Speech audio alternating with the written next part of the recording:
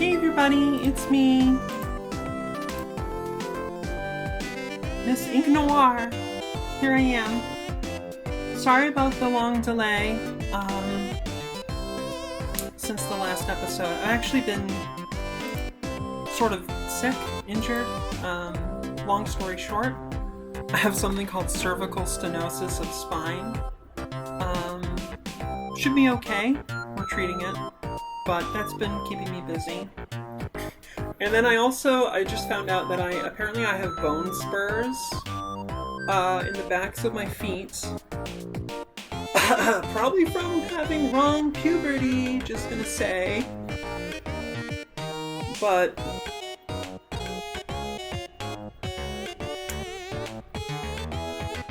I actually injured my foot slightly,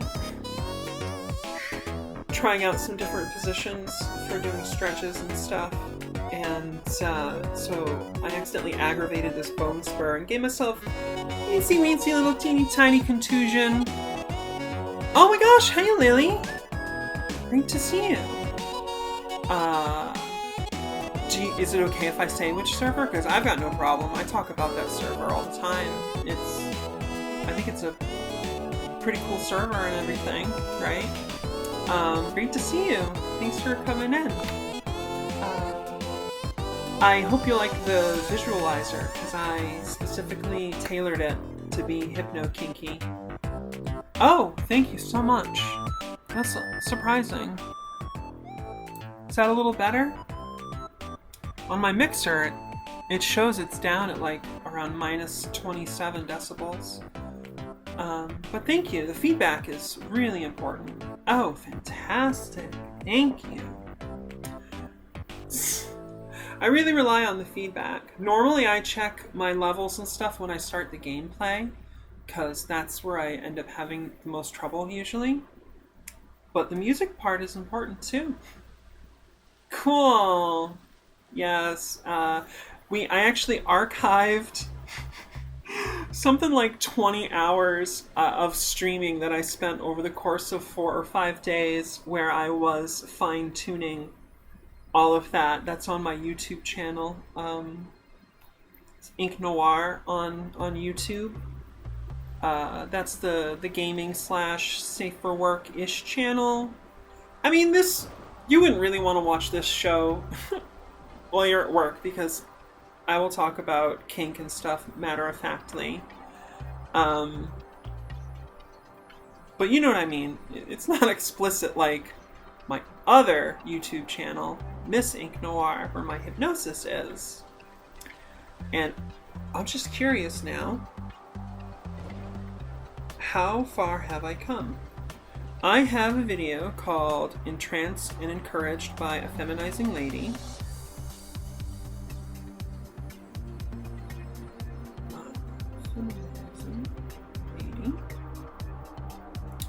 Up to 26,000 views.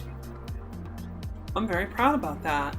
Oh yeah, oh wow, you know the Feminizing Lady. Yeah, no, I am Miss Ink Noir. Right. Awesome. Yeah, I'm so proud of that one. It's great, and it seems like it's helped a lot of people who want to explore femininity more, which makes me extremely happy. Oh, I don't mind. Yeah, neurodivergence, brains work in different ways and stuff. No, yeah, I made the inclusive feminization video that went a little viral, teeny tiny bit viral. I'm really happy because I wanted to make something that I wish that I'd found, when I was younger, before my egg cracked, or even just back like 7 or 8 years ago. The only thing we really had, especially if you're talking like 2012, 2013, obviously E-Succubus.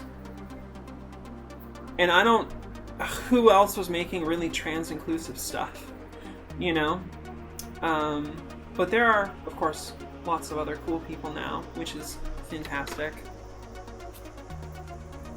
Yeah, no, Elena is amazing. Yeah, absolute top tier, up with Neverside Labs and Can I say Kelly Ewer? I don't want to get into any problems with the subculture. I'm honestly kind of disconnected because of my injury, my disability and stuff. But I mean, I think Kelly Ewer's files were fantastic, and you know, there's some kind of problem with HexCorp between them. I really don't know the details, but like, I certainly hope that any wrongs get, righted for sure. I'm just learning about this recently. God tier hypno content. I don't know.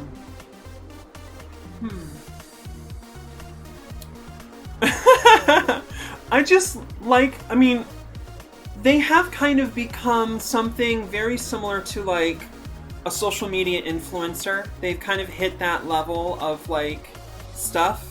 At least it seems like it from the outside. They've got those streams. They just did this thing recently where they were doing a stream and the treatment would be expanded depending on how many retweets and likes there were and stuff. Fun stuff. But like, there's some hazards when you get that you become that big. I just want to be able to look at the porn, like I like the aesthetic. I'm not into the cult of personality. Obviously, I'm missing noir, It's my whole deal. So yeah. Bone spur on my foot. I accidentally contused and gave myself a little bit of a tendonitis. But the cool thing is, I know what it is now, and we're treating it. It's gonna be great. Hey, Dayglow Red, great to see you again. From the surface, they've kind of become the face of Drone King for good or ill. I mean, yeah, I really appreciated in Kelly Ewer's file. A lot of it was very much that core, I don't mean core is all core, but, of course, in the same vein, that really, like, primary drone kind of vibe. But she did put in a little bit near the end of that drone space installation file that like it can take different forms. You could be a servant or a maid or a doll or a toy or a tool, all that stuff. Yeah, Himiko, that has been a big exodus for good reason. There's been problems with some of the drone scenes that have come up. I do want to try to make non-toxic and inclusive drone content at some point. I gotta get over my injury right now, but well, you can find it. People have it backed up online. I mean, unless I don't remember exactly. Kelly might just be like, everybody stop listening to this, in which case, ouch. That's unfortunate. I don't know, though. I don't want to put words in anybody's mouth. I just can't remember shit. I've been in a lot of chronic pain because of this cervical stenosis. Like, bad. And also cervical stenosis can cause brain fog and mental fatigue. And also, one of my principal medical treatments for it is cannabis. I have a medical card for it. It's completely legit and legal. And, that causes brain fog too. So I just want to enjoy things that, it's so hard sometimes to find the content that like feels fulfilling and caring and stuff. And like, yeah, Kelly's drone space files are some of the best safeties. Of course, bad actors, if they have the inclination, certainly can do edits or copy, etc., and then leave out stuff or pervert things. And that sucks. I don't know what to do about that. We can't not make good things because somebody might, I don't know. Do you know what I mean? Is that? Anyway, I'm just a girl. I'm about to intensify my just a girlness right here on stream right before we're gonna get into the game. We're gonna get into the game.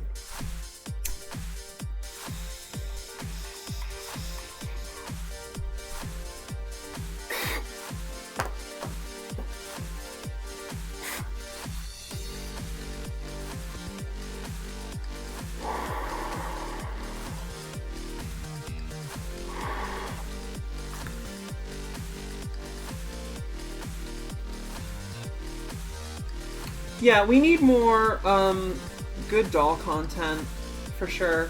Hypno, conditioning, programming, reinforcements. Little vacations for dolls. A doll can have a vacation too. Oh, thank you, Himiko.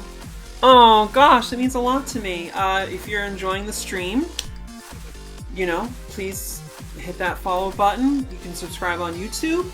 I got Twitter. There's the at Ink Noir SFW and at Miss Ink Noir. Yes, dollification. Oh, and dollcation. Right. Yes. Oh, thank you. I am a nerd. Plus, I'm saying this for other people because this video will be archived on the SFW YouTube and stuff.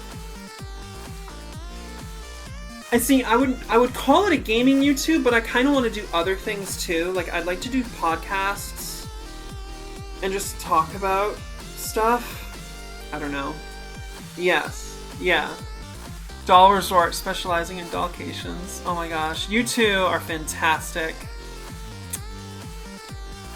If I may say so, very good girls. If that is welcome and happy. Don't want to overstep anything. Let's get into the game, right?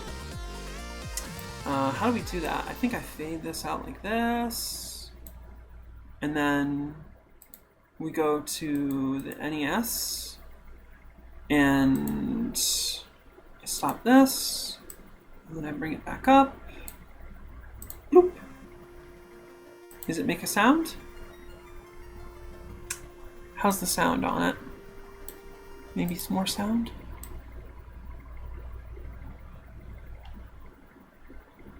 Oh my gosh, I can barely hear that. Why?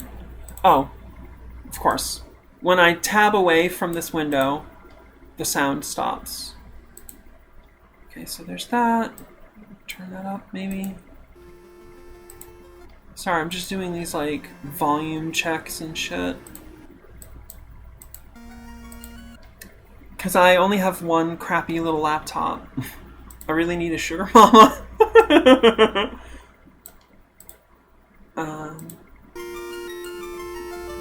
Oh, yeah, there we go. It's definitely more power. Cool, cool, cool. A little bit less. Yeah, that should be about right. And then I just need to turn down the volume coming into my headphones, because that stuff be piercing. Beautiful! Get that over here. Clear. Yeah, I know. Well, you know, if my foot didn't get injured, sweetie, I'd be all over. I actually, I sort of have a top now. That's another big piece of news. And my top was like, doll, you need to let go of anything that isn't serving you. And I'm like, yes, ma'am.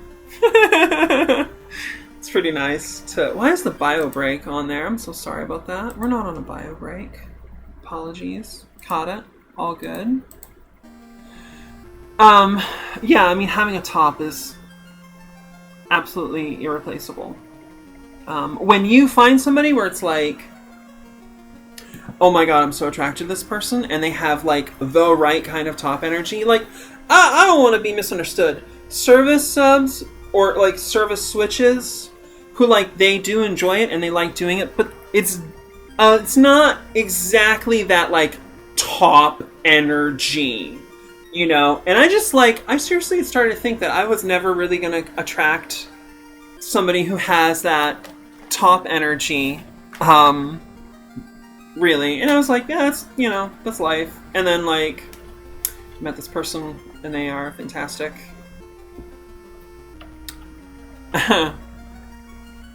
No, yeah, of course Dayglow Red. I would expect nothing less from such a dear friend of mine. Yeah, you know what? I forgot what else we're talking about, so let's get back into the game. So actually, we're gonna restart. Oh no. Well, whatever. We're just gonna do it this way. Did that work? Yeah, okay. We want to get the intro. The world is veiled in darkness. The wind stops. The sea is wild. And the earth begins to rot. The people wait. Their only hope, a prophecy. When the world is in darkness, 4 warriors will come. After a long journey, 4 young warriors arrive, each holding an orb. We have come a very long way. We are at the end of the game. Curlian was here for the last 2 parts. Unfortunately, couldn't be here today. If you don't know Curlian Light, you gotta follow at KirlianL, KirlianL, on Twitter.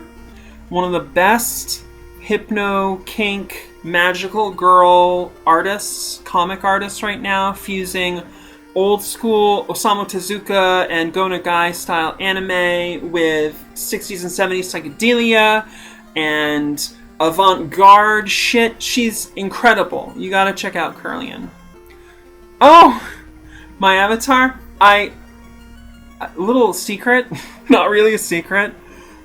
I'm sort of using it without permission, and I 100%, if my whole thing starts like actually generating income, I'm gonna be commissioning somebody for original work of a similar nature.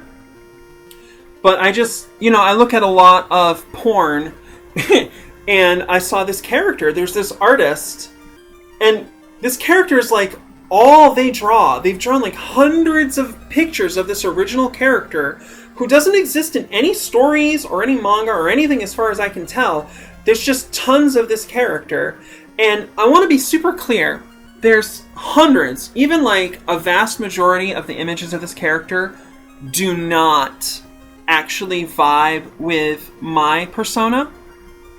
But something about, there's a couple, handful, just a few, you could count on one hand, images of this character where they just catch her at a certain light, at a certain angle, there's a certain expression, if I crop things a certain way, and it's just like, boom, it's me.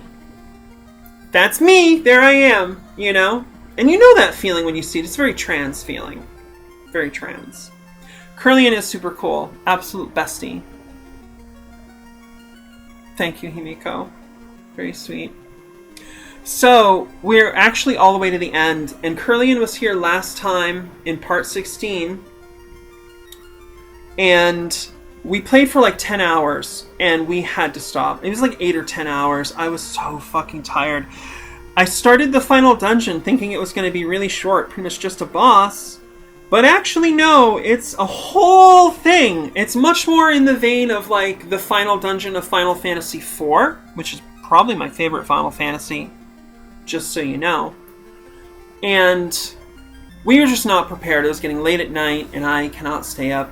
Gosh, I could tell you, Curlian and I, we used to fucking stay up until 4:30 a.m. in the morning, smoking weed, listening to psychedelic shit, or shoegazer, or post-rock, or whatever, watching Fear and Loathing in Las Vegas.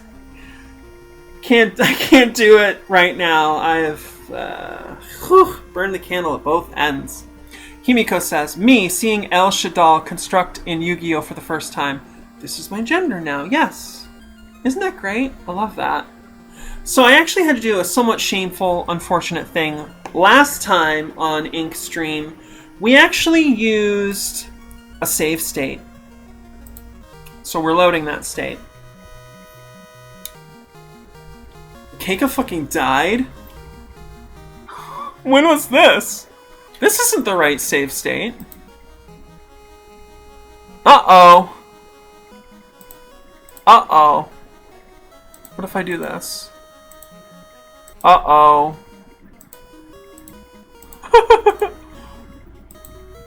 Yo, fam. Is this the right place? What are our levels? 47? This doesn't seem right. I don't know. Is this right? No, we have all 4 orbs. Maybe this is it. Look at our gold is maxed out. Yeah, this must be right. We just need to revive. Okay, we'll just do that. Phoenix down. Brought 41 of them. And... I mean, this is the time when you would probably use... Kiraja, right? Wow, we took a big hit last time, for sure. Something fucked us up bad. I don't remember what it was. I haven't had the time. I haven't watched the last episode. What is with these weak-ass Kiras? Whatever, it should be fine. So we're in the final dungeon, everybody. Here's our team, level 47, Hail Eris. If you've read the Illuminatus trilogy, which is basically my holy Bible. The Illuminatus trilogy by Robert Shea and Robert Anton Wilson. If you're a fan of Jess and Xena's left tube stream, Trans Girl Therapist, Jess is also a Robert Anton Wilson fan, which is rad. It's so hard for me to find other people who, like, get it, and I want more people to read him because... I mean, look, seriously, his second major novel, if you're not counting, like, The Sex Magicians, which was a rather minor entry in, like, his first book, Schrodinger's Cat has... I think it's from 1981 or 1982. It has an incredibly compassionate portrayal of a trans woman. Written by a cis man. A cisgender heterosexual man. Bob always went the extra mile to include queer people and just kept going further and further. Like, he implies in Schrodinger's Cat that true enlightenment will not sweep over the world until gender transition is normal. Like, he literally, he pulls from the Gnostic Bible that says that, you know, you will not know the kingdom of heaven until, like, men become women and women become men. It's not an exact quote. You should read Robert Anton Wilson. Dayglow Red says, you always take big hits. I'm like, well, that's not really true, but it's fun to say. Sorry, I'm going to quiet my phone down. It's also going to start screaming at me in a minute, so let me fix that.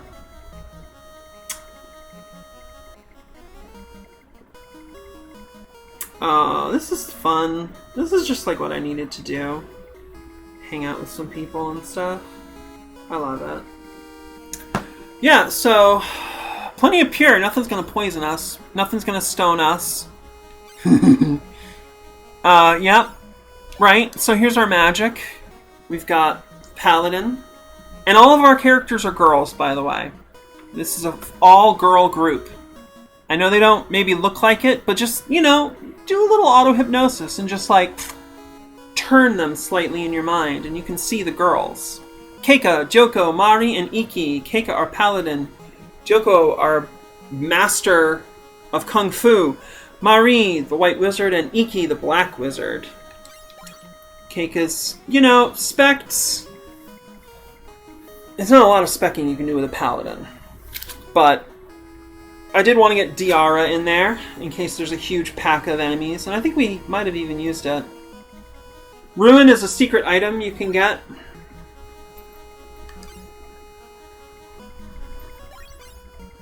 Joko, of course, has no magic. Here's Mari. Of course, we really prioritized healing.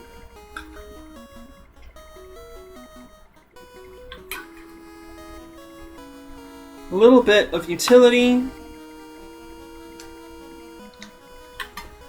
Some damaging spells.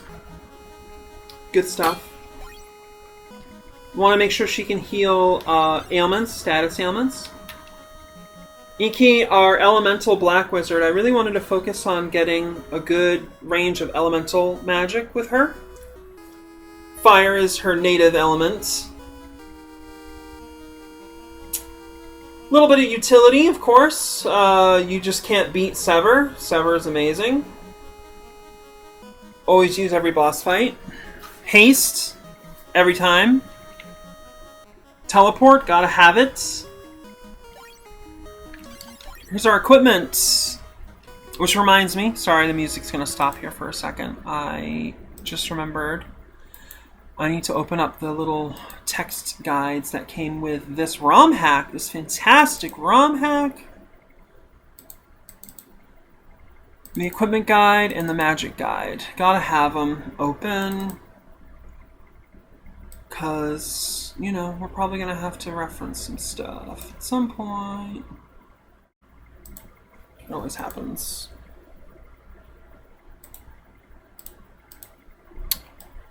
Alright, sorry about that. Keika has that? Keika. True. Yeah. Very curvy girl. Great stuff. 2 healing staves. 1 with Iki. That's amazing. That Razor Edge. God, I need to remind myself of what these things do. I'm so sorry. The Razor Edge can cast Scourge. And Scourge is a level 5 black magic spell to cause death on all foes. Fantastic. Wizard's Wand.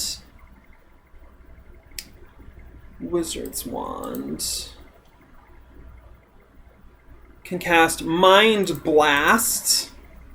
Mind Blast is an enemy special, which causes stun on all foes. I mean, granted, they tend to resist a lot of times. Mjolnir casts Thunder.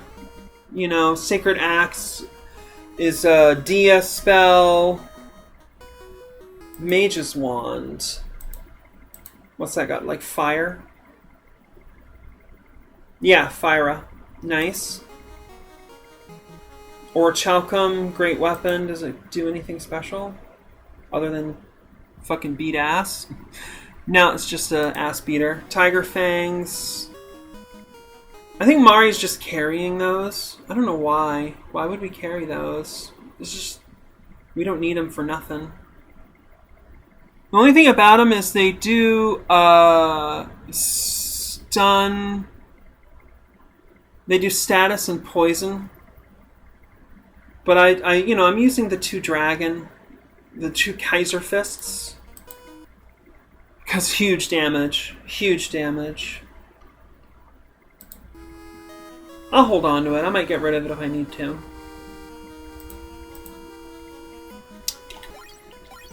Oops. Shit. What was just equipped? Probably the Excalibur, right? Sorry, I hit the wrong button. Yeah, definitely the Excalibur. Okay, OP as hell. Great shit. Our armor. Some of this... does any of this have magic? That's a good question. The black robe and the white robe. Black robe does Blizzara. White robe does Invisira. And the power glove can cast Sever. Yeah, gotta remember that. That's important. That's important. So yeah, if you want, here's our statuses for the last time. Just leave it long enough for you to pause.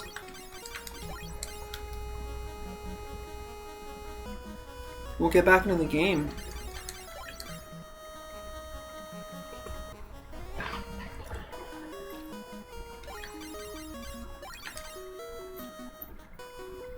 I'm actually shaking a little bit with excitement. Alright.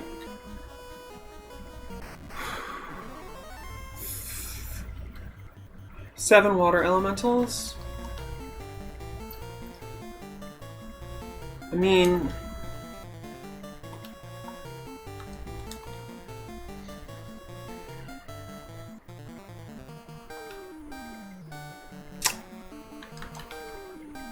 Diglo Red says she's so excited and she just can't hide it. I mean, it's accurate. Mage's Wand.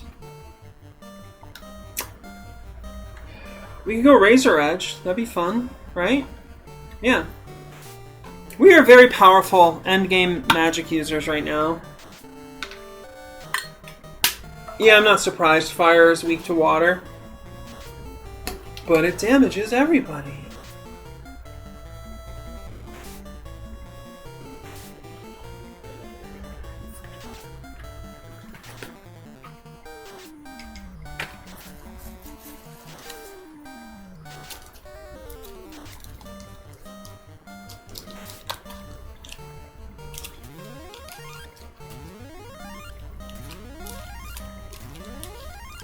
Free Sever. How ridiculous is that? I ask you. How ridiculous.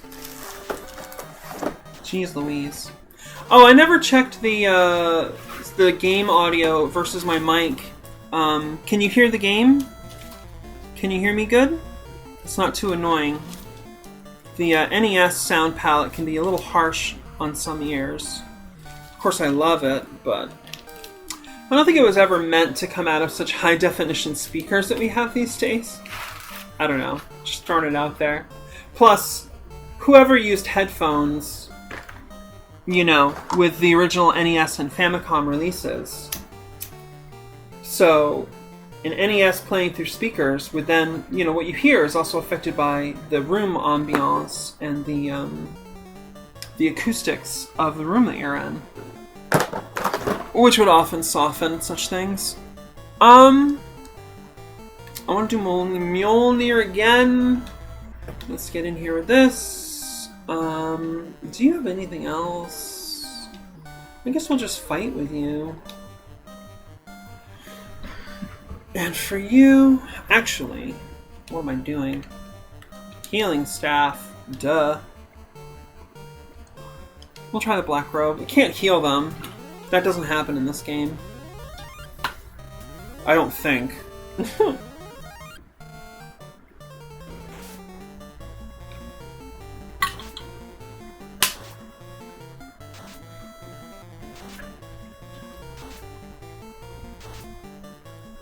Start removing some of these damage dealers from the field, okay?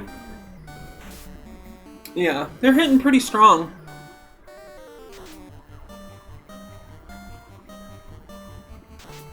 Nice! Huge damage. Gotta remember that. Wow. That's gonna help. That's gonna help a lot.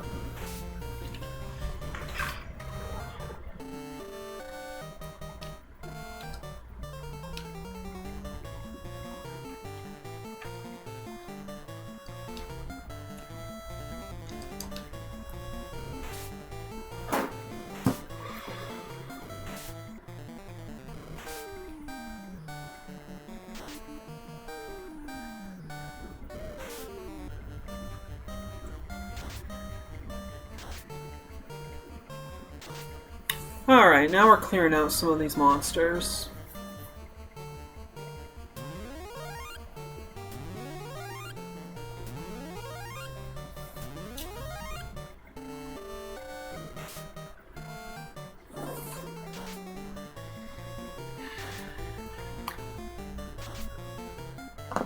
By the way, if anyone who's watching this would like to help me and doesn't mind holding my hand for an hour or two, I seem to have some kind of mental block. I find myself absolutely incapable of creating a GoFundMe, and I really do need one to help me with my expenses.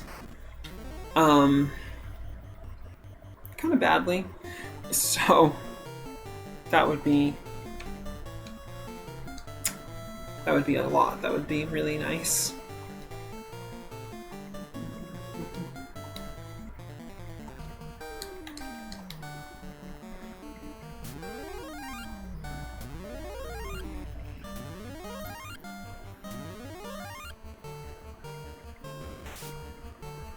Sometimes the doll needs a gentle hand, you know? Doesn't need one all the time. I think it's unfair to expect people to never be afraid of anything. Especially these days. Like, think about I mean, don't think too hard, but there has been pretty serious trauma done globally, especially in America, with this pandemic and the very inadequate,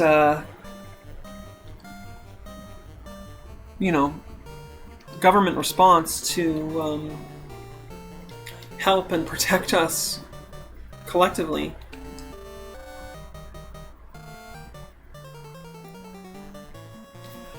Now hold on, I just want to check the white robe again real quick. White robe. Invisira. That might be worth using. Invisira is a level 6 white spell on all allies. Yeah, I should use that more often for sure.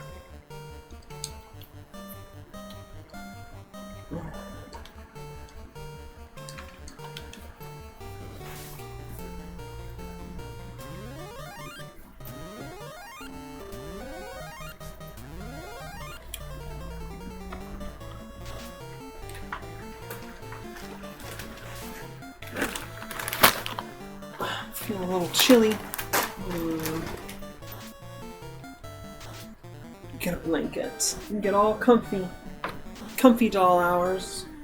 So did I mention that I missed some sleep last night? Oh, Ink is streaming. She must have missed out on some sleep. Dayglow Red says, not the thinking. Anything but that. No. I know, right? Actually, much smarter use of my time. There we go.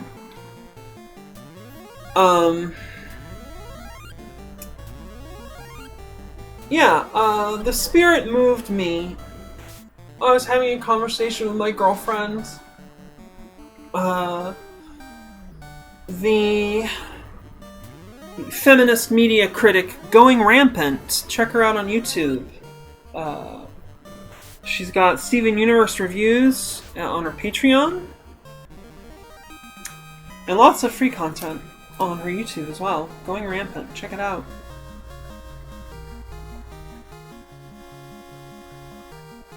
So much fucking XP. It's ridiculous. The hell? Oh, okay. Nothing here. Okay, it's just there to annoy me. Okay. Oh shit, I've been here, right. Sorry, everybody. Let's just run. Let's just run. Let's just try to run. Save us some time here.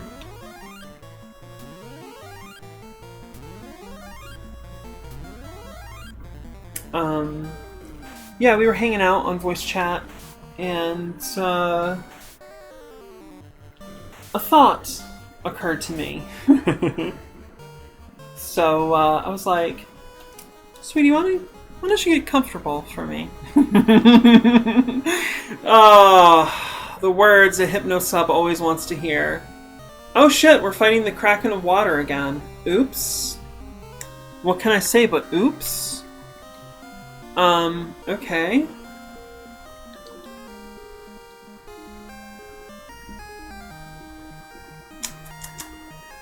Yeah, let's go ahead. No, I don't want to use that. Let's just fight. Let's just fight.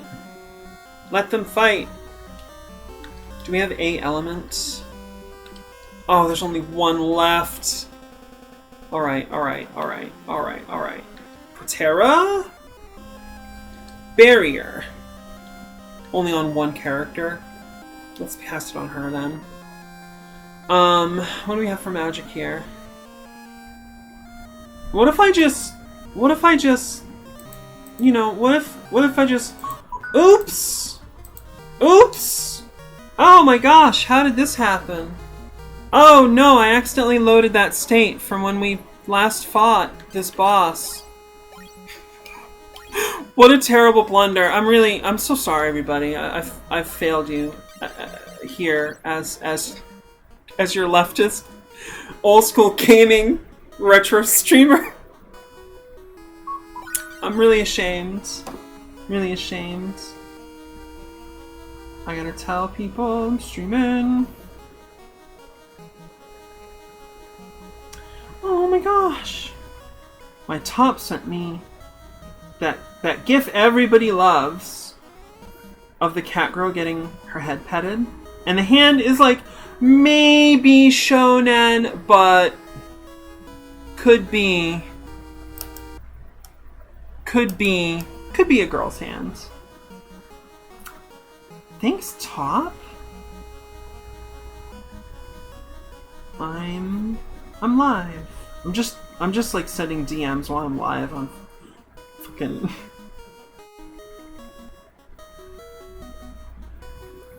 I love my Top. She's amazing. Really. I wish everybody could have an amazing Top. Everybody deserves it. Alright, Kiraga. Better. Some Kira. Yeah, it's a Kira! Dayglow says, you absolute bimbo. Absolutely. I love that word. I need to put that on the inclusion.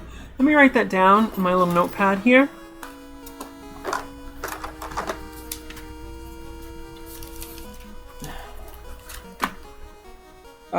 Twitch chat whitelist words.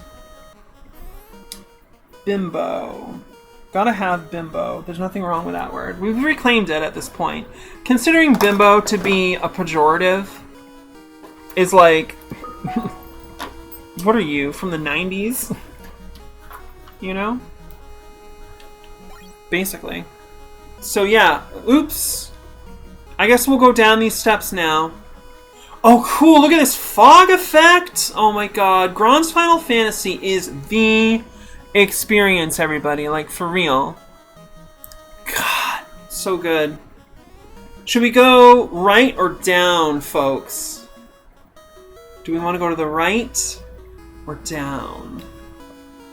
Do you choose up or down? You have to choose. Which way will it be? Which way you gonna go? I'm gonna give it 10 seconds for somebody to say a direction. 10, 9, 8, 7, 6, 5, 4, 3. Which side are you on? Which side are you on? Himiko says down. She chose down. She chose down. That's a reference to the great classic film Labyrinth. If you're into the trauma queer empty spaces scene, you've got to watch Labyrinth. You've got to watch Labyrinth. It's amazing. Dayglow Red said, "Oh, that's good." I'm not sure what you mean. Like my performance, or or just like good things are happening up in here. Let's go ahead and use that white robe. Hit him with that black robe. Wow, crit for 88.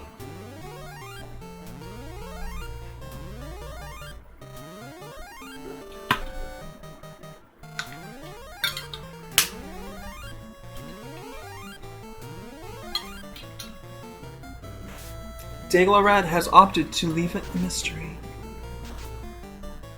She's building a mystery. Dayglow, I just want to let you know that you're a very good doll. And for everybody watching, that's not just something I would say to anybody. Dayglow and I, we're friends. Oh shit, I accidentally used the wrong thing. My bad. Whatever. Oh, what a cute noise. I think we're gonna just have better results if we just do this at this point.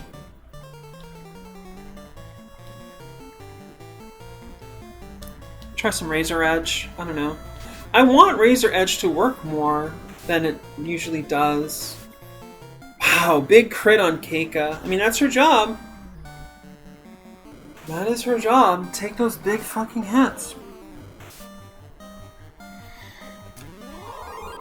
Also, if anybody's into like magic and energy work and stuff, I'd love to talk a bit, because sometimes when I get excited, I get like so fluttery all over.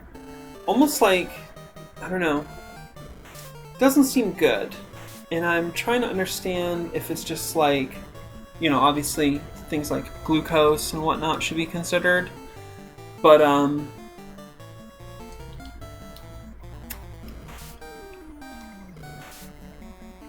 maybe it's a thing I'm doing wrong with my energy. I still have a long way to go in my, personal awakening.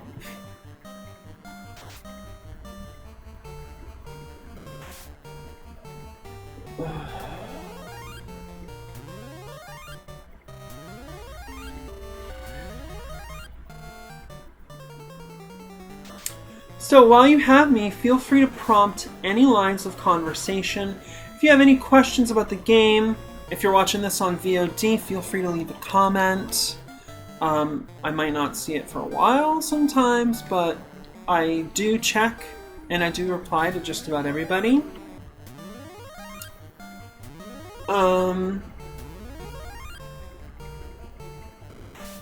yeah, any kink, sex ed, hypno related questions? Magic. I'm coming along with tarot. I still have a lot to learn. I haven't memorized all of the minor arcana. What I really want are some flashcards. I want flashcards for tarot, and I want flashcards for spiders. Himiko VT asks, how do I become a good Deep Sleep Forever Discord kitten?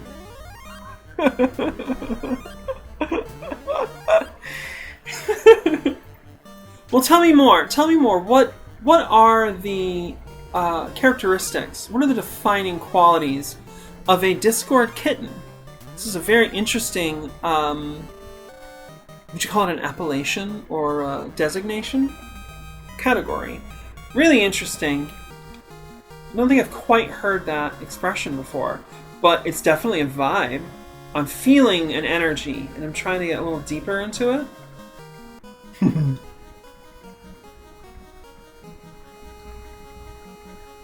Okay, we're going down. We got 3 fiend worms. I don't know. We'll try this. We'll try this. Definitely use this. And I don't know. Black robe. Dayglow. Himiko VT says, post, please trans me now. Me want trans. First time subject, no limits, DMs open. In hypno servers. Ahaha. I'm assuming you want to be the kind that then, you know, succeeds in attracting the attention. Well, as with all things, we begin with mindfulness. Dayglow Red says, I also need to just put the time in on doing readings to have the minors all memorized. Yeah, you know, gotta use the energy, gotta focus. I think we're just gonna fight. Let them fight. So, with mindfulness, you can realize that in the big scheme of things, you really don't need to be afraid of embarrassing yourself or looking foolish. Great message in Buffy the Vampire Slayer Season 3. I want to say it's episode 20? Earshot? The one where Buffy starts hearing other people's thoughts. Great message in this episode.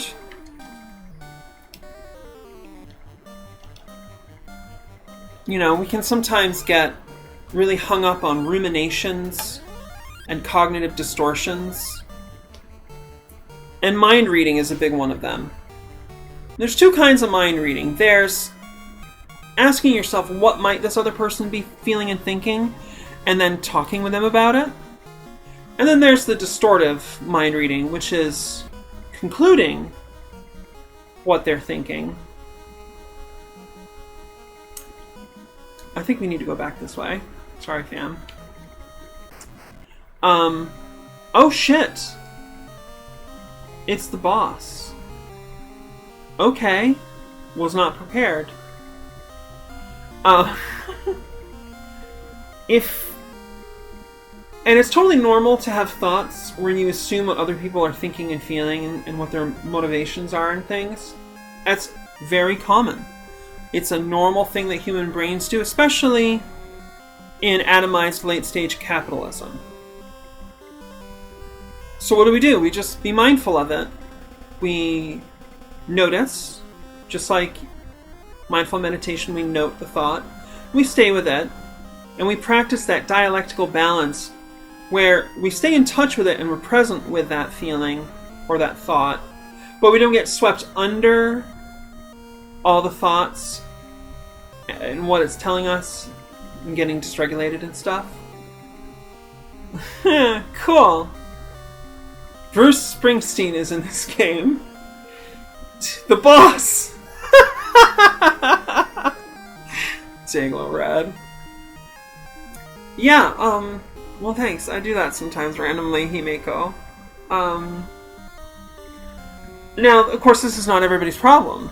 So maybe it could be a shame thing. There could be internalized shame with hypno kink and hypno sluttery. And I am a proud advocate of slut pride and hypno slut pride. Let's just destigmatize this stuff because it can be good and very, very good for people. And how do we do that? Well, we return to mindfulness. You just repeat all that other stuff I just said. And then recognize the big picture of things, listen to your heart, and give it a try. Give it a try. And, you know, like Jess says on Trans Girl Therapist streams, practice detaching from outcomes. Of course, we all have desired outcomes, but when we lean on them too much, Dayglow Red knows the secret. Mindfulness begets mindlessness. This is actually true. Himeko says, I mean, I'm generally, really scared of approaching people, because I can never tell when someone is just being nice or showing interest. I'm scared if I ask, they'll think I'm creepy or something. Sweetie. First of all, I want to recognize, that took at least a little something for you to come out and say. And I just want to sit with that part of you that was like, hey, maybe we can try communicating this. And just say, fantastic. That's awesome. Yeah.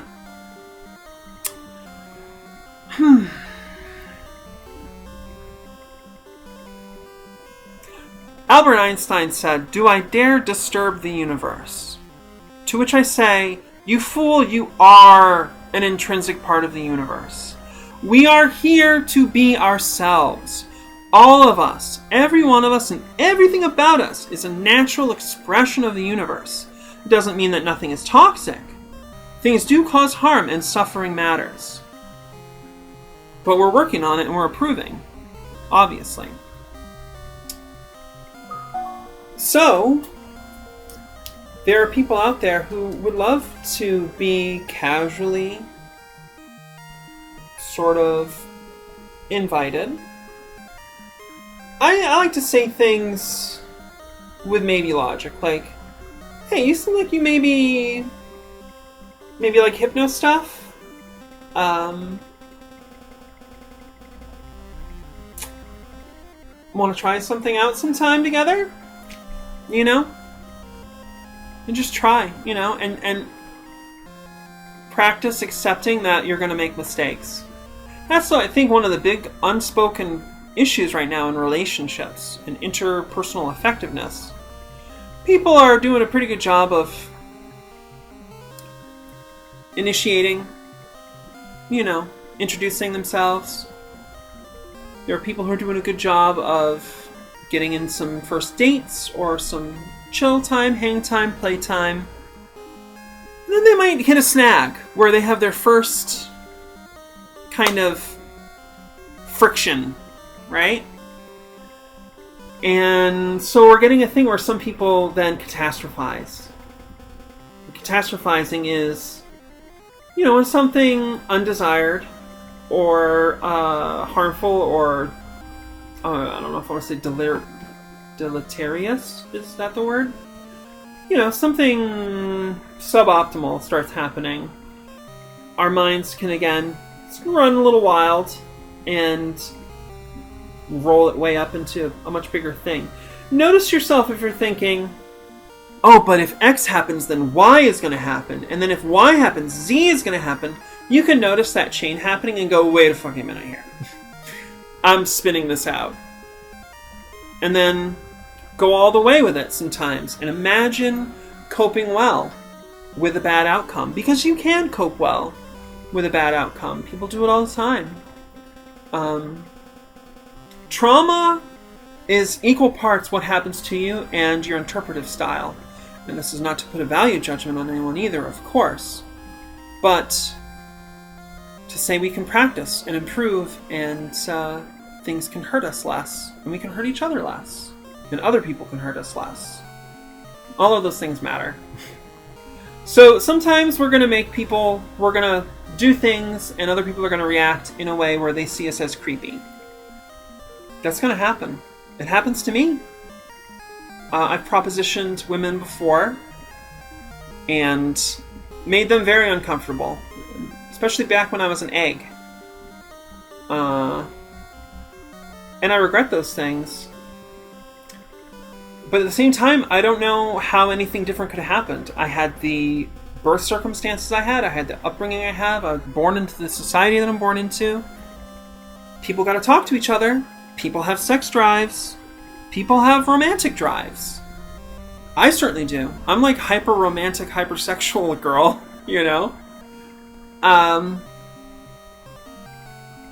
Hedgehog's Dilemma. Watch Neon Genesis Evangelion. Make sure you have some cartoon and candy for when it gets rough. Himiko says, I'm just scared of being hurt or left behind again. Oh. I'd rather remain friendly and miss a chance and push something that backfires. Well, there you go. You don't have to push. There's another way. I promise. You'll get there. It's okay, sweetie. Thank you for asking and talking about that. And I know that you're going to continue to process this and get feedback from other people on it. And you're going to have good playtime before you know it. Alright. I think we just come in all power here, right? Is this turn 1 or turn 2?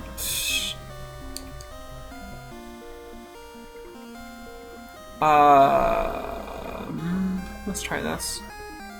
Yumiko says, sorry, I'm meaning to Twitch chat, which may not be the best place.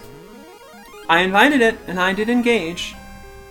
I think it would be good to put that topic to rest for the present time. You don't have to fix everything right away. That was a very good step that you took, and I'm really glad that we talked about it. Oh shit, poison gas. Alright, let's get some, status protection stuff.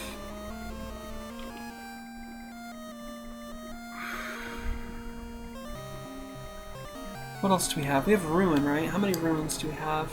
Yeah, let's hit that Ruin. Let's...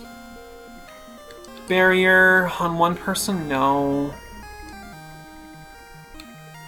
A spell? Only on one? Annoying.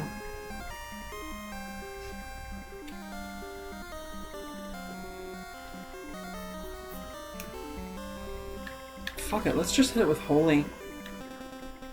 I want to take this guy out. Let's flare it. Himiko says, I appreciate the chance to talk about it. You're welcome! You're so welcome! Absolutely. And I liked exploring that a bit. It was helpful for me too. It happens to me. I'm in kind of an early friend/playmate relationship, myself right now. And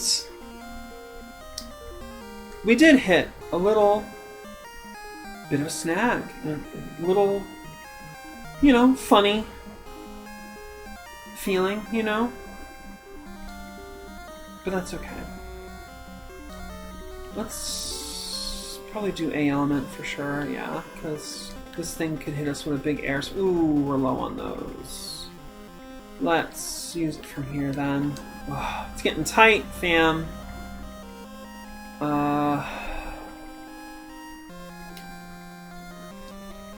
Let's just do healing staff, right? That's no good. What else do we have? We could haste. Got plenty of those. Haste on Keika? Sure.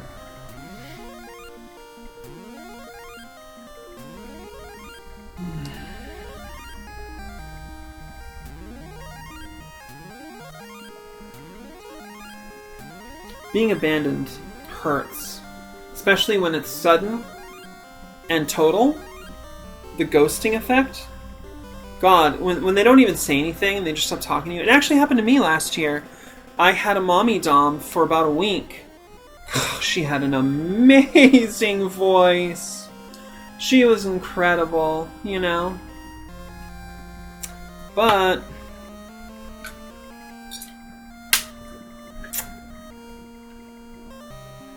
I guess, how do I put this? I guess my physical features were not her jam. And that's fine. There's absolutely nothing wrong with developing a personal relationship, liking each other on that level, and then, you know, I mean, especially if you're a sexual person, physical attraction matters, and there's nothing objective about it. I have found in this world there is no such thing as a person everyone finds sexy, and there's no such thing as a person no one finds sexy. Don't show me any photos of horrible, you know, like disfigurements or whatever. Because you're wrong, because there are people who fetishize that. And also people can fetishize features of humans while still treating them like humans. I will plant my flag on that hill. I don't know if I'll die there, but I'm at least plant my flag on that hill. I think that fetishizing can be fine. I don't think that dehumanizing or objectifying people in a non-consensual / toxic way is inherent to fetishization. I just think we have a toxic society that constantly objectifies people. I mean, we all live under capitalism. I just remembered we all live under capitalism. A little horrified. No, what should we get into here with this? We hit haste.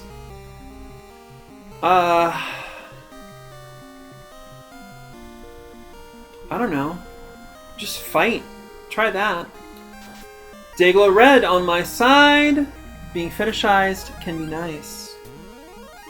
Ghosting is absolutely brutal. It really can hurt, especially if you struggle with that as a point of vulnerability. Oh shit! We got a spell called Absolute Zero? Cool! Huge damage on Iki. Rough stuff. Himiko says, we sure fucking live under capitalism, huh? Like, right? I think we will hit the Cura for Iki. Just try to fight. Fucking die, you monster! You don't belong in this world. What is a man? A miserable pile of secrets! But enough talk! Bio at you! Wow, Iki's getting trashed. Did she get like hit by some kind of status ailment, like a rumen or something, and I missed it? I feel bad. I mean, our heavy hitters need to hit heavy. There's no two ways about that. I guess healing staff. Why did Iki not act? Okay, he's defeated. We won. It's over. All right. We beat that boss again. Let's purify. Let's feed some fucking heals here. Alright, so what's over here now that we're stuck over here? I'm gonna run. I don't want to deal with this.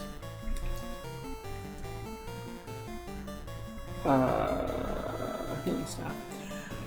Dayglow Red says, nah, she just got wrecked extra hard by that AoE spell. Yeah, I mean, it can happen. Sometimes they crit. So I'm going to take a quick break just to get some water. And this is also your prompt to be good girls, good dolls, good pets, good subs. And if you haven't been drinking water, drink water. You know you want to feel good, right? That good water drinking pet feeling. I'm just going to go over to the kitchen. It's like literally right across the way. I'll be right back.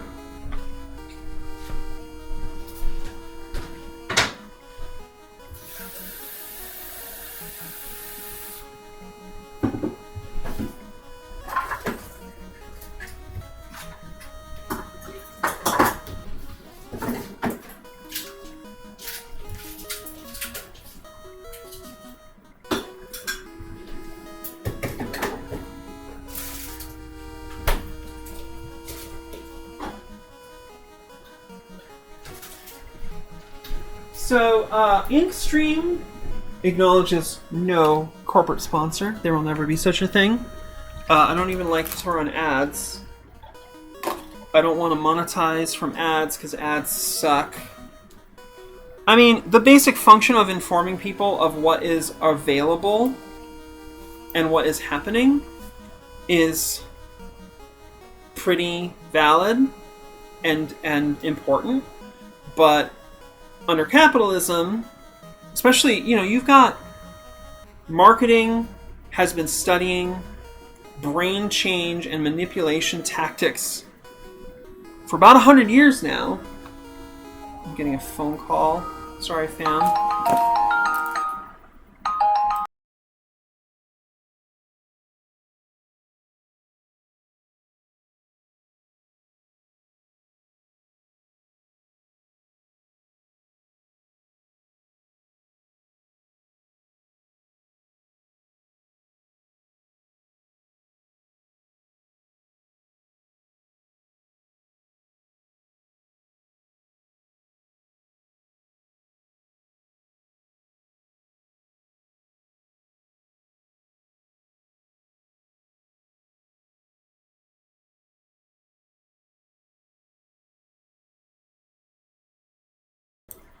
Thanks. Sorry about that. That was the traction unit medical device supplier making sure that I got my home traction unit for my cervical stenosis. Hey, if you're enjoying the stream, hit that follow button here on Twitch. Never miss a stream. Always know when your favorite Miss Ink Noir, of all the Miss Ink Noirs in the world, I'm your favorite, is streaming. And, follow me on Twitter at Ink Noir SFW for politics and nerdy shit. And, I made a meme today that, nobody's gonna get. You have to be a fan of the 80s film Short Circuit and the 80s kids-oriented family sitcom Punky Brewster to, at all. And my girl Dayglow Red here, thank you.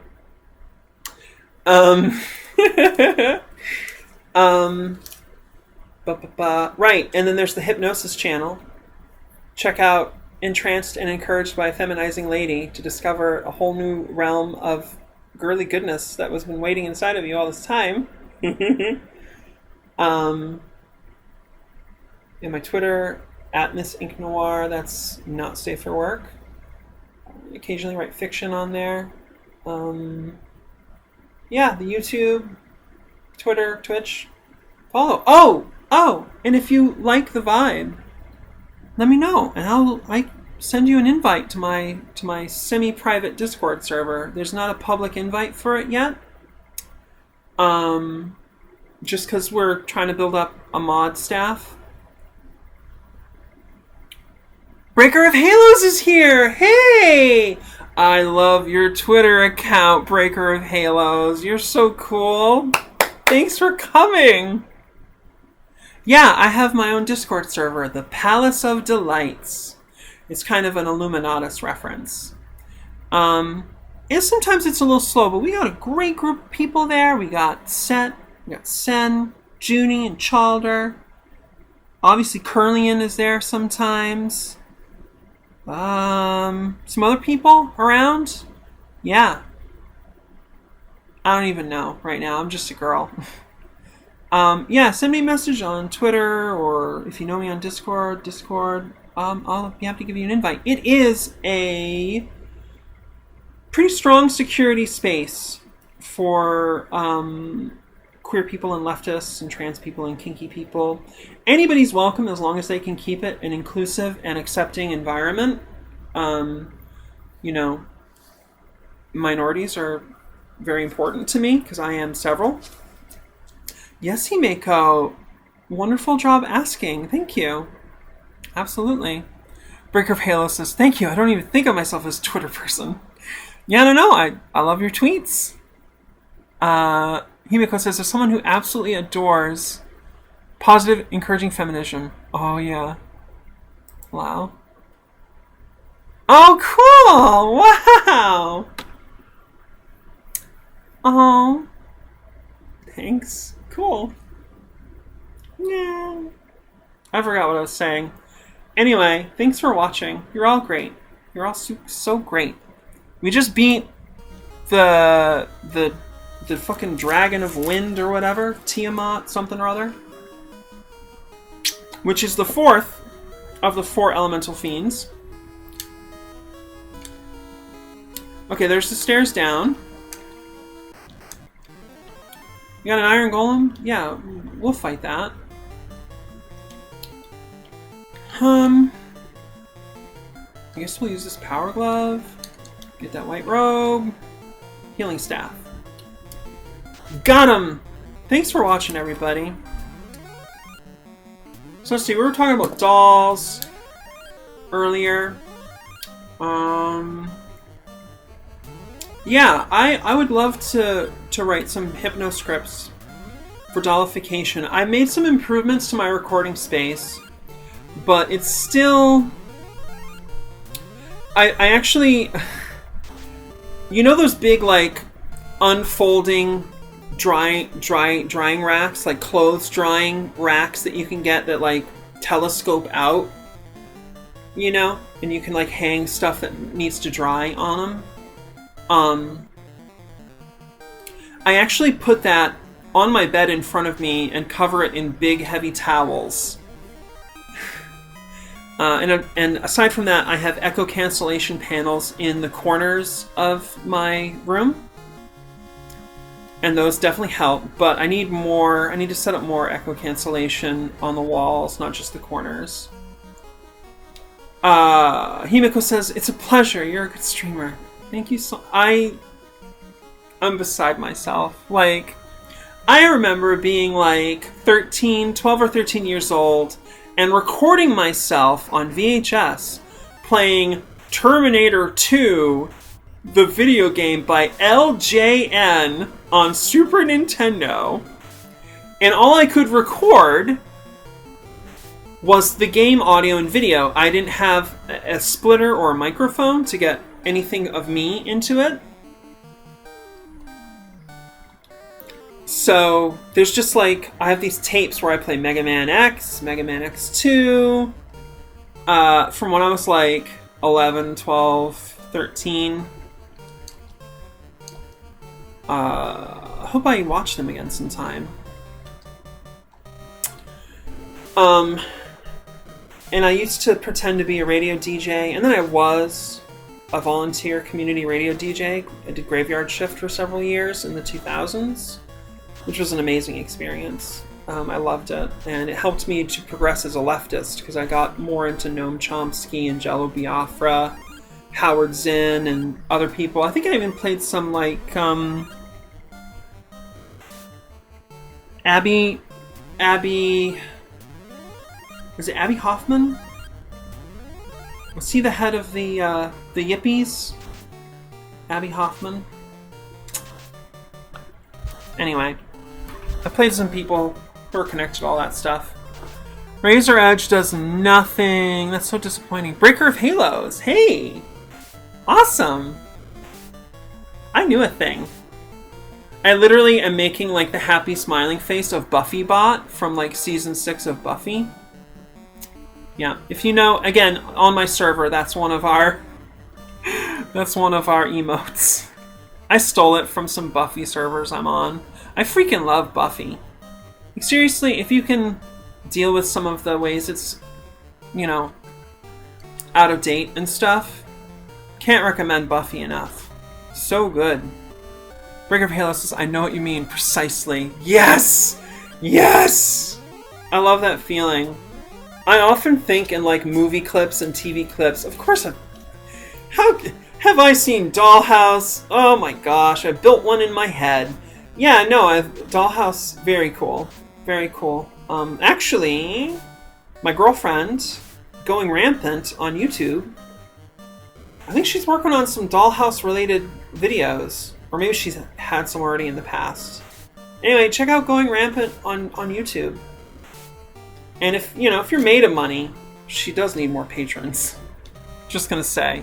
If you're poor like me, if you make less than $50,000 a year, no sweat. Don't even think twice. It could have been so much more. Yeah. Well...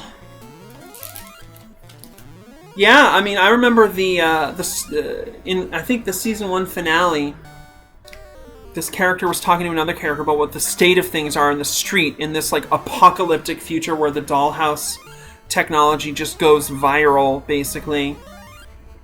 And he says he saw like a 36-year-old businessman like acting like a little girl, saying, "I'm a pretty princess." And I love this part. He says, and I honestly didn't know if he'd been imprinted or not. Maybe he just saw an opportunity to live the way he always wanted to live.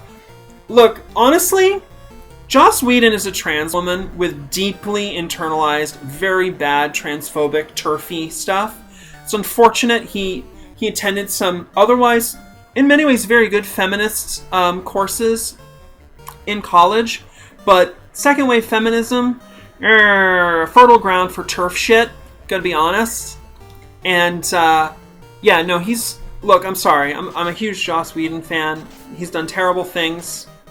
I denounce all the terrible mistreatment that he's done to people, but like, definitely, like, there's no fucking question. Like, it's ridiculous. Like, how do you write a lesbian couple, the first major real inclusive positive, I don't know how to say just real, like Willow and Tara, they were the first fucking real lesbians who weren't a joke, that weren't there as a gag, or just to like, act like we're including, you know?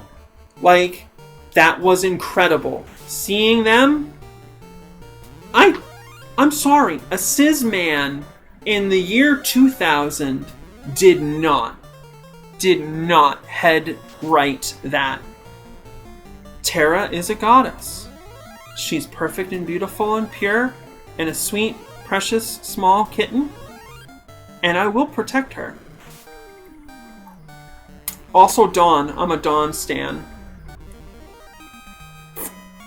I always liked Dawn. And I was watching Buffy every single week, virtually, when I wasn't homeless at the time. I became a fan near the end of season 2. First episode I saw was Go Fish. I thought it was great. Himiko's gotta leave for now. Sensory overloading? Yes. I'm so glad that you're taking some space for yourself. That's very important. Thank you. And if it helps at all, I encourage you to really relax and unwind and find some inner space. Breaker of Halo says I was not allowed to watch it during the OG run. That hurts. Himiko says, thanks for the stream. You really are quite pleasant to watch. I hope I can tune in again. Oh my god, thank you so much. I got tons of archived episodes. I know it's not the same when somebody isn't live, but there are tons of archived episodes. Oh, thank you. Thank you for trying. Okay.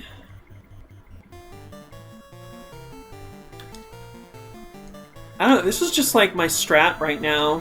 I haven't even been paying enough attention to know how useful this strat is, but I'm doing it.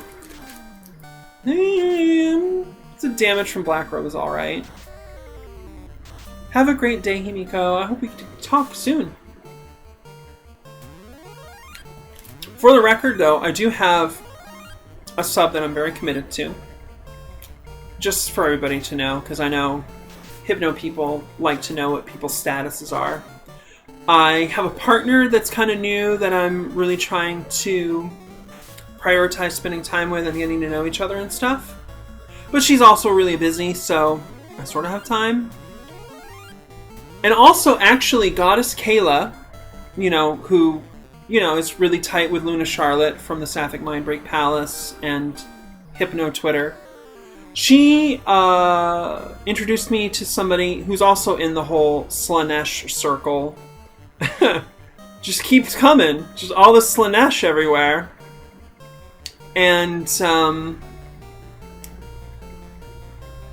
this person seems cool too, and I want to get to know them because they are a top. And I'm like, shit, yeah, it's raining tops. But I gotta kind of recover from my injuries and stuff. Let's just healing staff. This is best use. Brig of Halo says, back to Leftist Radio real quick. Have you ever listened to This Is Hell? Isn't that like a YouTube Oops, all Slanesh, says Dayglow Red. I know, she gets around.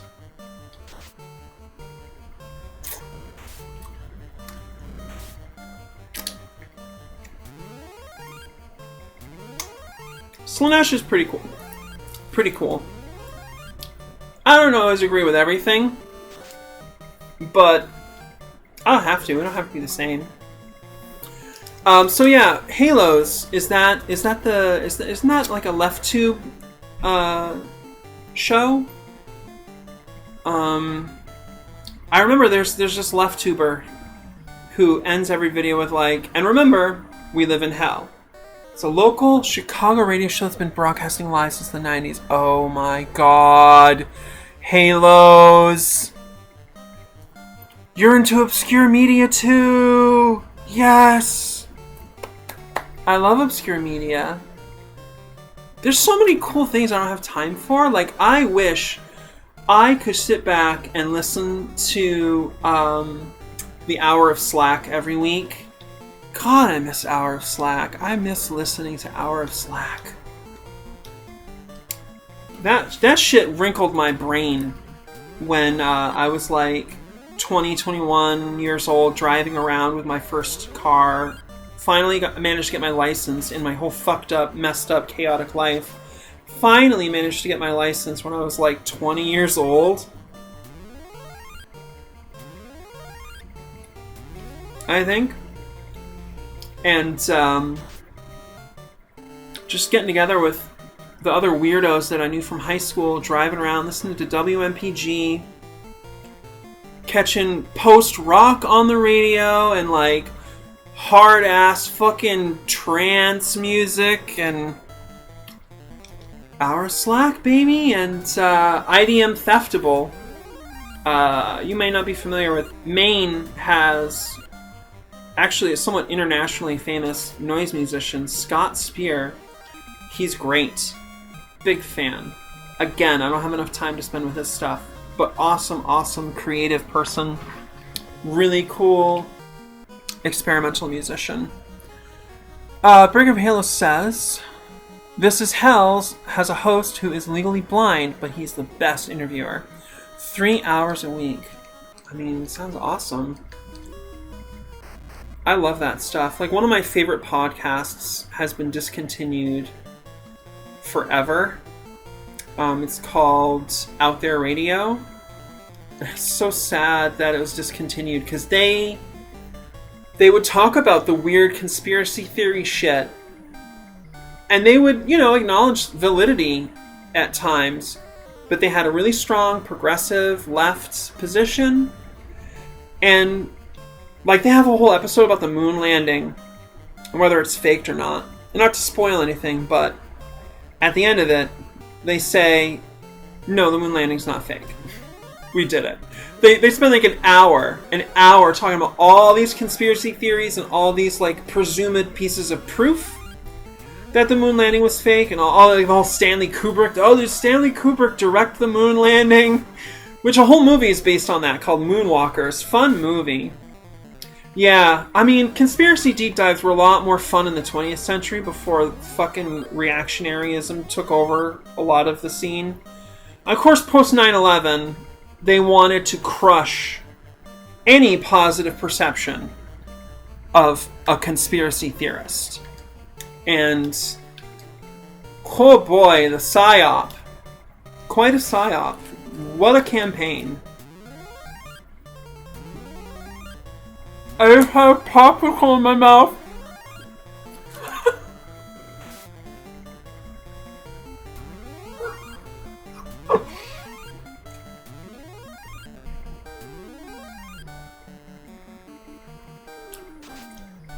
I've been licking a popsicle for the last 30 minutes and then like half of it fell off in my mouth all at once. Definitely using my mindfulness skills right now, fam. Wow. Like when they were like, what if aliens? Oh yes, I hop into the first thing here. Chowder's here, fam. Hey Chowder, welcome to the Real Ink podcast. Chowder and I hang out a lot. We watch Made in Abyss together. Made in Abyss slaps. Made in Abyss slaps. Don't watch it if you're too vulnerable. It is very upsetting. See, Made in Abyss, it goes further than Higurashi. Higurashi gets fucking crazy by like episode 3 or 4. Made in Abyss doesn't really hit you with the sick shit until you're in episode 9 or so. And so it gives you a good long time to get attached to these adorable characters. And then truly horrific body horror shit starts happening to these gorgeous, pre-adolescent, beautiful little creatures. They're so sweet. They're some of my favorite characters ever. It is an amazing, beautiful show, but it's one of the most fucked up things I've ever seen. That's where Chowder and I are at. We hang out, we do that. Breaker of Halo says, I grew up in conspiracy Christianity. Oh.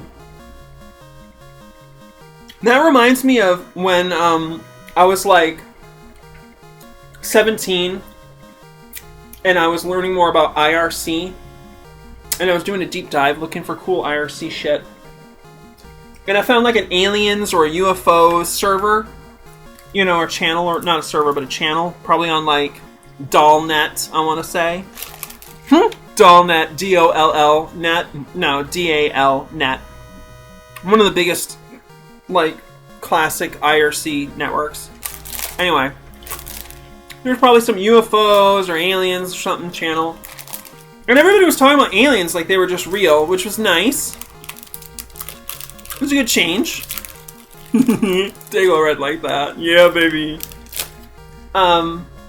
But then they start talking about like Christ and like Christ protecting them from the satanic grays. And I was just like, oh my dear, sweet, poor, traumatized neighbors. Oh my god, no. But you know, it's a great big field of chaos, and humans are fantastic at building maps. Alright, this team, just at level 48. Let's drop some emotes in the chat. Some hype, I don't know. Just some kind of cool emotes. Drop them. It's hype. We leveled up. Keika is leveled up. She's already at max HP. Strength is increased. Joko is at max HP. Strength increased. Agility increased. Vitality and luck. Nice. Get them crits. Mari, up to 720 hit points with an increase in vitality. And Iki up to 573 hit points with an increase in agility, intellect, vitality. Fantastic. Love it. Alright, what's in this weird little out-of-the-way room? Seems scary. It is the Masamune. We have found the Masamune. Do we have any use for the Masamune? Masamune. It is equipable to anyone except for Monk and High Monk. So, it is kind of stronger than the Excalibur, but doesn't have all the same kind of damage. So we are definitely gonna drop.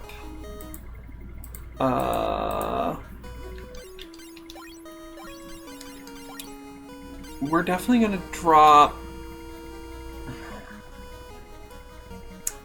I don't know. I wanna drop the. Drop the Wizard's Wand. Razor Edge has never been working. You know, actually, the Orichalcum might be better. Let's compare. Orichalcum 16 to Masamune's 45, 40, 10. Yeah, you know, we're just gonna drop the Orichalcum. Drop that shit. Goodbye. Watch this. Fucking Iki has the Masamune! What a hype moment. Oh my god, I love these. Yeah, the trans pentagram. That cool crown. Here's your crown, milady. Thank you, Dayglow Red. Okay, I'm gonna do a little save state. Because I don't know what this panel here is. It took me outside. Okay, what happens if I go back in? It starts back at the beginning. Really starts all the way back at the beginning? Yeah. Well, we don't want that. We don't want to back out. We're all good. We don't need to. I mean, if we have trouble, we can. I don't know. If I died, that would be sad. All right, we got 5 Mind Flayers. We can deal with these for sure. Let's see the power of the Masamune. Oh, they're running! They're scared. As they should be. We literally just picked up the Masamune.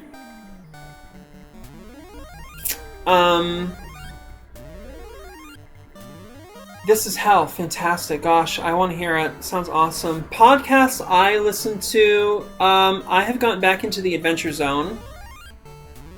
Summer of 2020. When we were getting deeper and deeper into lockdown on the initial onset of COVID-19 pandemic, I was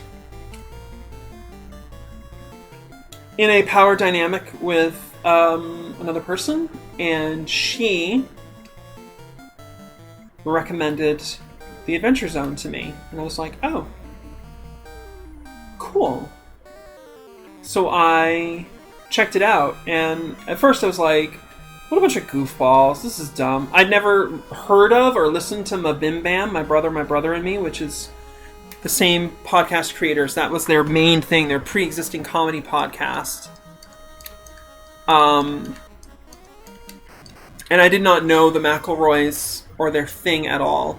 I just thought I was going to be listening to some Dungeons & Dragons, which, for the record, my father taught me to play Dungeons & Dragons when I was like 7 years old. My dad has some of the original soft-bound Dungeons & Dragons manuals before Advanced Dungeons & Dragons. He was on the West Coast at the time. My dad's a huge nerd, so there you go. Huge nerds. Making more huge nerds when they're able to get laid. Yeah. So, I care about Dungeons & Dragons. Wow, huge damage. Very nice. Breaker Halo says, yeah, I came in with no McElroy knowledge. See? Yeah, it's a thing. And at first I was like, okay, guys, quit the goofing. Because I didn't understand that the initial story for the Adventure Zone started as an episode on their comedy show. So the point was for them to be goofing around. But God, that first arc balance, it gets to you. It gets to you in a big way. I cried at the end of Pedals to the Metal. Or, is that what it's called? Pedals to the Metal? I think it's, you know what I mean if you know what I mean. Cried. I was not prepared. I'm like, why am I crying? When did this happen? When did I start caring about these characters? And then, you know, I enjoyed when they were trying out some different things after Balance. I wanted to love Amnesty, but it just never clicked. Something was off. And then everybody knows Graduation. And I wanted Graduation to work too, but I mean, all you gotta do is watch Jenny Nicholson's video about the McElroys. She does a very good job of outlining all of their missteps, let's say. Dago Red says, I tried to listen to their stuff, but it's just not for me. Totally get it. You know, a big part of their appeal is like after you get into their vibe, and then you just like laugh at the silly shit that they do, because you know, it's like watching Red Letter Media, of which I'm also a huge fan. Yeah, the stuff in town was good, it just didn't gel. Well, not to spoil anything, but a major character dies, and it just felt really forced. Like they knew the story wasn't working and they needed to do something, and I liked that character, and I wanted to see that character get more of a redemption. And that, I literally like threw my phone onto my bed. I was like, fuck you! Kill that character. Jeez. And a lot of the ideas were great. But now with Ethersea, fuck yeah, they are back. They are like so back. Right away. I love how they planned. They like story jammed the world that they were going to be playing in. Over the course of like 4 episodes of the podcast, it is fascinating and so great to listen to. I love that part. And the story has been fantastic. Great character stuff. I even feel like the McElroys are exploring themselves and some of their own flaws, honestly, through their characters. Do I want to deal with this? Seems like a big fucking hassle. I think we don't want to deal with this. Yeah, let's just fuck off. Dagloret says, that Jenny video is fantastic. I mean, fucking girl comes loaded and ready. Breaker of Halo says, to be honest, Ethersea lost me. Possibly because I was not ready to be done for graduation. See, aha! That was where I made a correct choice. Graduation was like maybe 2/3 of the way through, and it was the point where it was that episode that ended with the main character saying, let's overthrow capitalism. Yeah. And I was like, fuck yeah, we're gonna overthrow capitalism. I'm gonna stop here, and I'm gonna wait until they finish, and then I'm gonna finish the series. So I did. I went and listened to some other ones, like Heroes of the Hiding Way, which is a Star Wars actual play podcast. Great stuff. Heroes of the Hiding Way. And Force Majeure, another great Star Wars actual play podcast. They're friends with each other too, so they're cool as hell. Actually, what if we just all run? Breaker of Halo says, I have a 1.5 zillion podcasts to get through. The cringe that ensued, right? So then, yeah, after that part in the story, I was so excited, and I came back, and it just really fell flat on its face. I did like the final boss battle. It felt very much, you know, Lavos in Chrono Trigger, which I'm pretty much always up for. Can we not run? Is it saying we can't run? I missed it. Whatever, we'll just fight. I didn't want to deal with this, but I guess I will. A spell?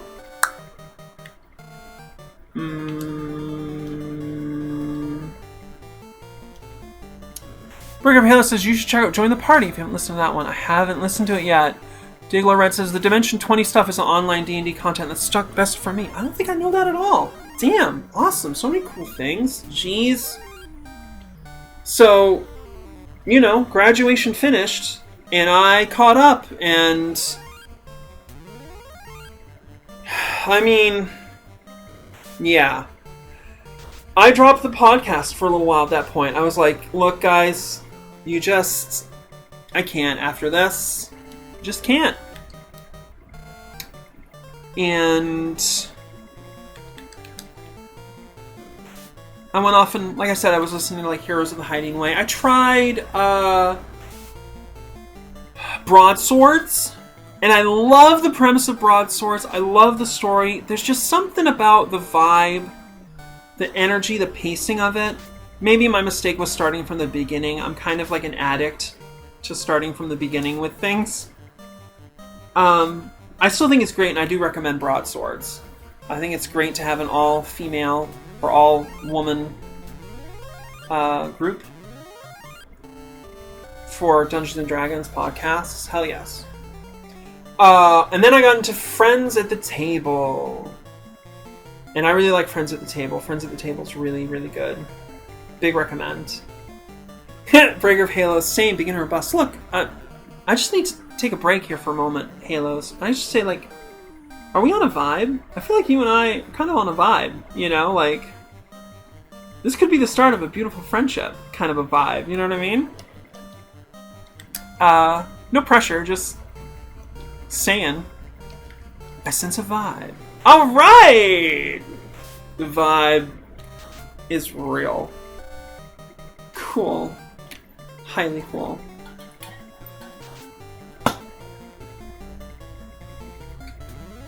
So like I said, my server has some security measures. People who first join can only see like the rules and stuff. I personally interview everyone who joins. I have a couple of basic questions. It's really low pressure. It's really nice. It's just like basically to make sure that people are paying attention and reading.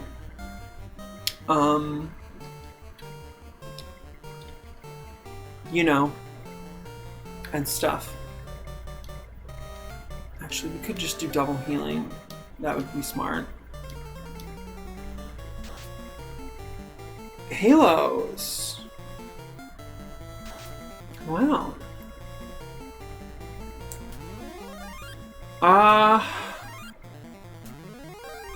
I'll tell you a little secret, a little magic secret. This is actual occultism here. There's a place for study, reading, taking notes, etc. But like, without question, by far, in human function terms, we get better at things because we do them. You know? I mean, along with the mindfulness and the self-examination and whatnot. We might have to fight Tiamat again. Oops. I don't want to deal with you.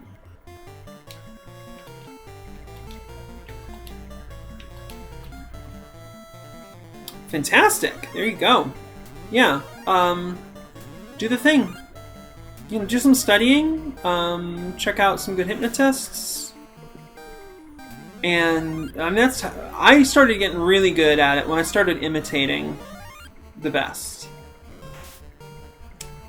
And that was like 11 years ago. I started with hypnosis as a subject. And then I had a witch girlfriend, and we did occult hypnosis. I probably can't run from this, can I? This sucks. I have to fight this fucker twice more. God damn it. What a blunder. We got the Masamune, so let's just get in here. What do we like barrier? No, it's only on one person again. Fuck. Let's white robe. Let's just fight. Let's just fight. Get in there. Damn it. Halo says, I almost dropped some of my subs over text by accident, lol. Yeah, it happens. And that's okay too, you know. Oh shit, Keika had resistances removed. Interesting. That's probably part of what hit Iki was Dispel was cast. Halo says they just want it so bad. They do. The subs. And I say this as a sub. Please, so badly. Into full-on hypno states or just strong subspace, or is there even a difference? Diglo Red explores. Questions. Questions, folks. What if we hit with Ruin? I believe that works. How many do we have? 2. Let's just get in there. Let's just pound face here. Got that Masamune, that's gonna help. Big damage for Iki. Poison gas. We'd be thirsty for it. It's true. So true. 20 damage only. Wow, huge defense. We might need to cast Ruin. Shit balls. Oh. Maybe I should run out of this place. God, what if I started over from the beginning? I mean, we could get stronger. I could go buy a bunch of stat boost potions and stuff. Because I don't know if we'll make it to the end at this point. Because I've accidentally fought this boss. I'm going to have to fight him 3 times to progress. So, yeah, let's go all in. And we're going to start over, and we're going to run from a lot more fights. That's the plan.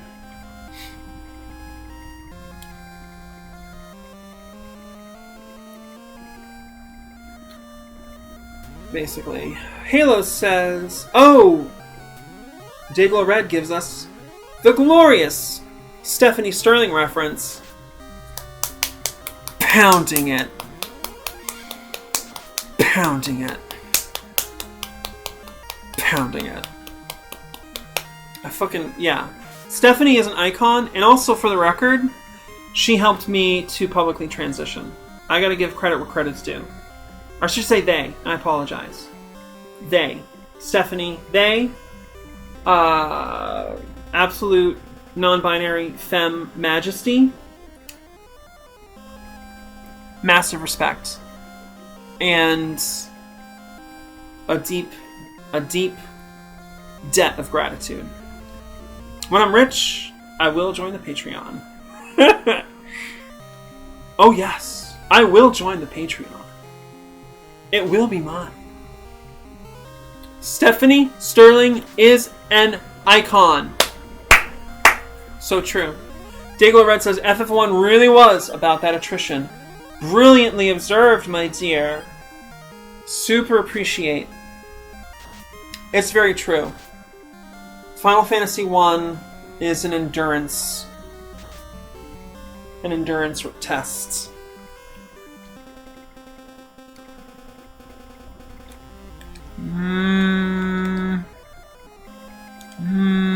Kira fights.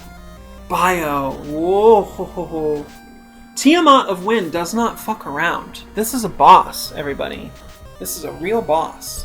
And what I also like about this plan to like leave is I can save, and therefore this progress in terms of like money and everything will not be lost, and that will be good. Brig of Halo says, I need an FF Tactics Switch port in the worst way. Dayglow Red says, honestly, one of the things about it that tells you how much they were intentionally mimicking D&D. There's so much that reveals that. I mean, they have beholders in this game. How many other Final Fantasy games can you point to that literally have the D&D iconic monster of the beholder? I should have cast A element. It's tight here. Dayglow Red says Tiamat girl boss. I mean, it's accurate. She is the final of the 4 fiends. Alright, we need to... Kiraga. Wow, big hit on Mari. Kiragas are just not... Why? Okay, the fucking Masamune is doing like no damage. Did I cast Ruin? Okay, she's dead. She's dead. We did it. Great. Let's get the fuck out of here. Oh, it's not here. It's over here. La la la la la. Running.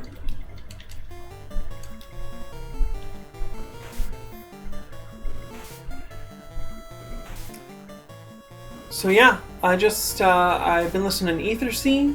Ethersea's fantastic. There's so many podcasts I want to listen to. It hurts. It does hurt a good bit.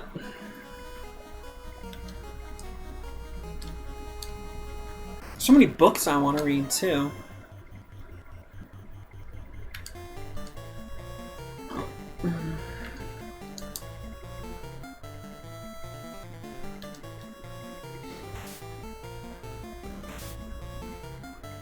Diglerit's podcasts are such a time sink. Yes, S-I-N-K. Of course, one of the favorite words of the Hypnosub. Oh, they're casting Sever on themselves. So real. Yeah, that's why I tend to fit them into other things, like when I'm doing my, like, body hair removal and washing dishes or cooking. Especially if it's something I've cooked many times before and I don't have to think too much about it. Which, what doll doesn't love that? Breaker of Halo says, I have so much to learn and read and listen to. It's become something I need to address. I mean, life is happening 24 hours a day. What can we do? I do the what to see. Diggler Red says, I have podcast games that don't take words type focus. Yes! Games you can play and still focus on a podcast. Absolutely. Many Final Fantasy games would definitely fall into that category, at least in, the dungeon parts. Not Final Fantasy 1, though. If you stop paying attention, you can get a party wipe. It can happen anytime, virtually. Diggler says, dolls do love being all domesticate. True. Halo says, well, school just started, so that frees up some time for me. Isn't that kind of backwards? Sounds a little backwards. Not that there's anything wrong with that.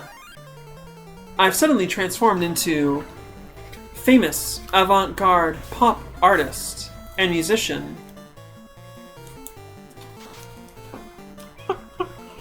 Then I forgot her name while I was saying that.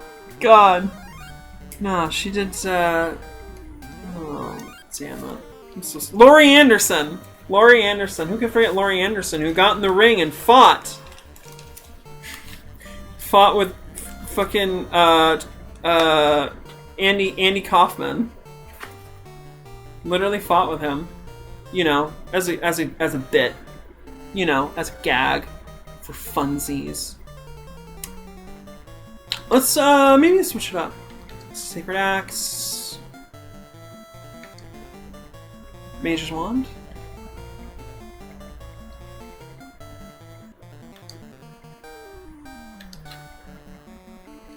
Fyra. Diggler Red fighting is funsies. Well, yeah, I mean, it was a part of a long-running bit that Andy was doing, where he was a man who challenged only women to wrestle, and he would like beat their ass, And there was like this whole drama thing about it. Andy Kaufman was a real fucking mind bender. That whole Mighty Mouse thing. That's immortal. That's gonna live forever. It's the best. Let's get the hell out of here and restock up now that we know what we're getting into. Because seriously, when we came into this place... Are you fucking kidding me? Okay, Ruin will hit all. Good. Power Glove. White Robe.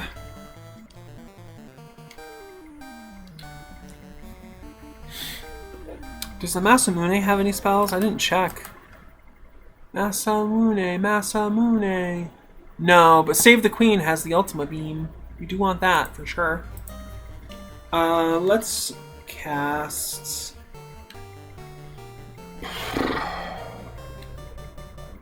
Firaga? Sure. Let's get in there. Diggler says, I know the bit, but your audience might not all. That's very true. Andy Kaufman was like an avant-garde stand-up comedian in the 70s. He was cast as a main character on the sitcom Taxi. I think it's called. He played.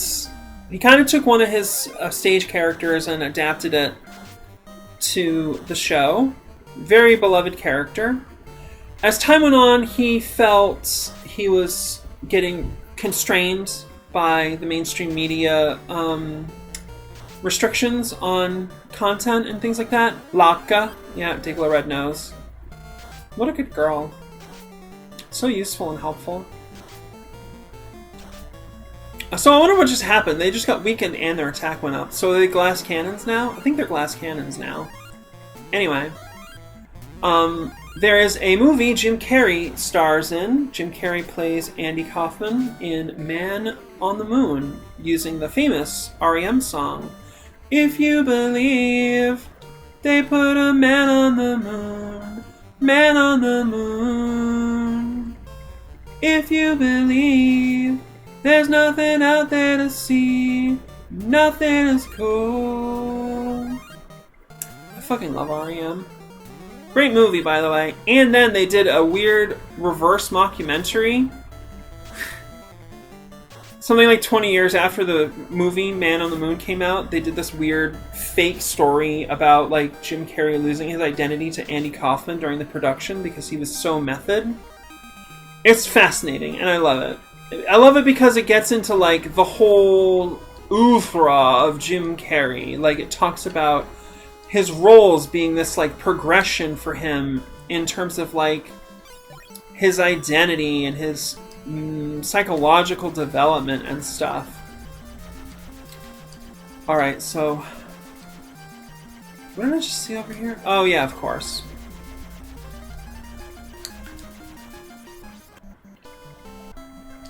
Stay at that inn. Yes, 20 gold? Sure. Oh no, I've only got 999,979 gold. Is there anything we can sell? The Defender, right? Does the Defender do anything? Defender. Will cast Invisible only on the user. Seems superfluous now that I have the white the white wizard's robe, or whatever it's called. Tiger Fangs, we don't need them, let's sell them.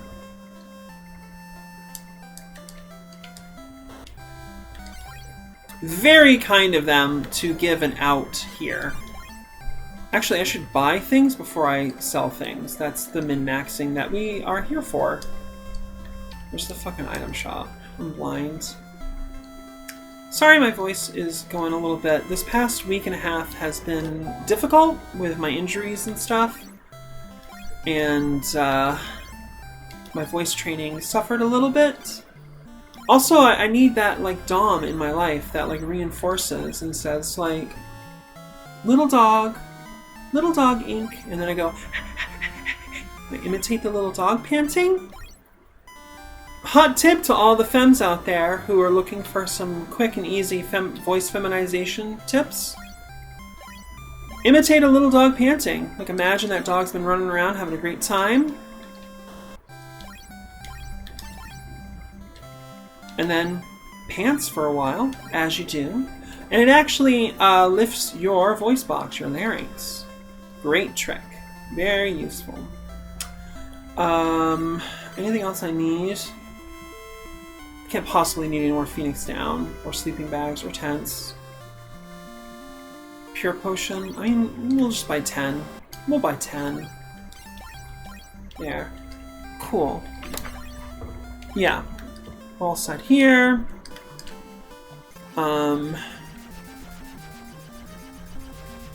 Let's go to that place in the desert. Up here. Thank you for adding the dash button also to everybody who worked on this. There it is, that's where we want to be.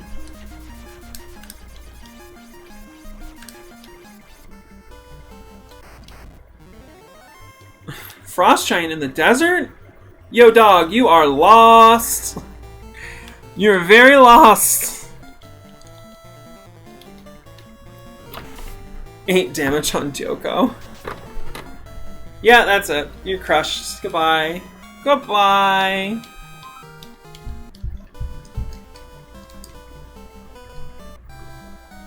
Alright, we want to get some Mind Plus, right? Some Luck Plus. Spellbook. How many do we want? I mean, there's nothing else to buy. We just pump our character stats. Why did they not have a buy 10 here? There should be a buy 10 here. Come on, what an oversight. We need a new update to this ROM hack where they have the buy 10. I'm just buying. I'm not even thinking about what I'm... Oh, the spellbooks are way more expensive. Well, I mean, that's magic defense, if I'm not horribly mistaken, or magic evasion. So we want a lot of that.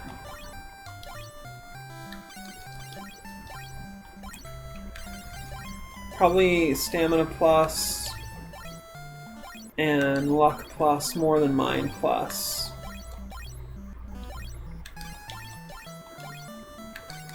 Seriously, my kingdom for a buy 10 here.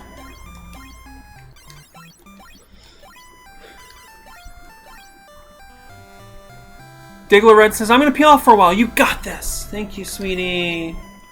That's some good girl behavior. Peeling off when you gotta. And actually, we are gonna take a bio break.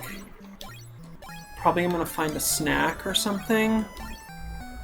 Let everybody get to the bathroom or whatnot.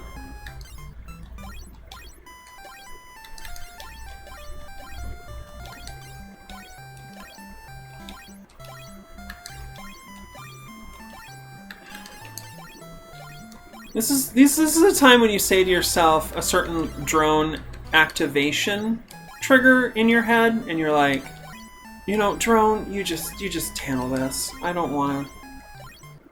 I mean, that's what it's for, and that's what makes the drone happy. So, because this is not sweet or girly or cute enough for the doll. Like, maybe she can get into these old school graphics and aesthetics and things. The very, like, if you watch the YouTuber Hazel, she's amazing, huge fan. I love the vibe and the stuff that she covers. Somebody's got to be talking about old school, forgotten anime and shit, you know? Like weird, you know, never localized Japanese games and stuff. Alright, how many do we have? 12, 4, 15, 22. Alright. I mean, obviously we just want to pump Iki, right? Intellect is 75. That's already really high. Let's give her like 2 of these.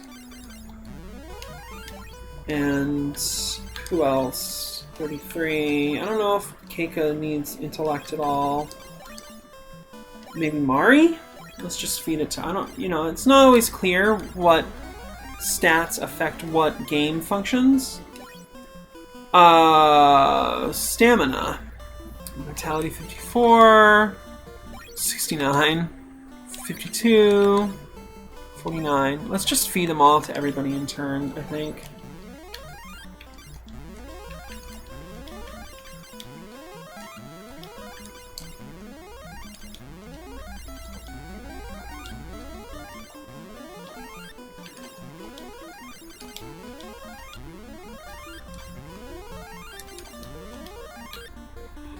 Luck plus probably the same, don't you think? 36, 48, 34. Yeah, let's just feed them to everybody.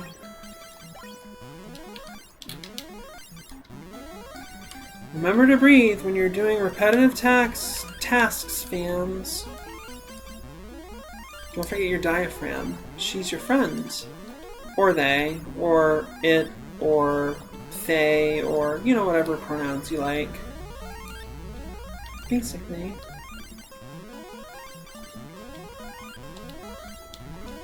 Alright, we can't possibly lose now that we have so much luck, right? For magic evasion, 126, 97, 133, 129. Again, I think I'm just gonna feed it to everybody in turn. Just...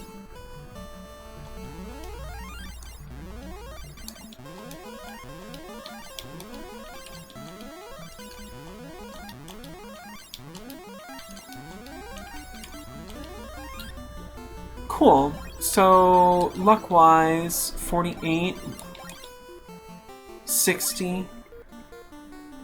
I kind of want to get more vitality. I just want to get the vitality, I think.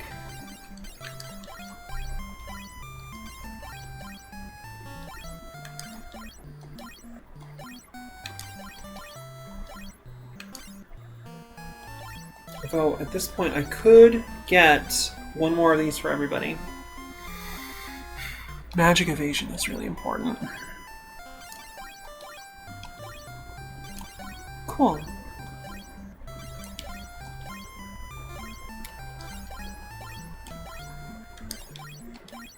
Alright, this is gonna help. We're just like eating all of this gold.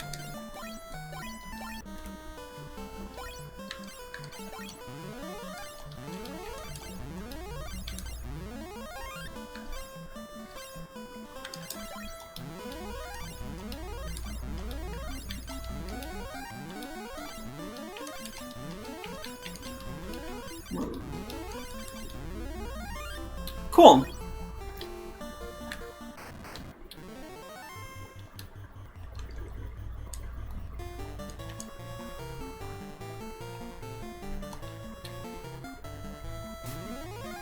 So yeah, if you're enjoying the stream, be sure to follow on Twitch, subscribe on YouTube. I got a Patreon as well, patreon.com/MissInkNoir. I'm having a little trouble making hypnosis stuff right now. I'm organizing to have a friend help me to draft a new post for my Patreon to update everybody on my health condition, which is keeping me from working, unfortunately. Making hypnosis files, that is. And we want to do that. Accidentally attack the wrong creature. Oh well.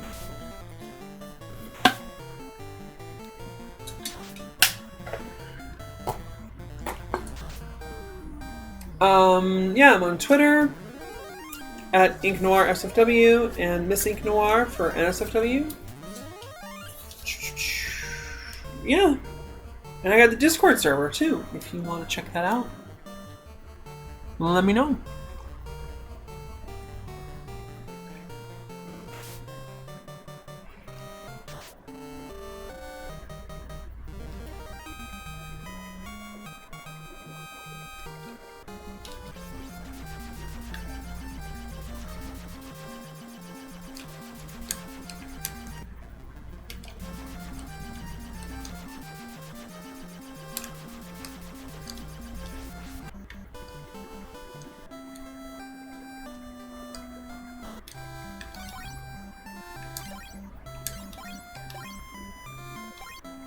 Oops, my bad.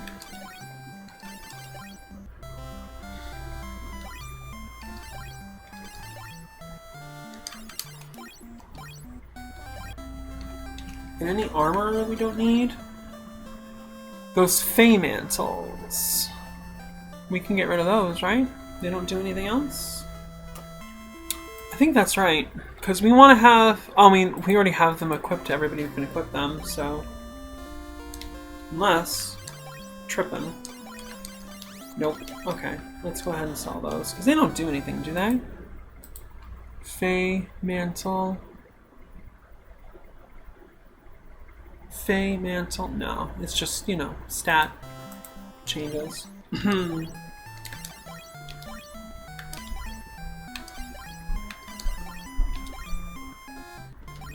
Cool. Anything else? No, everything else is equipped. Very good.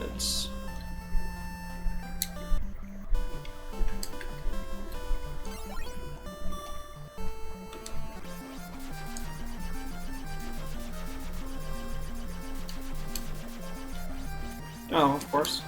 Doi. Alright. I'm gonna do a little save state. And we're gonna do a bio break here for like 10 minutes or so. Oops, that's the wrong thing. Sorry about that. Streaming bio break. Because I think I'm gonna get some food. We've been streaming for a couple hours, right? That's the wrong thing. Damn it. I hate when this happens. Properties. Yeah. Okay. Did it work? Nope.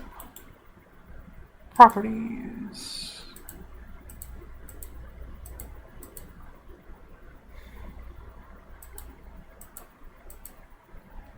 Oh, I know why it says that. I'm so sorry. That was the right... Okay, no, wait. I got it. Oops. That's the wrong way to do that. Okay, cool.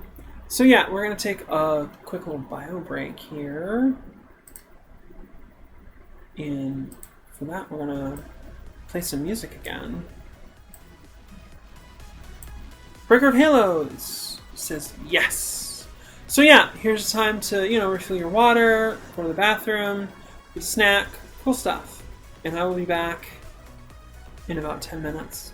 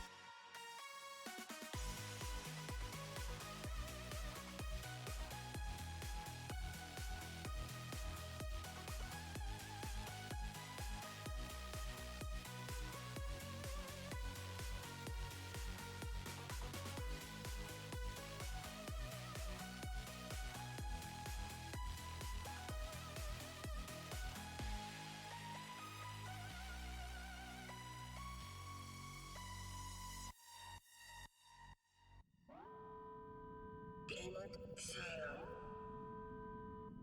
Escape shuttle entry. Shuttle launched. Zone has escaped. Crash landing imminent. Crash landing imminent. Crash landing.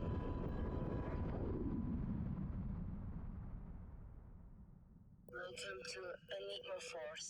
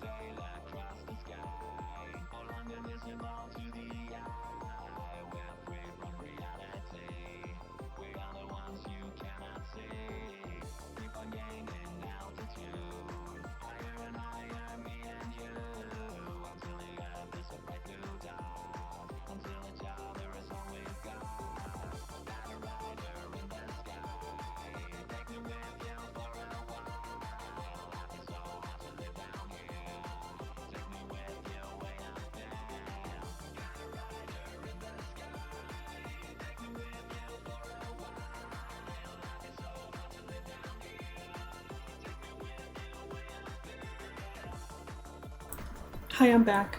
Sorry about the delay. I decided to make a sandwich. You know, the other thing that's really good about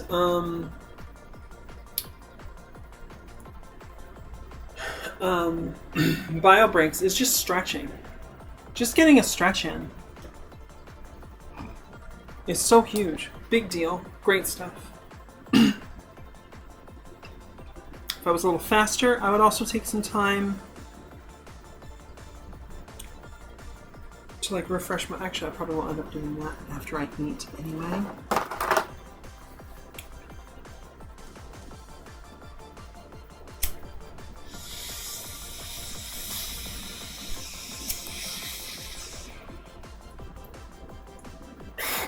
So, apropos of nothing, there's a cannabis strain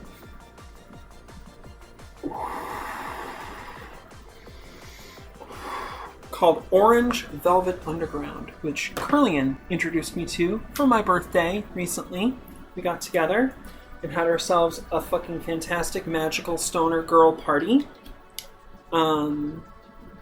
Set on my server showed us the original House on Haunted Hill. I think it's the original House on Haunted Hill that stars Vincent Price.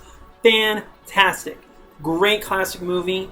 And if you're kinky, you will absolutely love the chemistry between Vincent Price and the lead femme fatale who plays the wife of his character. It's fantastic. House on Haunted Hill, Vincent Price. Big ol' ink seal of approval.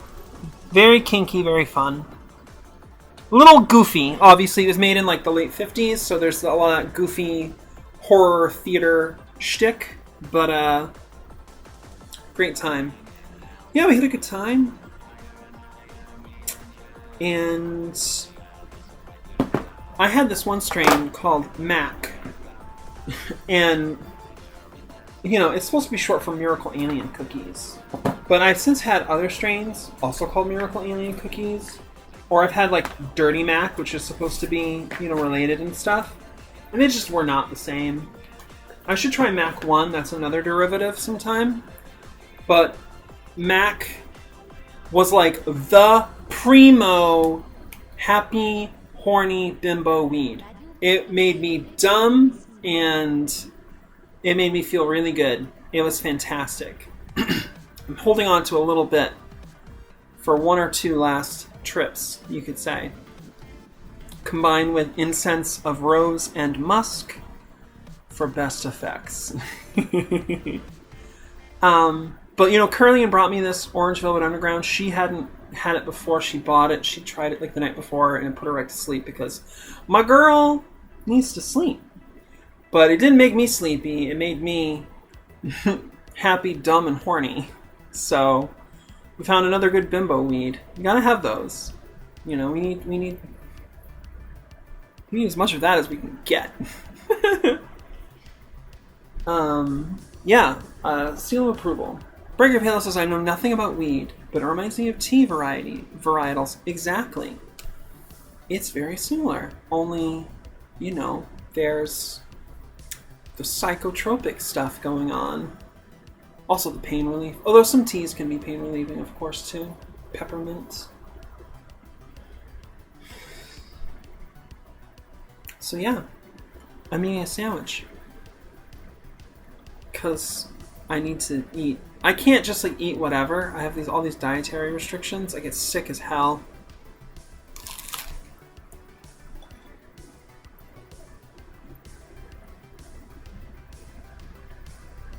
Breaker of Halo says, I used to sell tea for a living. That's so cool. Was it like a specialty boutique, or did you work on like the manufacturing end, or...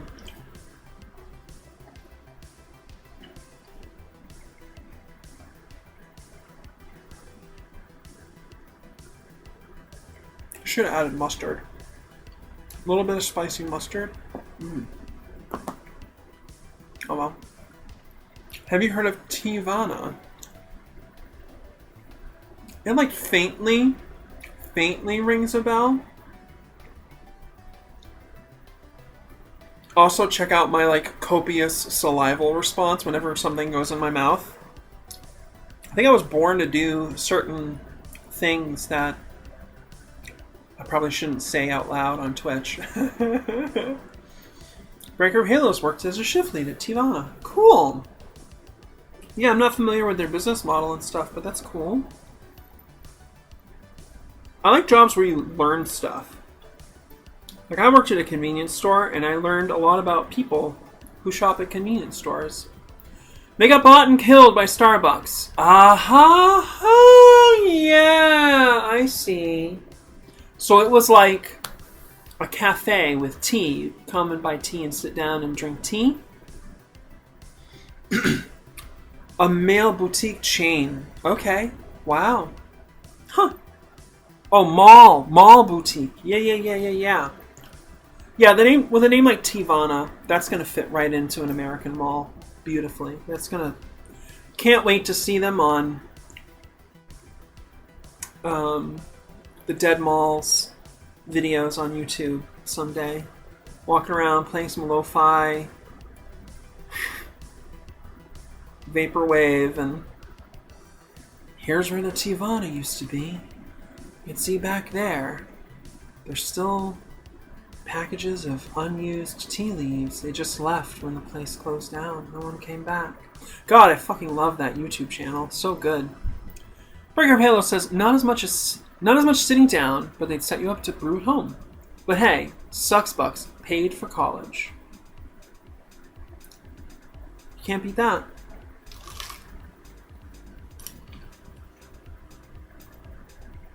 Student loans are a racket. Absolute racket. It's like this infectious, horrible, exploitative thing started just spreading through American education. The creep was slow in some places, but as always, capitalism ruins everything.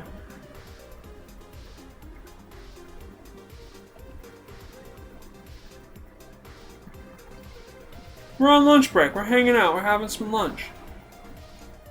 Couple of trans doing a lunch thing.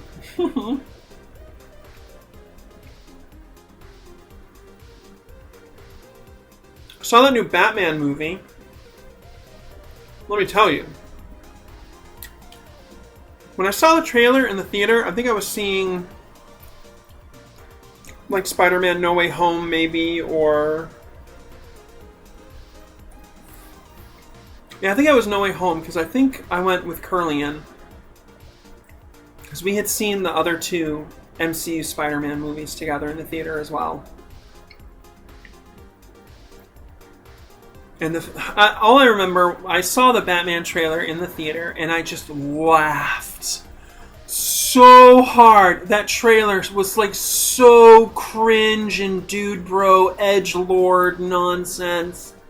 I was like, oh my god, this franchise has just completely lost it.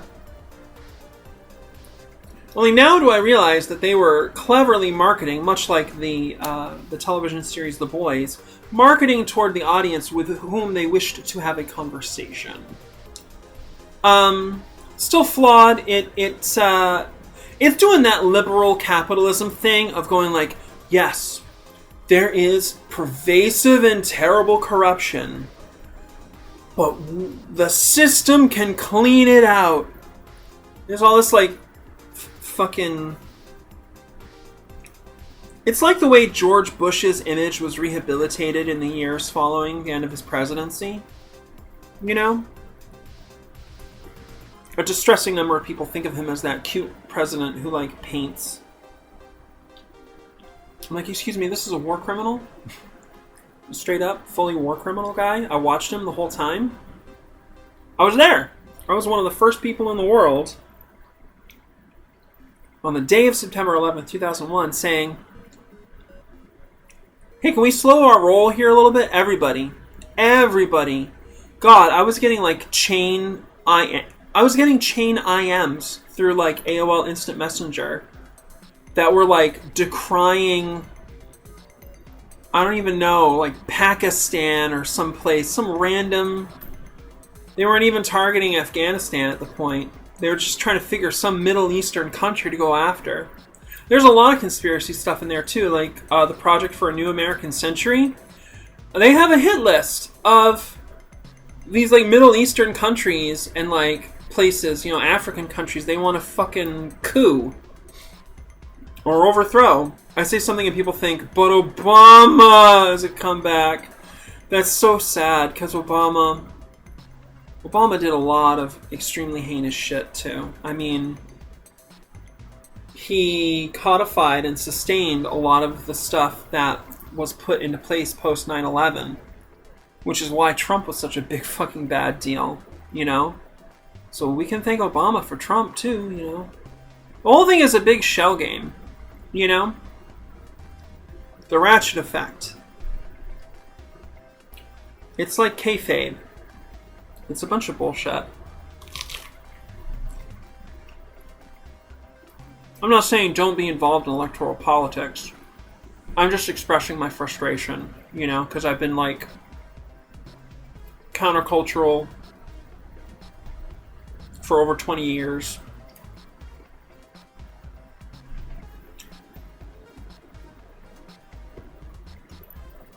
I mean, you have an argument, for sure. Send every living president to The Hague. There's definitely an argument to be made for it. Ultimately, I prefer restorative justice. But I'm not a hardliner. For instance, if I knew somebody and they felt that the morally required thing to do was to go punch a Nazi, I would say, well, we support a plurality of methods and tactics.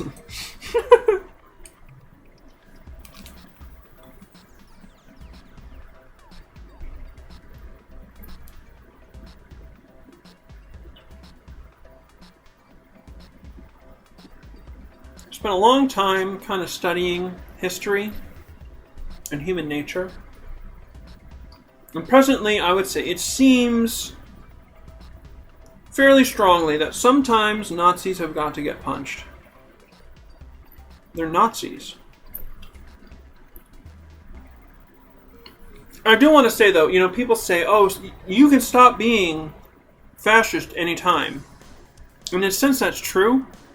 But, a lot of people pick this stuff up from families and other associations, like their microculture, their, who they're involved with, who they know. So you've got social bonds. Those are hard to sever. It's very disorienting to have that. Especially when you've got all these leftists screaming for your blood. That's scary.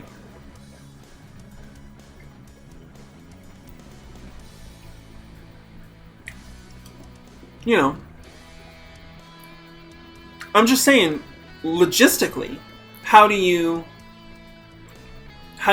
need a system in place for housing, food, necessities, maybe some opportunities, social opportunities. Because, we're effectively asking a lot of people to flush their whole life down the drain. Now, honestly, of course, it's fascism. So, yeah, but you can't expect people to do that and not have anything to go to, And that's not easy either on our side. It's fucking hard to trust a fascist, even one who avows a desire to break away from it. It's really hard. Scary, vulnerability, paranoia is a natural reaction. So it's tough all over on that regard. But yes, it's a hell of a lot easier to stop being a Nazi than it is to stop being trans or black or disabled, gay, all that. So yeah, there's no compromise on that point. Breaker of Halo says, oh, definitely, it's just shorthand for how to handle a war criminal in the system. Oh, cool.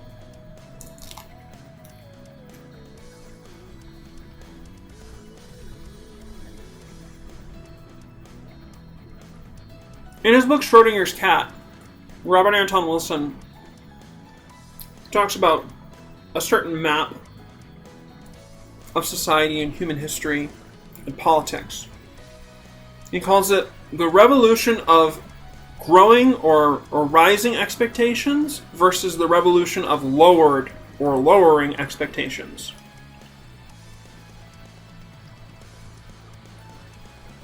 It's a very interesting map to look through things because it completely changes a lot of the political compass. You got people on the left who actually are arguing for lowered expectations. You know, degrowth people and stuff. Maybe they're right, I don't know, but still, it's a revolution of lowered expectations. Gregor Halo says, "Hey, it's new corset day here, LOL." That's fantastic. Corsets are yummy.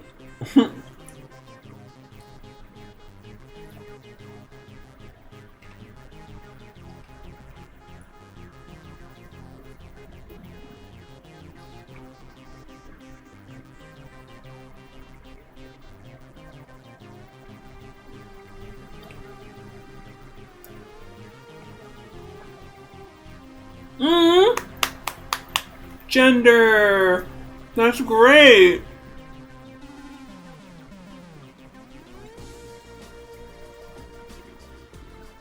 Well, that's very good. That's wonderful.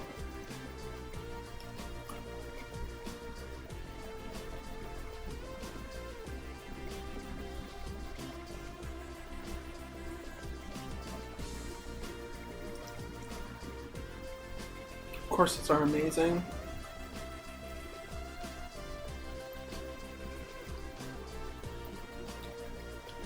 Alas, I am too poor to really get into that stuff presently. Honestly, I've been poor for so long, and like housing insecure for so long. I don't really know what it would be like to have money.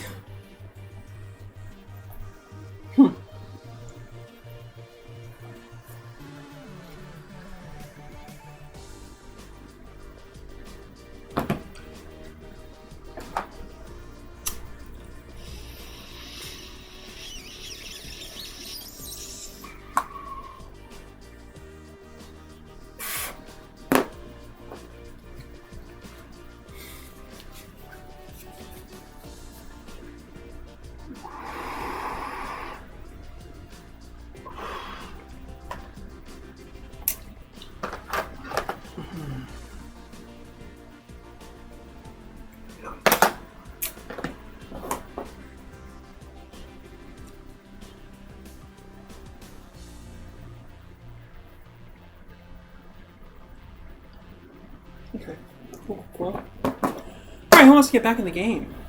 It was my divorce splurge before going back to broke again. Oh. Well, that's cool. I mean, you gotta enjoy the things. Let's, get back into game mode, right? Here, check the volume levels. That's a little high.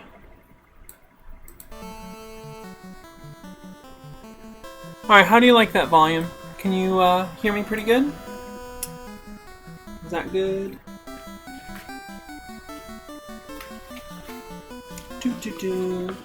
I have an ice pack on my foot, and I'm just saying some things so that I can be heard. Ah, it's great! Yes! I love great. Great is fantastic. And priest equals aura.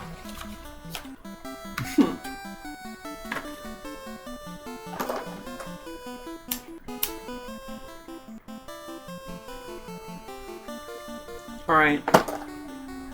This is literally the third time we've tried to beat this game. Let's get in here. Let's fucking do this.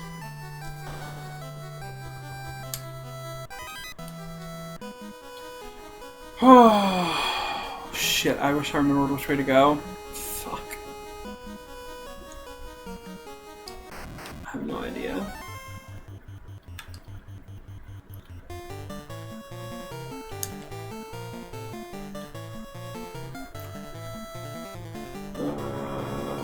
Yeah, I don't know. Something?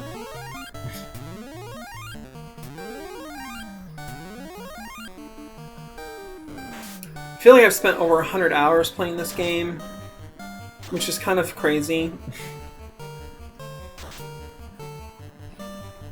Nice. Nice! 4 digits of damage. Where's the fucking exit? Oh shit, we've been surprised by 4 chimeras. There's that pyro breath theme. Magic evasion, help us please.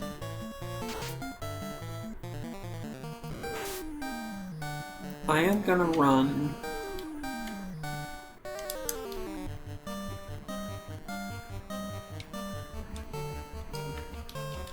Yeah, I'm gonna run.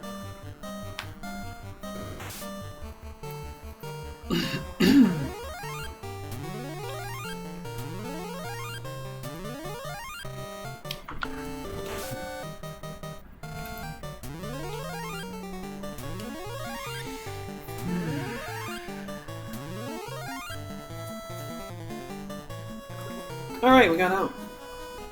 Nice.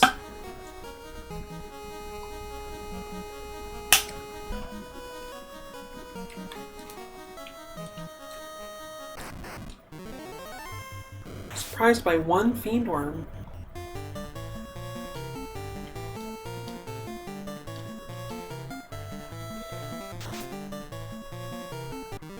Slain. Damn do be crushing though. Shit. I should have made a map the first time I came through here.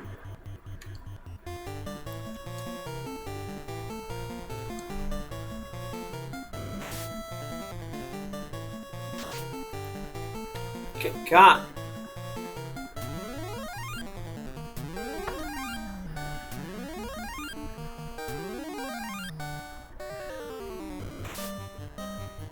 Oh, sorry, I just stretched and my spine cracked in like 3 places. It was glorious.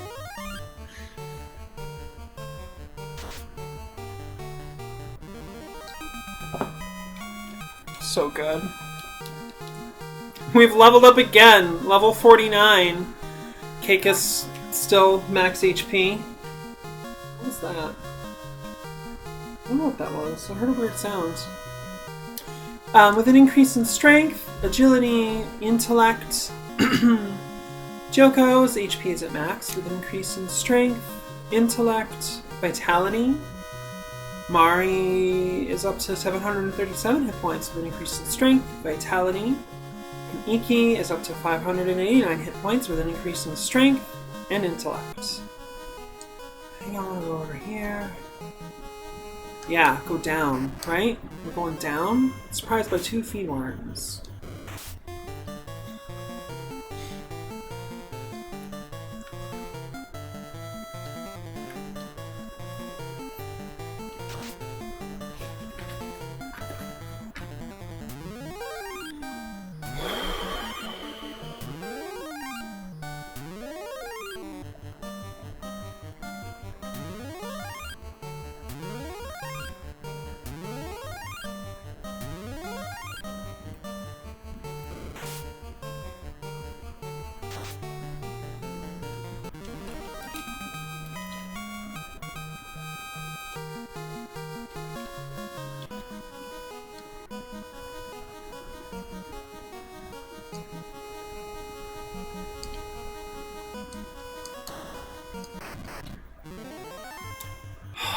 Crying out loud.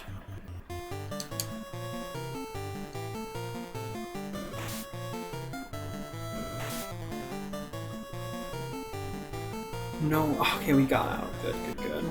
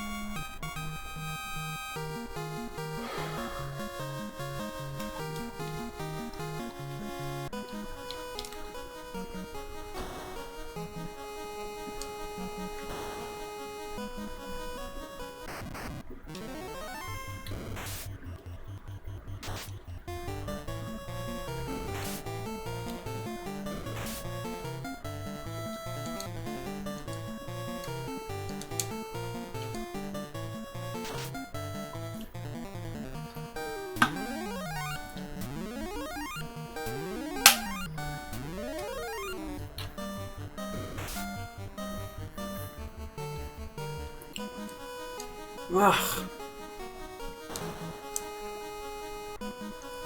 Okay, we go up to go down. I remember this now.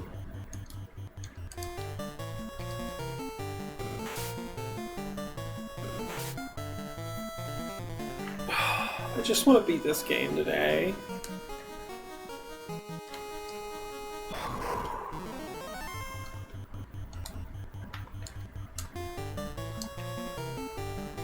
Yes!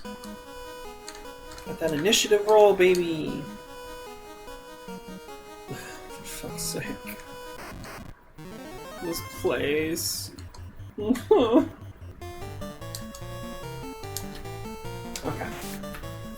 That is enough. Oh, can't escape from this battle. Great. Oops. It's non-optional. We're taking all this poison damage. Fantastic. Wow, party wipe time, fam. Jeez Louise.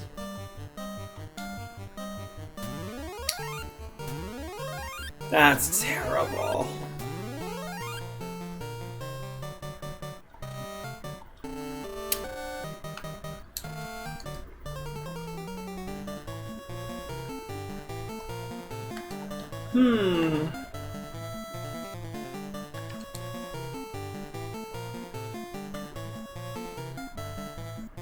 I don't know if I can...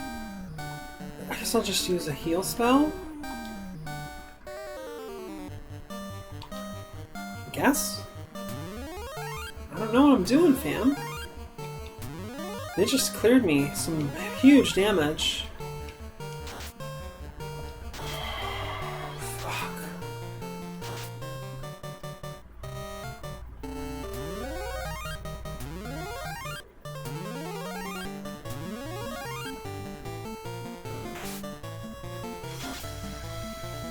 Jeez. Unreal. Unreal. Please kill. Thank you, goddess. Oh my god, still more damage. Holy shit. Okay, here's what we do. Get that heal aura. That's gonna help. That's good, that's good, that's good. Okay. Let's remove some damage dealers. Got another heal aura. Yeah. Healing staff.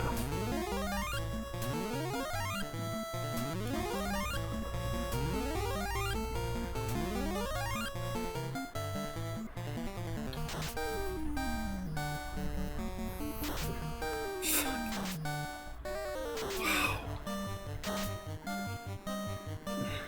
We're not going to be able to run from the next several fights because we're going to be using heal staff to try to conserve our spell stocks.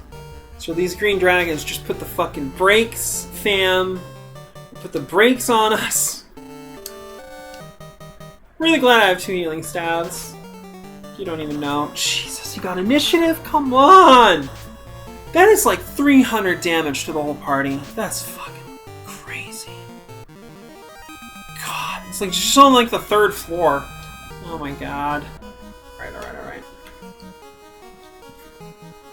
Okay, I'm not really upset. I'm not salty. Let's try this. Obviously, we should do this. So this and so this. It's not entirely clear if the Invisira is actually reducing the damage that we're taking, though. I really wish, you know, obviously in a Super Nintendo or Super Famicom, the graphics would show other things, or like a modern retro style game could show like, oh, your evasion helped, you know, the invisibility reduced damage by this much or something, you know, right there on the screen.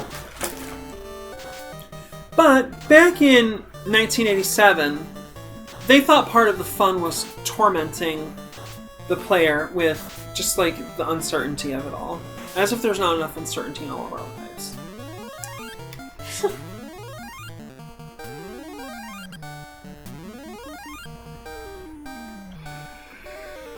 Oh yeah, death.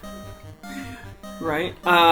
Sorry, Halos. Well, what was that in response to? Sorry. Do we want to go... This, what else do we have? Fighting. We have fighting.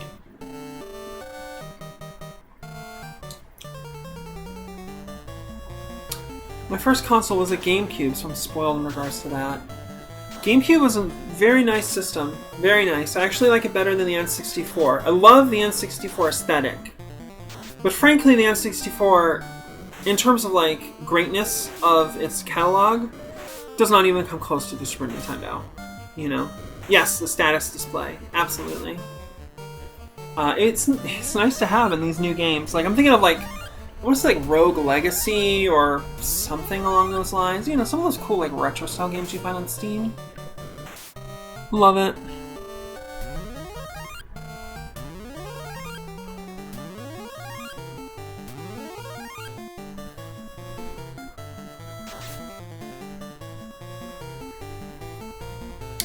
So yeah, the Batman. I saw it, and it was actually pretty great.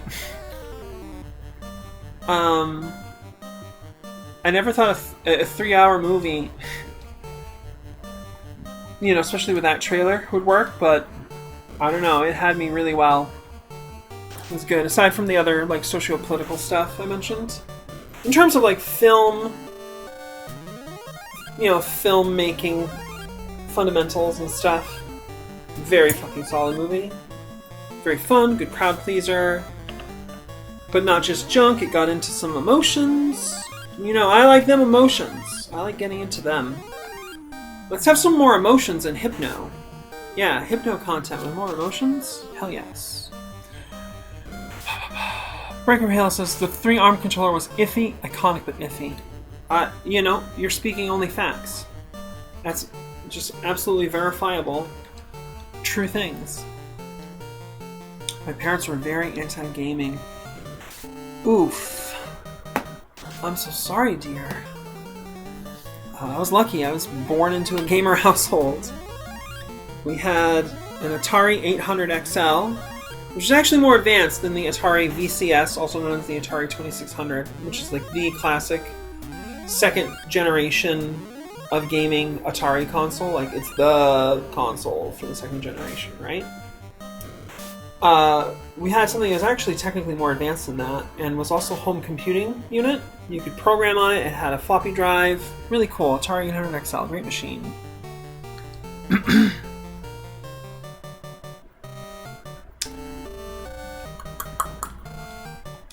What if I Mjolnir, but also fight, but then Mage's Wand and Black Robe? I want to get this fight over with.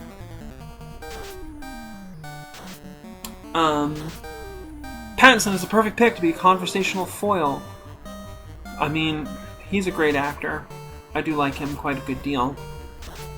He brings exactly the energy to this, you know. I don't want to spoil too much, but It takes place just in the second year of Batman's crusade against crime. And so it's, what you'd expect. Bruce is still struggling, a bit more than he might in later years in some depictions regarding like the death of his parents and stuff, and the legacy involved, and etc. And Pattinson brings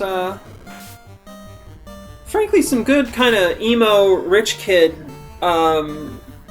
celebrity energy to it. And I mean celebrity as in, like, unwanted celebrity.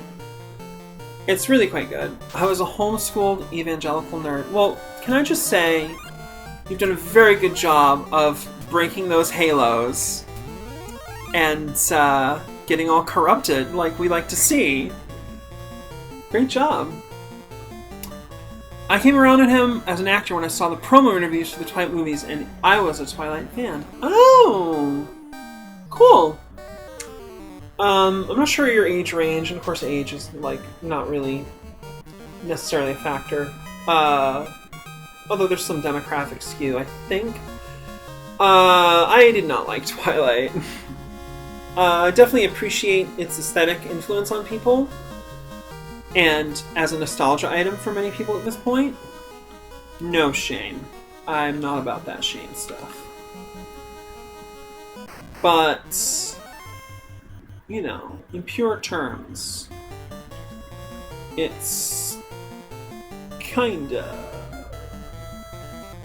yikes. Kinda yikes. Now, as a fantasy, there's really nothing wrong with that.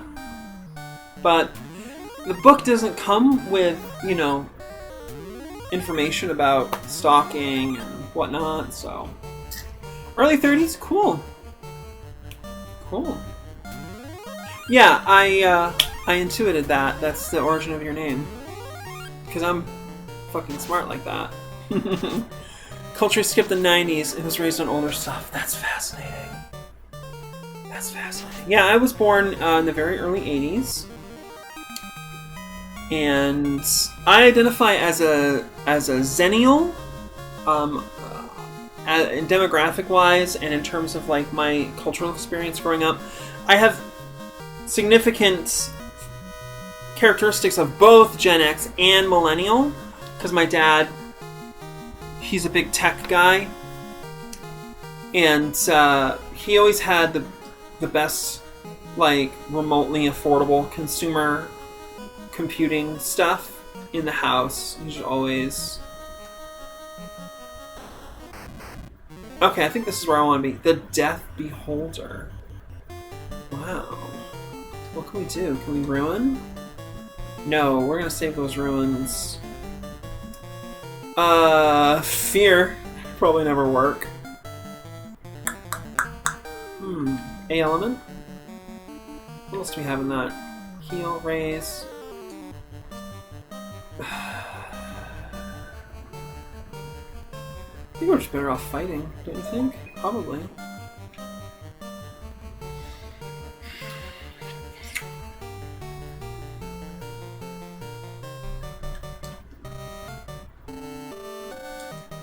Alright, we got that A-Death. Obviously this is Death Beholder. We're gonna use some A-Death, right? What else is in there?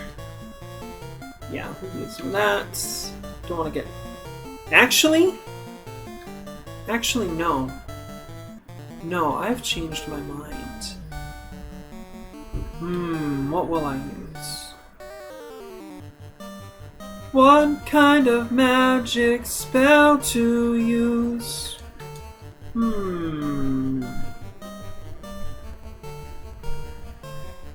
I think we're just gonna use our items, actually. I don't want to waste, I don't want to waste skill slots on this loser. Breaker of Halo says... Oh yeah, I picked up on a lot of those problems with Twilight, but it was compelling at the time. Hey, you can't knock compelling fiction. Because that tells you something about you, and that's for it's very important and valid. Weirdly, in high school, they were fine with me getting into Warhammer, LOL. Original Warhammer or Warhammer 40k? because there was a skill/art component that they could grok. I see your Robert Heinlein reference, and I raise you a love is when the happiness of another is essential to my own.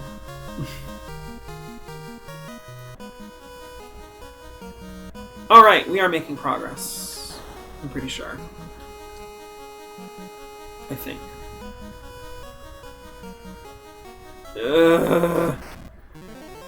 Zombie dragons. I'm so lost. Both, but mostly 40k. Yeah, I mean, maybe they just didn't look too closely at it. And also, you know, depending on like what factions you play with, Warhammer is a very not sexy game. Christians, on the whole, I'm not saying every Christian, of course. I know some cool Christian mystics who are very esoteric and anti-dogma and shit. But a lot of major veins running through mainstream Christianity today is informed by that kind of conquering mentality. You know, making war and invading and whatnot. Secret Axe. Secret Axe. Mage's Wand. Wizard's Wand.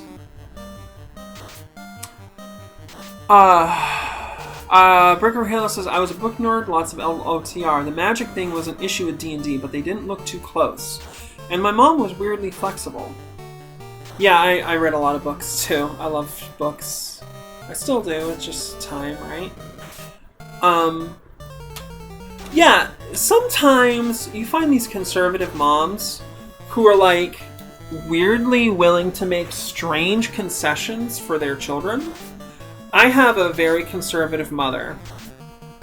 And I mean, honestly, she repeats racist rhetoric about, like, young black men having chip on their shoulder. Like, Jesus fucking Christ, Mom. Don't. Why? You know, it's horrible. Very disappointing to hear. And yet, she has never once misgendered me, even when she was absolutely enraged with me when I stood up to her last year. She called me a bitch. Interestingly enough. Moms, they're a trip. Breaker of Halo says, I got to read Game of Thrones at like 14 because they had no idea and I didn't either. Can I just say, wow. That's a hell of a thing to have wrinkling your brain at age 14. Although, I saw Akira when I was like 13 or 14. So, yeah, stuff happens. It gets real out there. How do I get the fuck out of here? How do I feel like I'm going in circles? Shit. Ugh, I'm officially going in circles now. God damn it. Okay. There's gotta be a way out of here.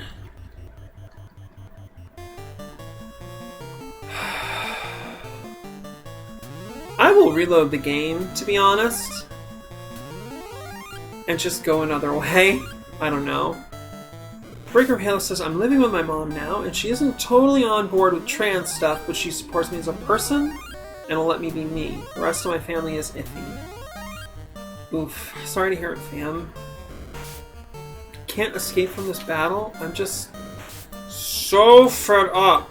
Just fed up. I don't... Oh god, where do I go? What do I do? There's no maps for this. They don't exist. Okay. Looking for any fucking exits. Run. You gotta run. Take a dragon too. Halo says, yeah, I'm expecting some of them to call me a groomer in my face when I tell them, oh, Jesus, I'm so sorry, sweetie. That fucking pivot on the groomer narrative stuff is appalling and terrible. And the biggest reason why it will put children at risk, actually, because people won't have the language to actually discuss real child sexual abuse, which is done overwhelmingly by cis hetero men as a power move. It's not actually sexual. I mean, if you love somebody, you don't abuse them, you know? And it does. I mean, it already does. For sure. Okay, so I've been here. It's not going to be great. I mean...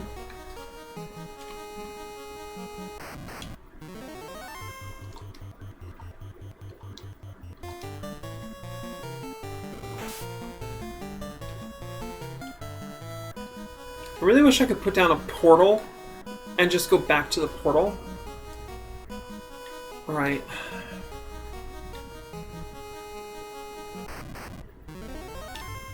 Maybe I was making progress before. I apologize. I may have been making progress. Sorry.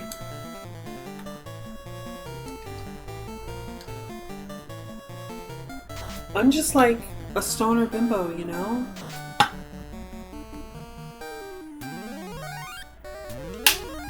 Breaker of Halo says, I've personally known, what, 4 convicted predators in churches, I think. I mean, yeah.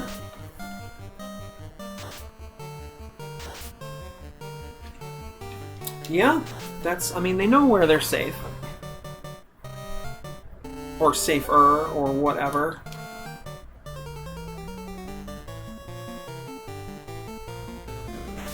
Kill it. Kill it a lot. In the words of fucking Pee Wee Herman in the original Buffy the Vampire Slayer live-action film. Kill her a lot. Great shit.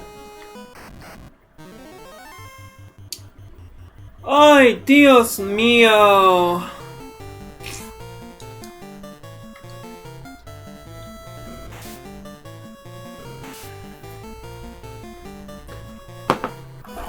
Yay, we escaped! I'm gonna do a little multitasking here. Alright. So, we just come in hard and fast. Pounding it. We'll multitask a little here. I have this little glass thing that's in kind of a funny, neat shape. For some reason, it collects ash inside of it. I don't know where that ash comes from. But, you know, usually once or twice a day, I've got to kind of clean it. You know, it's just not nice having, like, ash around and stuff. Burger of Halo says 100-yard dash, best strat. I mean, that's how I beat... who's the first boss in the original Metroid? The one who, like, shoots the stuff out of himself and stuff. I don't know. You just have to go all in. Hard. Okay, so there's doors. There's nothing. What is up here? Where am I? I did a thing. Chance to... Oh, we get a first chance to attack. Yeah, I mean, you know, we can definitely take care of these things.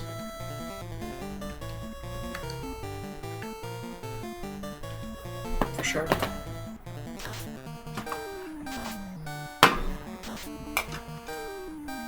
Yeah, sometimes you just get in there. Crush. So another excellent cannabis strain is Original Glue GG4. It doesn't have the full-on soporific effects with your more hardline anti-insomnia strains, but it is definitely a chill, but like good feeling, kind of buttery, and good feeling. Okay, so there's doors. They're empty. I'm being taunted. Another.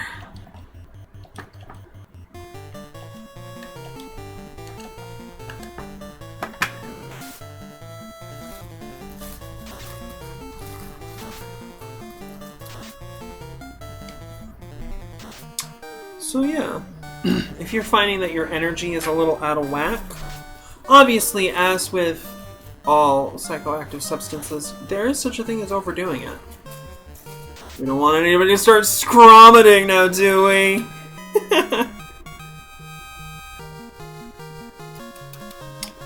That was fun. I liked the whole scromiting meme because Natalie got in on it. She had a fun little scromiting tweet.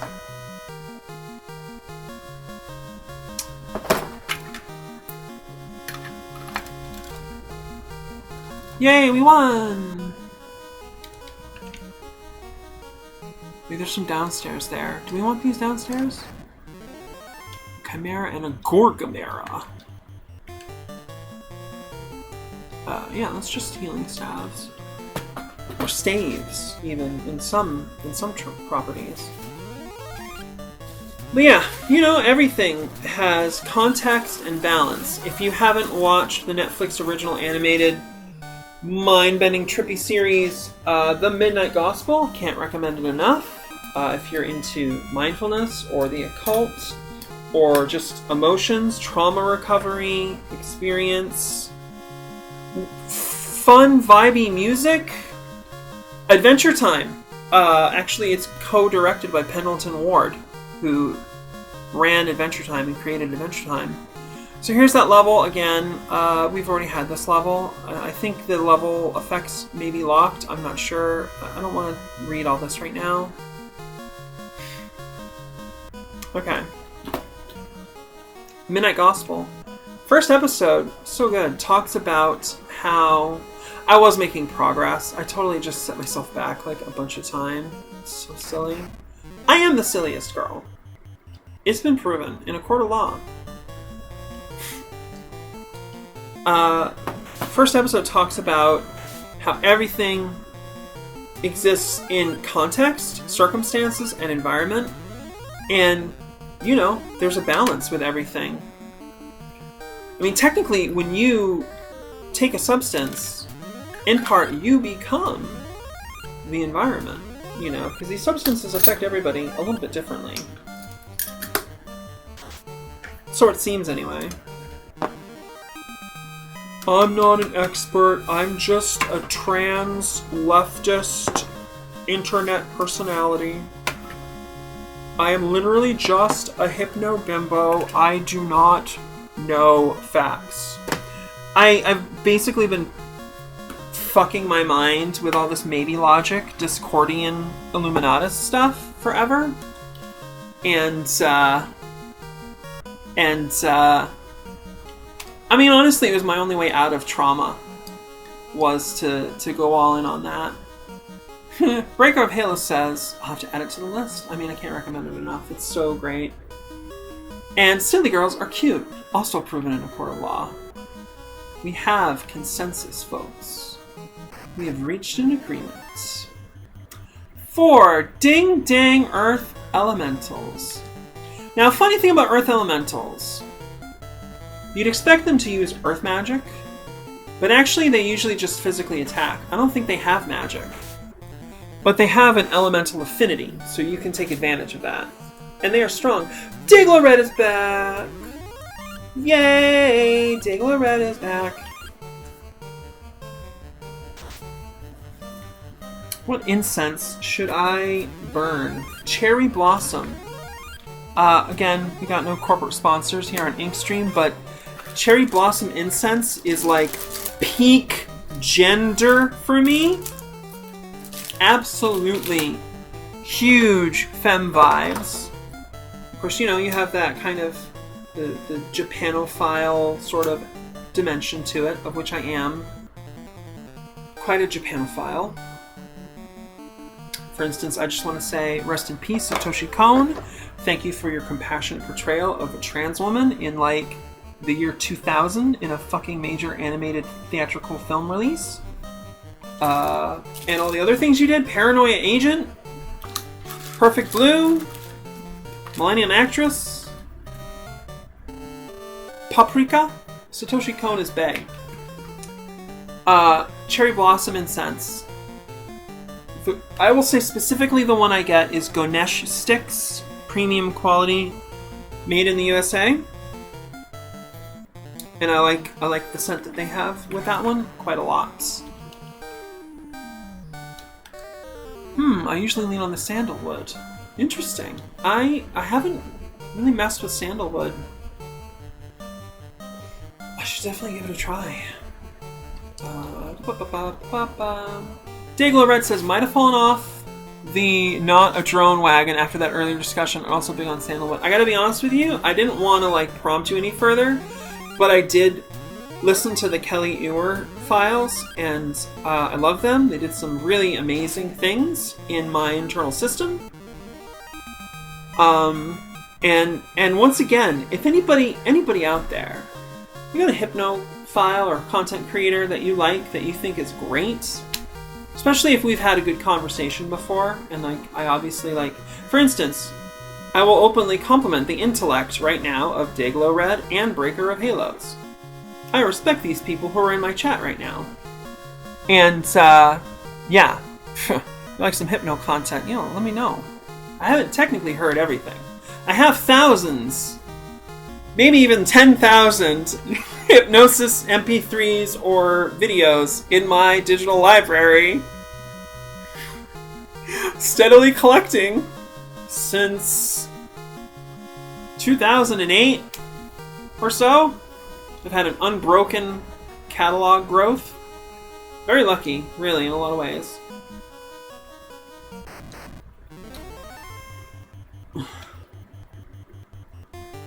I don't want to F with these effers. Just run. Breaker of Halo says, the Bed Bath & Beyond Cherry Blossom lotion made me break out. Ooh. Yeah. That's too bad. That's fairly valid, though. Alright.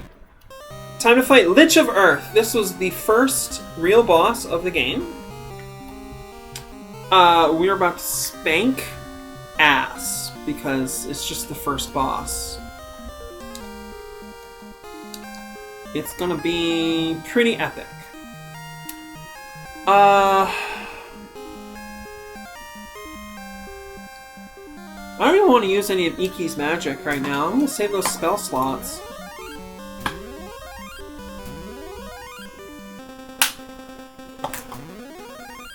Again, I need to give huge props to the composer of the original boss battle music. I believe it was for one of the Game Boy ports. Like maybe the DS port or something. It was composed. And then a member of the fan community put it into an NES tracker to give us, like, the perfect final version of it and stuff. Yeah, it's gonna be dead real soon. Unless I got a power-up.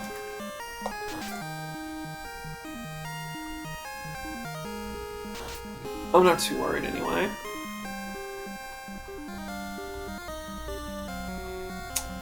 What can I do that's worth doing? Healing staff? Yeah, resist that banish, fam, please! Yes! That's an instant kill. We don't want that.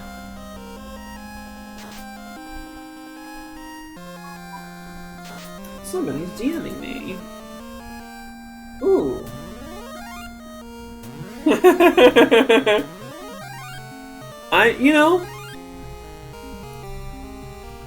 It's good stuff. So much elemental theming. Yeah!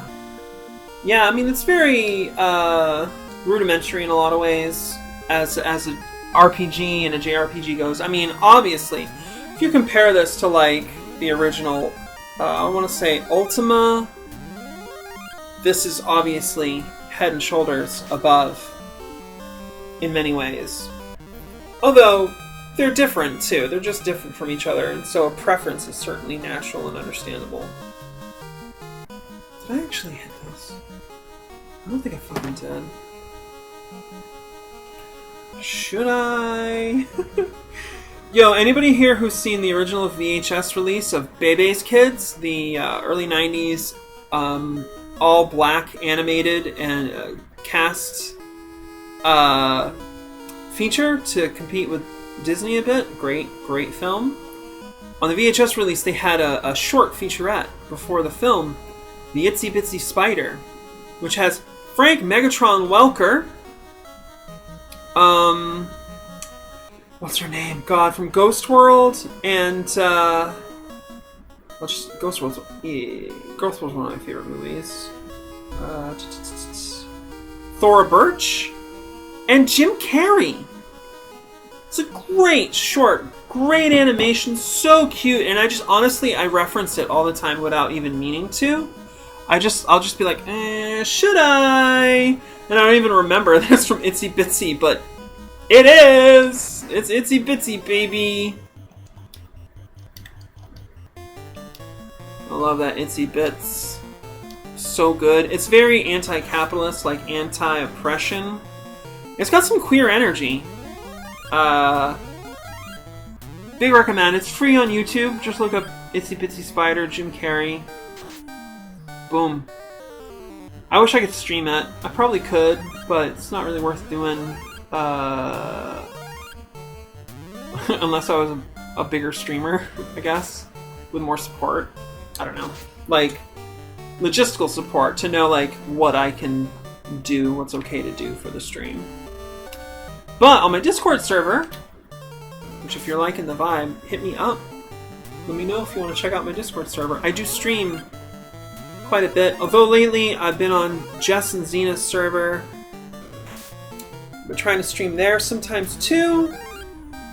Jess and Xena's server is great, even if you're not crazy about their YouTube videos, their political stuff and whatnot, or even just the tone. It's a little like, it's in the kind of vicinity of like the Vosh tone, at least sometimes.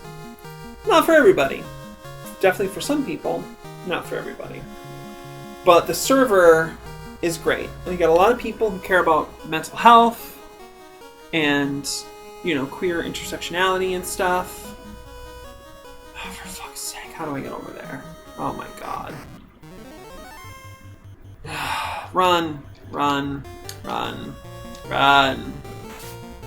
I live, I hunger. Run, run, run. Does anybody else remember Sinistar? Wait a minute. Where do we go from here? If only I could just stop fighting enemies and just look around this fucking place. Break of Halo says it is a great server. The levels and moderation are on point. It's actually neat that Jess and I don't know how much of the design of the Discord server was driven by Jess or driven by Xena or, contributed to by moderators and other members of, close members of her community. But, weirdly enough, our servers are a little similar in the rank level system and stuff. And yes, Jess is really into Yuri manga, and she is doing a thing now where she's sharing Yuri recommendations. Okay, there's a door here. Fuck, it's almost invisible. For crying out loud. I don't want it. I don't want it. Nope, none of this. Goodbye. Diego Lorenzo sounds like a solid recommendation. It's a good community. They're kink positive, but it is not an NSFW server. So sometimes we talk a little bit about kink, theory and stuff. Obviously, where it intersects with politics and queer issues. And also, I want to say again, a shout out and a recommendation to the left tuber That Dang Dad. He's an ex-cop who's renounced copdom and works to educate why being a cop is so fucked up and awful. And he's got a ton of other great videos. He did a great video on rap music. Helped me appreciate some stuff I was less familiar with. And he has a great video on queer theory and glitches, and how the phenomenon of glitches is relatable to the queer experience. And I was like, yes, because I fucking love Penelope. Or, no, Vanellope, that's her name. Vanellope in Wreck-It Ralph. Huge relate. Very gender, very trans, very. Oh, there's some stuff over here. Have I been here? Yes, I have. Right, we were thorough. Chance to act first. We're gonna run. We're gonna go. Diggler Red said, I mean, I'm not on exclusively NSFW servers. Yeah, of course. No, I just want to make sure so people know where the, like, dialogue level is there. Breaker of Halo says, I used to run a bigger community server, but I didn't do levels because it was a bit more open access. I respect the effort that goes into that. Yeah, it is effort. For sure. I mean, I say this as somebody who runs one. And sometimes it hurts, because people come, and I go through this whole rigmarole, and then, you know, they lurk. But, you know, I get it. It's fine. People want to lurk. That's cool. What do we got? What do we got? It's Monolith of Fire, so you know we're going to use A element for sure this time. Let's use Keika's A element. Obviously, with Joka, we want Power Glove. For Mari, we want to get White Robe. And with Inky,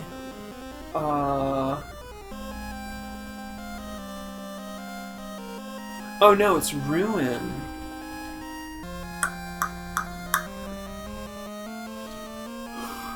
I don't think we need Ruin. Not for her. For Inky, what can we do? Oh, Junie's messaging me. I love Junie. Junie's the best. Very good girl.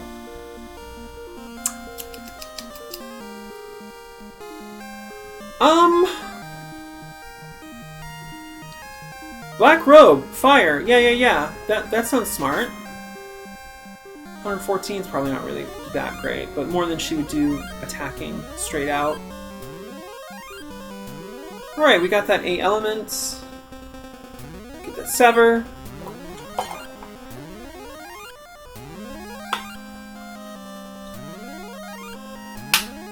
Did I cast A element twice? How did I do that? It doesn't stack, I'm pretty sure. Well, that's fine. That's okay. Nothing wrong with that. Let's just do healing. Break of Halo says, my current server is really small and doesn't need it. Sounds like I'll have to check his videos out. Yeah, that dang dad is super cool. His stuff tends to be chill, but compassionate. He'll talk about the hard stuff. But I especially liked his old videos. He used to shoot at night, and he would talk quiet, because he clearly was trying to not disturb his wife and child, you know? But I liked it. It was intimate and chill, not in a sexual or romantic intimate way, but kind of a male figure that you can respect, sort of a thing. You know, a little bit of that cool cousin you don't see often enough, who is really chill, that kind of vibe. That dang dad is great. I am building a Best of LeftTube 2022 list. That was done in the form of a tweet thread last year for 2021. This year I hope to make a YouTube playlist for it and spread that around. It's going to have a lot of smaller LeftTubers, like obviously Valium, Sad Femme, and Going Rampant, my girlfriend Going Rampant. Try to get some Jess videos on there. And lots of our faves.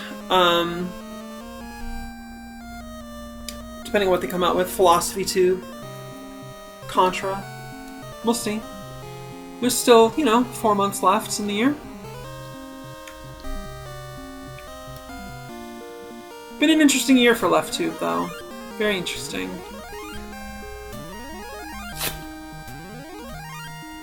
As long as people understand that, when I put something on Best of LeftTube, it's not a blanket, what's the expression? I'm not necessarily advocating literally everything this person has ever said or done, nor am I even advocating everything that they say and do in the video. Sometimes it's just hey, this is 100% worth us examining and working with and being in dialogue. Thank you, Breaker. Endorsement. It's been a weird year for sure. I don't know if Twitter's algorithm just changed or if like the user base on Twitter is just completely killing it, but I'm getting so many adorable, cute tweets, photos, and videos in my feed, and honestly, it's been good for me. It really helps. Look, Marlith, just run away. We've got you beat. You can't win. Okay, almost one-shotted Iki. That must have been the Hisitsu Waza, if I'm pronouncing that correctly. The Desperation Maneuver, which is one of my favorite features in some RPGs. It's difficult to use very well as a player, but it's fun when the enemies do it. For instance, look at a lot of the Mega Man X bosses. When they get down below like a third of their health, their pattern will change and become more dangerous. Hisatsu, I think it's Hisatsu Waza, if I remember correctly. I don't really know Japanese, I just love it. I have lacked the discipline to learn the second hardest language. Breaker of Halo says, I use lists heavily to filter the Twitter feed. Nice. Nice. Getting them empty spaces. Getting empty spaced up in here. What's this? Nothing. Maybe that was meant to be an exit and they forgot to activate it. If so, glitch report. I'm just gonna run. I don't want to deal with any of this. No.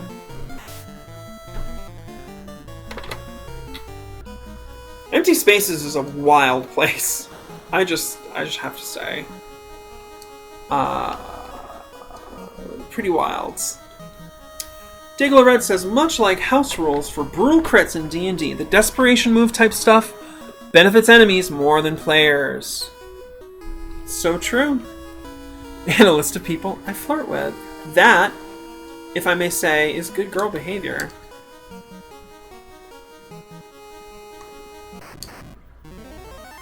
I don't want to deal with that.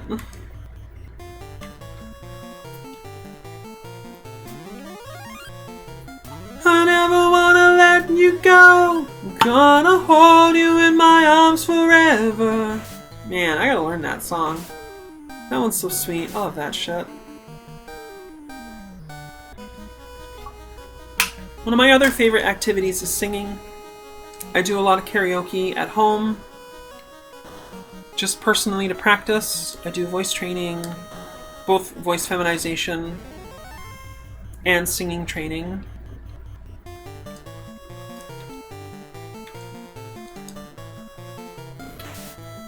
And I just love singing and stuff. I love singing along with songs, and I love it when there's a good karaoke version of a song, and it's like I'm singing the song.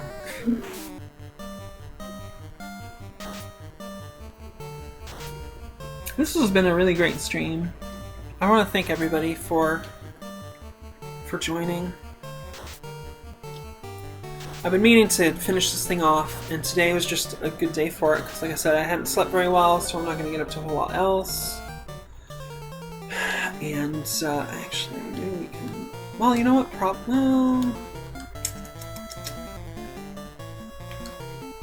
We'll do this. We'll do this.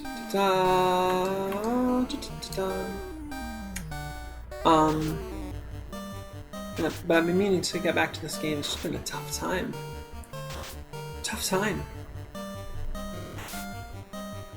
Burger of Halo says it's been a great community for me and some of my issues, but it still scares me occasionally. Yeah, me too. You know, I mean, sometimes that stuff can read like it's promoting abuse. You know. As long as people have an out, I'm less concerned. I think this is where we were before. And actually, I think I'm gonna fight these.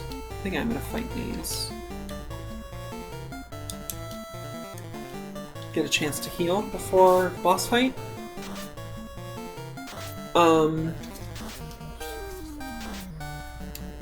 As long as people have an out and there's like support for people to get away from relationships that become, you know, too toxic or whatever. You know, if a person suddenly wants to get out and the other person doesn't want to let them. Now granted, with Hypno and a lot of this really edgy subspace stuff that's like Hypno adjacent that the whole Empty Spaces community gets into, you know, that map that maybe Else has crafted. Fucking amazing map, by the way. Shout outs. That whole scene.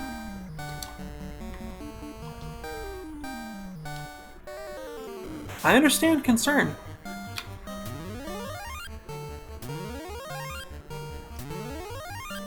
We all gotta find our own balance. That's what I think. And, you know, we come back to a very important message from the founder and principal. How do I put? You know, the principal personality behind dialectical behavior therapy, of which I very much endorse. Dialectical behavior therapy is great. It's not everything, but it's great. Marshall Linehan said, "You fundamentally cannot control other people." And it's important to remember that, like, this is speaking to you.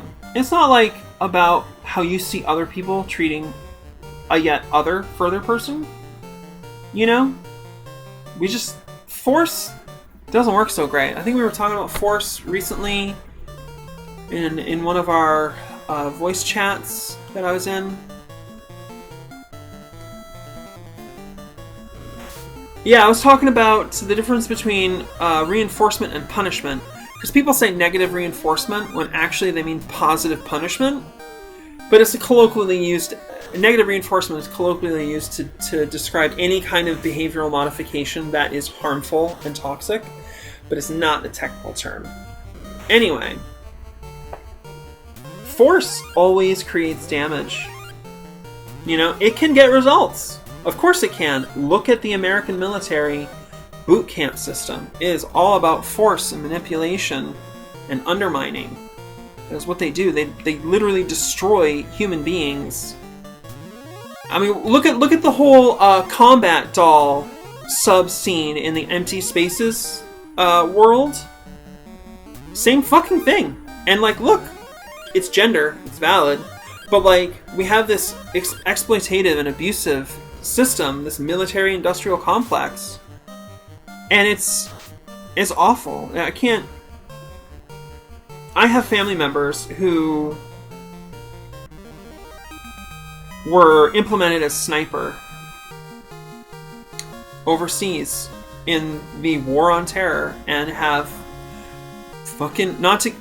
Content warning. It's about to get a little extremely serious. I won't get too graphic or anything though, obviously. You know, fully killed people. Human beings. You know what kind of abuse it takes to make somebody able to do that? It's awful.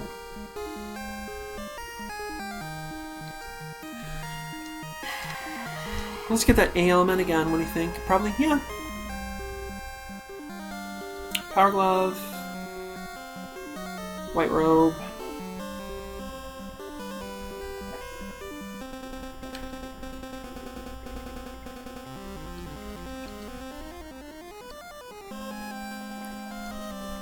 I wonder if we can just stop it. Burger of Halo says, one of my very close friends writes combat doll fic in a near real setting, and it's something she's very careful about. Yeah? Fantastic. Sounds great. Yeah, some of the Twitter, like, hypno, kink, real noteworthy people that I like to follow do that stuff too. And I haven't, you know, I don't know if I kink that personally. There's probably variants of combat dolls. You know, there could be like a... Oh, remember the fucking girl assassin from Neuromancer by William Gibson? I for sure kink that. I remember her name if I see it. I apologize, I don't remember right now. She's amazing. Big fan. Let us use... one Firaga here. I guess stop didn't work. That's too bad. It's only an 8th level spell. So yeah. I hate the fucking military-industrial complex. It's which is a system. I don't hate the people in it. You know, we practice loving kindness. Sometimes loving kindness is taking power away from people because they're hurting themselves and others with it. Just facts. Sometimes that's loving kindness. You know, for instance, if I were going down a street and I saw somebody, you know, menacing somebody else, I consider it not only my duty to intervene to protect the potential victim, but also to protect the potential instigator as well. I don't want that on their karma because it's all shared. We're all connected. So if I can step in and de-escalate, you know, or maybe plant a seed while I'm there because of all my hypnosis skills, then that's, you know, another drop of love in the big pool, you know. She grounds it in a Lord Retainer dynamic set in Japan. Oh, fuck. See, now you got me. She got me. Like, because combat dolling can also overlap with, like, the service thing, the fealty. Like, for me, it's all about having a lady, I'll be frank. It's not going to be a lord for me, but having a lady that really inspires that feeling.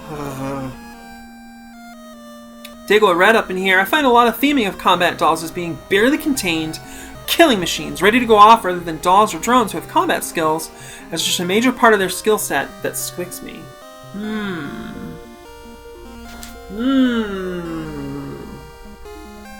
I mean, honestly, I am a little bit like that myself. You know, I practice MMA as part of my fitness routine. And, you know, I do visualize having to go to that place, you know. What they call in Street Fighter the murderous intent. And it's been nice because I found that it's my friend, not my ally. And it's not something that wants to overstep its bounds or do anything when it's not called for. But having it there, when I know that my life or somebody else's life is, like, definitely on the line, is incredible. But, you know, when somebody is a completely hypno-controlled servant, then it's like, wow, do they have a good master? And I do use the title master as gender neutral personally. I just like it a lot. 2 quotes. Several characters in one very special episode of the original animated 80s Teenage Mutant Ninja Turtles cartoon. You command, we obey. Great stuff. Breaking Up Halo says, I say Lord is generic, but she writes lesbians. I love sword lesbians. Except for what's it called? Revolutionary Knight Utena. Great content in many ways, but I just... the pacing was killing me. Just killing me. You know, it's hard for me to relax with a goofy little show like that. Probably would be better if it was like assigned to me to specifically watch at a specific time on a specific day weekly, and then it would have that proper energy. Breaker of Halos dropping a Twitter link. I have no information about it. Don't know what it is. Oh, people. Cool people. Awesome. Actually, if you can hit me up with that on Discord, that would be infinitely more accessible for me. I wouldn't ask, except my computer is real garbage, slow, laggy, glitchy whenever I try to do anything. Mostly why I only play 8-bit games and 16-bit games. If I try to play 32-bit or 64-bit, it literally can't stream. But if you send it to me on Discord, I can pull it up on my phone, which is like super easy for me. And I would appreciate it. It's so nice. That first link is the blog with the stories. Oh, you got it. Oh, thanks, Halos. Super cool. Yarr.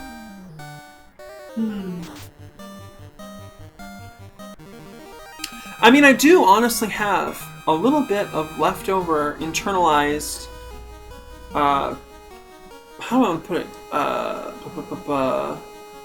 Christian sort of designed phobia, if you know what I mean. That kind of like, the kind of phobias and fears that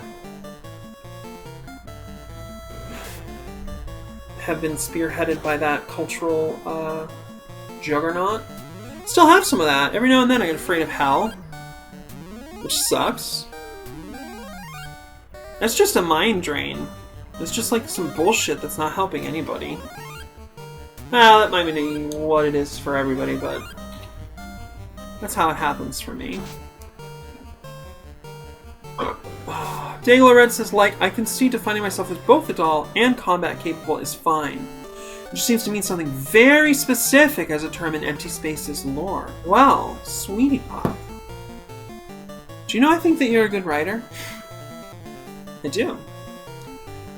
You should go ahead and write some of your own way and go ahead and call them combat dolls. Because that's one of the, like, the principal thing of Empty Spaces is there's no fucking defined lore here. Bring your take on it. They love that. And I love it. It's very catmic, very anti-dogma. Which is what we need in this world. We need a return of the repressed that isn't just a temporary release valve. We need a triumph of the feminine divine. We need love and connection. And kinky sex for everybody who wants it. Forced kinky sex! This is the future leftists want. Latent Christianity is my favorite term for it, says Breaker of Halos. Or Suitcase Jesus, cause it's baggage. That shit is so charming. I love it. I love it. That's so dope.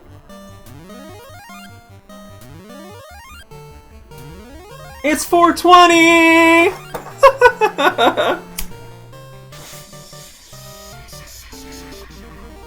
I didn't even mean to. I think my subconscious caught it. We have a good system here.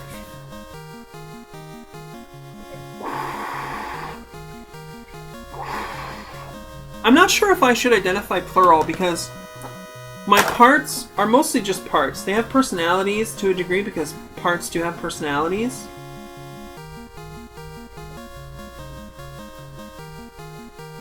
I got that original blue GG4 and fuck yeah, baby. But like, I don't know, when I read like some of the really cool like plural comic strips, like the web comics on Twitter and stuff, it's just very different from what I experience. What I experience is very fluid. After all, I am ink, right? But if it is a form of plurality, then I would say everybody is kind of plural because we all have parts. And they all need love and care, just like children. Yeah, if you want to have a good relationship with your parts, treat them like children, honestly. Okay, there must be a secret over here. Is there a secret pathway or something? I know there's secrets. I've read that there's secrets in this game.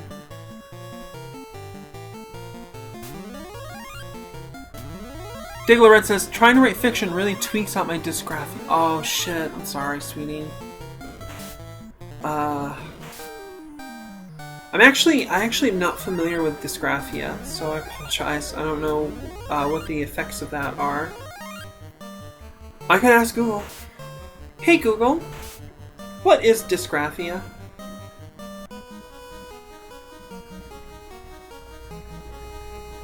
Here's the definition of dysgraphia. Inability to write coherently as a symptom of brain disease or damage. Oh, I'm sorry. Come on, where's the secret? There's gotta be a secret over here. Why is this place here? Why is this place here? Maybe they planned to put some content over here, but never did. Or maybe it's just a place to grind if you feel like you need to grind before fighting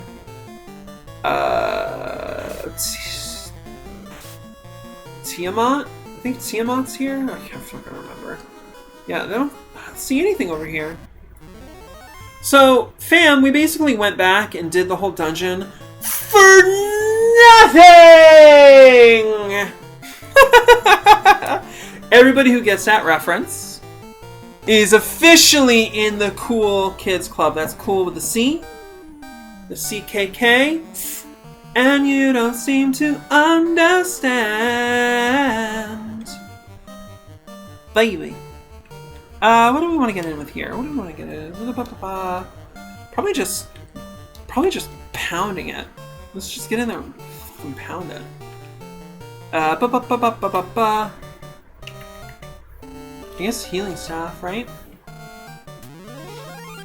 It's a long fight, but what are you gonna do? What's really tough about these red vampires is they can cast some really powerful buffs on these blue vampires. Pounding it. I need to get up for a second and put my cold pack back in the fridge so that it can help treat my my foots in like an hour or two. Yeah, they cast Sever. That is serious because the damage is just going to go up on those like otherwise minor enemies. You know, you hear the 3 steps it takes me to get to the fridge. Now imagine the self-discipline and power of my mind that it has taken for me to lose 20 pounds in the last 3 months. When the food is right there, nah bitch, I'm getting healthy.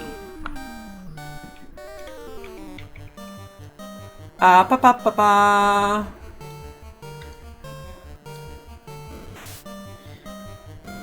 hoping to drop another 10 by like mid-October. Nice and slow. You gotta give the skin time to kind of adjust.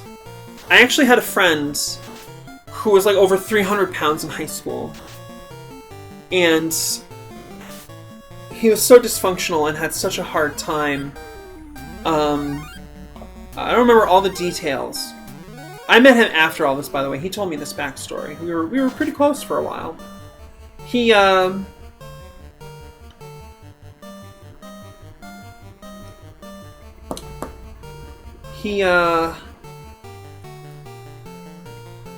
ended up becoming unhoused in the summertime. And he was walking around the streets of Portland drinking fucking tons of green tea. And he dropped like 120 pounds in a summer. That is dangerous. Really dangerous. It's potentially life-threatening to lose a pound a day. And it's actually left him, you know, what might be called disfigured. I don't want to like lay that on him if that's not cool, but like I'm just to imply, you know, the skin didn't have time to adjust and like, you know, literally like it's like someone just sucked the mass out of a very, very obese person. And again, this is an anti-fat phobic. This is, you know, fat inclusive community. There's no shame in being fat. It's circumstance of life. But for him, you know, it's like literally, it was like it was sucked out with a straw, and the skin just like deflated. Put it in a Cronenberg movie. And he's an amazing guy. He's a father. He's doing a good job in a tough time we're all having right now. In this year of our goddess, XXXX. All we have is now. But you know, in the hegemonic power-controlled system, 2022, August 25th. Keeping a family alive is a real thing right now. And nobody does it alone. It's a team effort. That's what we've got to reclaim collectively as a people. We've got to dismantle the nuclear family normativity because it is a fiction. It was invented to control people. It was promoted intentionally. They knew what they were doing. And it's not really what most people had for family structures. We had community.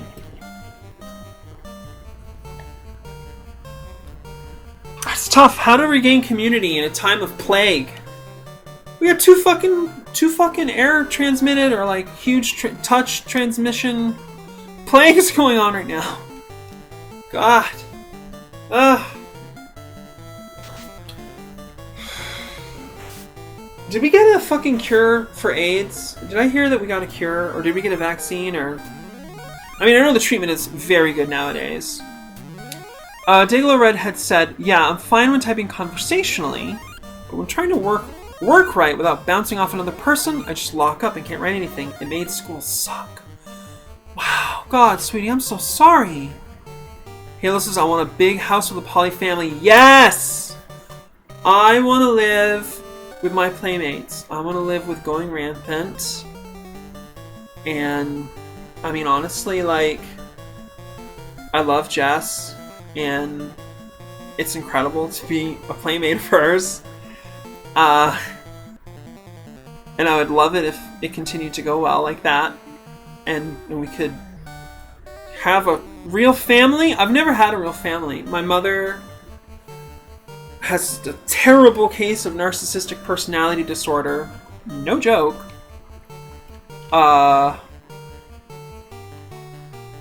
Secondary to borderline, which I know and I recognize so well because it was also me.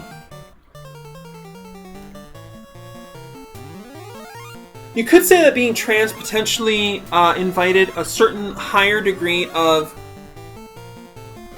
inclination to meaningful self-examination that maybe my mother lacks with all her conservatism. Which sucks. My mom's not dumb. You know, she has really great taste in music most of the time. She likes movies just like I do.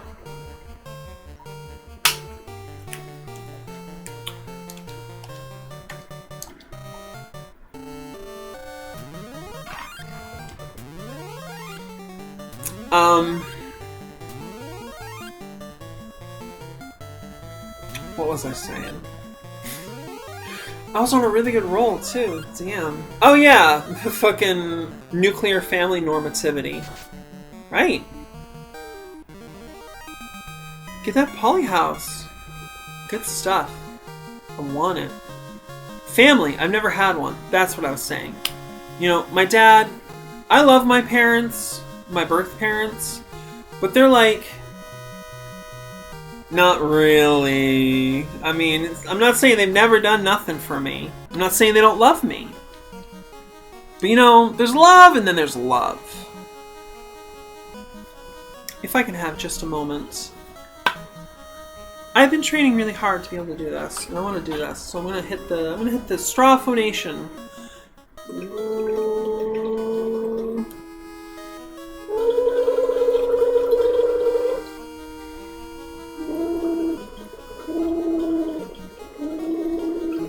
This is just going to take a second.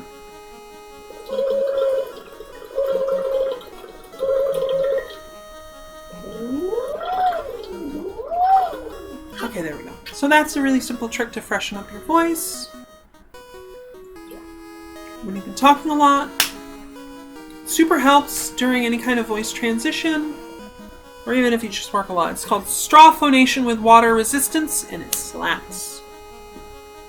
So we were talking about family, and I was talking about my birth parents, and saying like, yeah, they love me and it's valid, but you know, there's love and then there's love. The kind of love my parents feel is, you know, they feel bad when bad things happen to me, you know?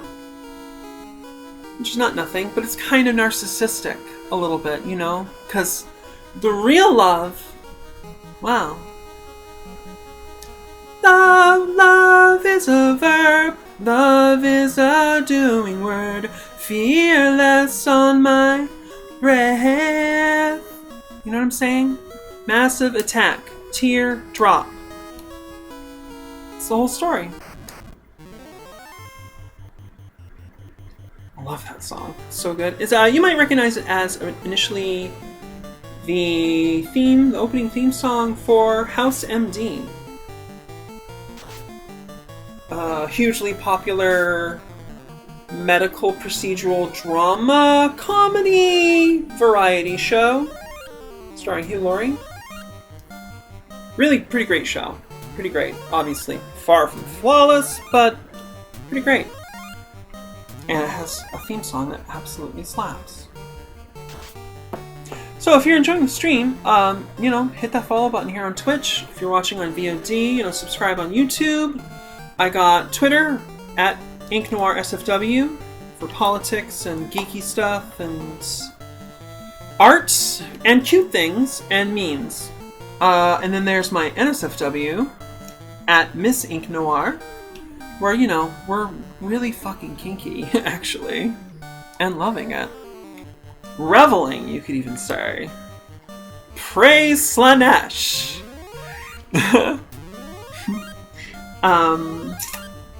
And I got a Patreon too, if you, I don't know, if you want to support the whole thing, show appreciation for my slightly viral hypno-inclusive feminization track, entranced and encouraged by a feminizing lady.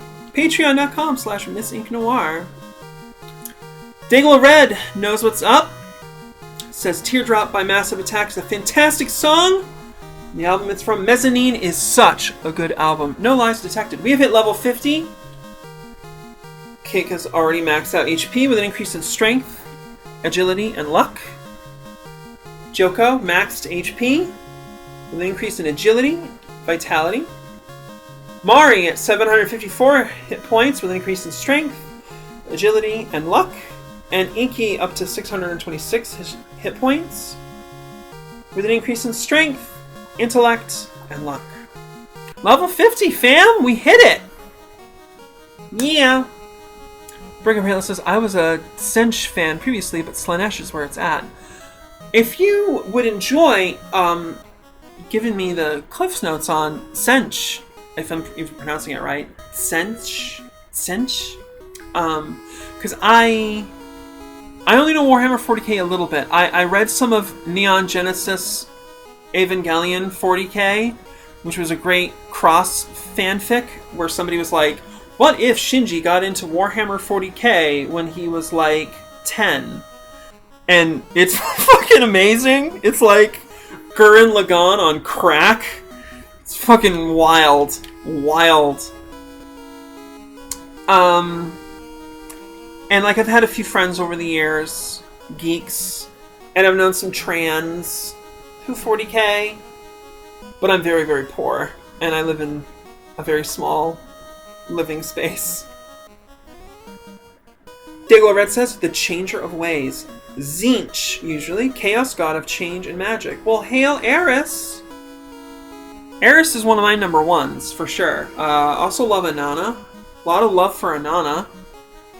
And all kinds of... I'm so into goddess worship. I wish I had a dom that was like, I expect you to memorize these 3 goddesses in a week and be able to answer a quiz about them. And I'm like, yes, mistress! Like, that would be amazing. Let's get in here. I recognize a lot by names, obviously. Lilith, I'm curious, how many people would consider Lilith a goddess or just a really powerful, magical, feminine figure, right? Obviously, Hecate, Diana.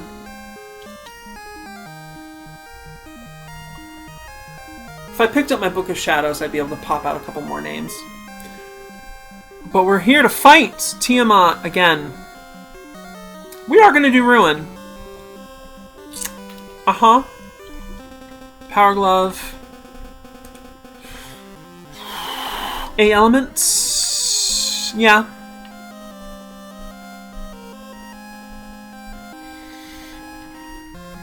I think we just... Well, how about, what do we have? What do we have? Hastes. Haste on Keika, for sure. Sure, yeah. Let's see,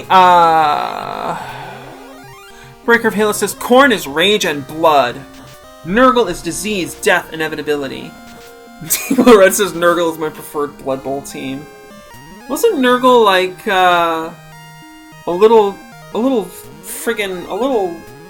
runt in the Black Cauldron or something? Nurgle. Or maybe in like some 80s anime. There's definitely a Nurgle in there somewhere. Aradia is another. Interesting, I knew a girl in high school who went by Aradia. I can't imagine she got it from... Although, we were friends with a kid who did get into Warhammer. Well, no, I'm getting confused. That was... What was that? I think that was just regular Warhammer. Shit, I don't know. Doesn't matter. Whatever's good. Let's get in with the healing staff, and I don't know, let's just fucking drop a nuke. Let's drop a nuke, baby. Sorry, Aradia is actually an IRL god. Oh, that's where she got the name from.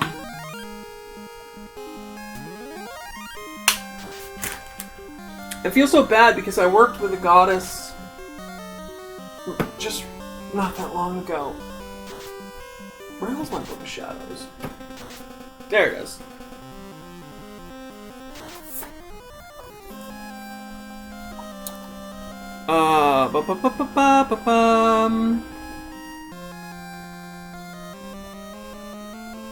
Yeah, for Litha, on June 20th, I attended a pagan Zoom meeting, and we worked with Freya, and Freya was great. Yeah, big shout outs to Freya. Very good, at least in some good major depictions of her, at least. I'm sure there's some harmful ones. Nazis, they love getting their hands on shits.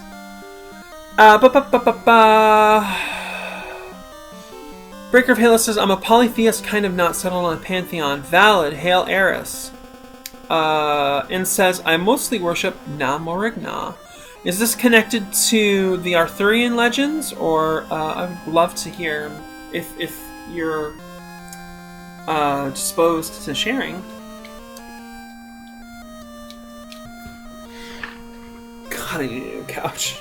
So bad. 421, baby.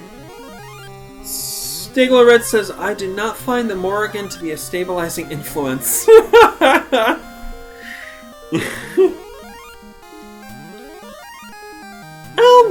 You know.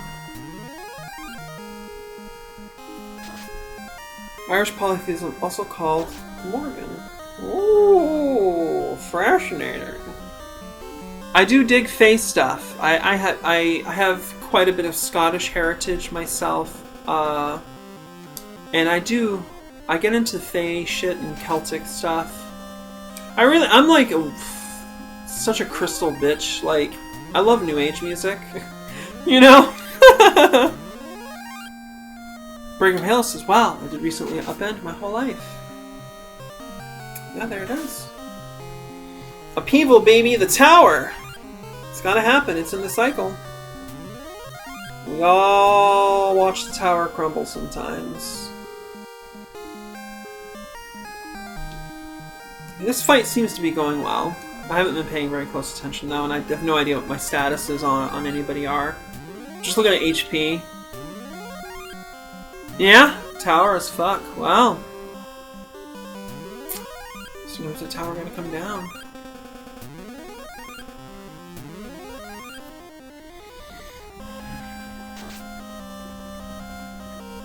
Slain! You just met Buffy. You got slain. Goodbye. Alright, so we've been over there, we've been over there. I guess we can just go down. Alright! This should be the finale. So I am going to go ahead and hit that save state, just in case anything too fucking crazy happens. Let's go ahead and explore this outer halo. Burger of Halo says she's triple goddess, war, magic, prophecy, and legitimate sovereignty. The Fae are related, but usually will be noted as distinct, especially since I lean toward Reconstruction. Can you tell me more about Reconstruction? Like, how does that affect that, in like what sense? I'm really very curious. Always looking to learn more about the Fae without, you know, any tricksy stuff happening. And let this stand as a warning. I understand the desire to play tricks. It's very fun to play tricks, but there shall be no stealing of names. We have very powerful allies that you shouldn't want to trifle with. And it's true, I've cultivated a bit of a coterie for myself. In more ways than one.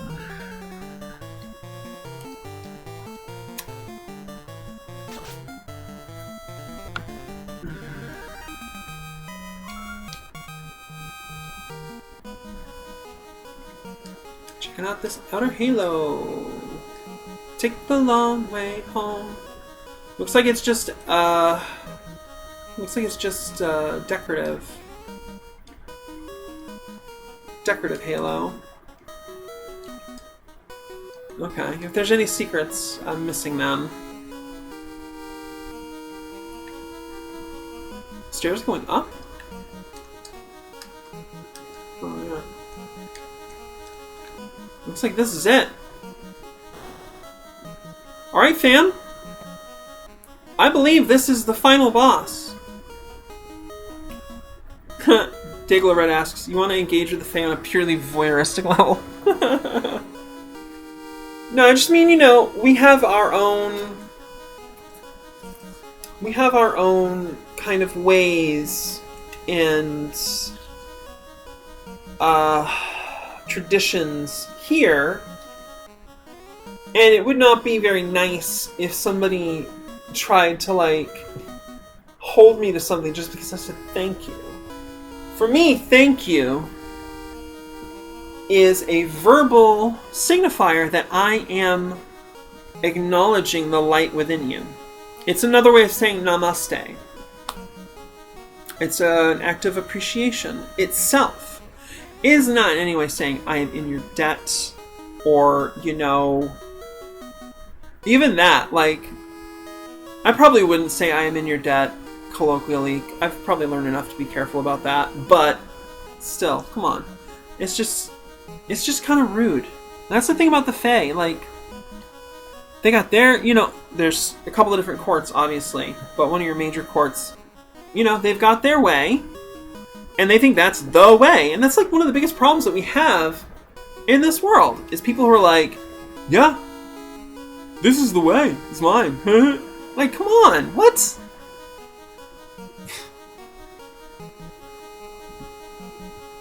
Ugh. It's ridiculous, you know?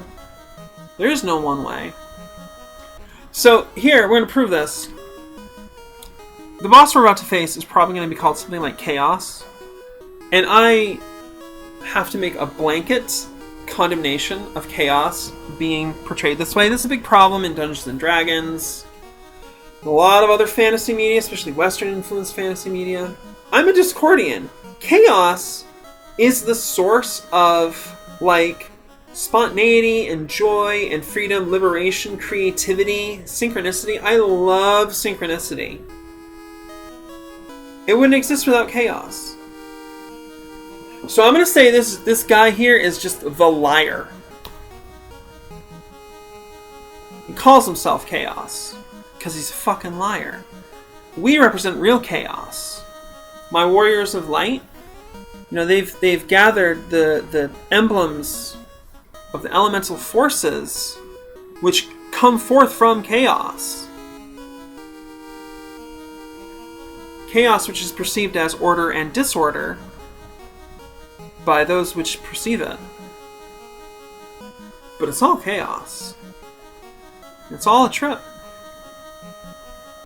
Alright, I gotta scroll back. Sorry, ooh, that happened. Sorry, fam. I scrolled too far. Okay, so Breaker of Halo says Reconstructionism is an approach toward polytheism that tries to recover as much original belief and practice as possible and adapt it to modernity. Revivalism takes the basic ideas and will create new practices and knowledge around them. I'm definitely a fan of revivalism. But I also, for me, it's dialectical. I think we need both because we want to hold on to, we want to have that continuity, right? No polytheist is purely one or the other. It's a matter of emphasis. It's also been poking around the edges of thelema and chaos magic. Awesome.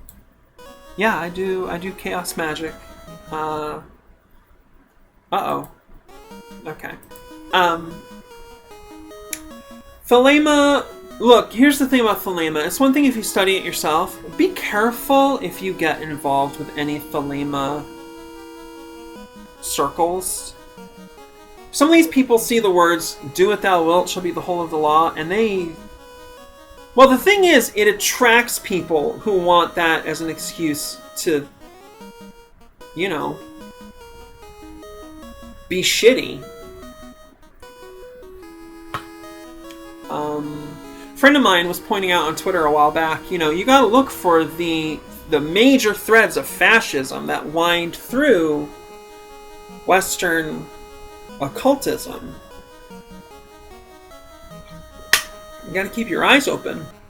Because fascism is it has a subtle aspect. It has a nefarious, subversive aspect. It gets into people unexpectedly and unannounced, like this liar here that we have to deal with. This thing that just wants to kill everything. Oh, that's great. They have the icons for earth and fire and probably...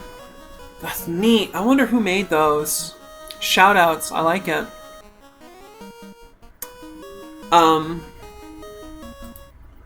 Sorry. Yeah, by all means, look into it. What would I recommend?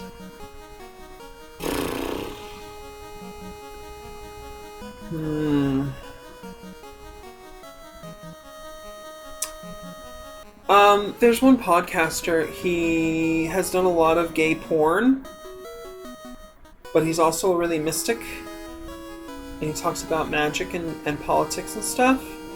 You might like. Let me just remember the name. I'm looking at, the hundreds of podcasts I follow.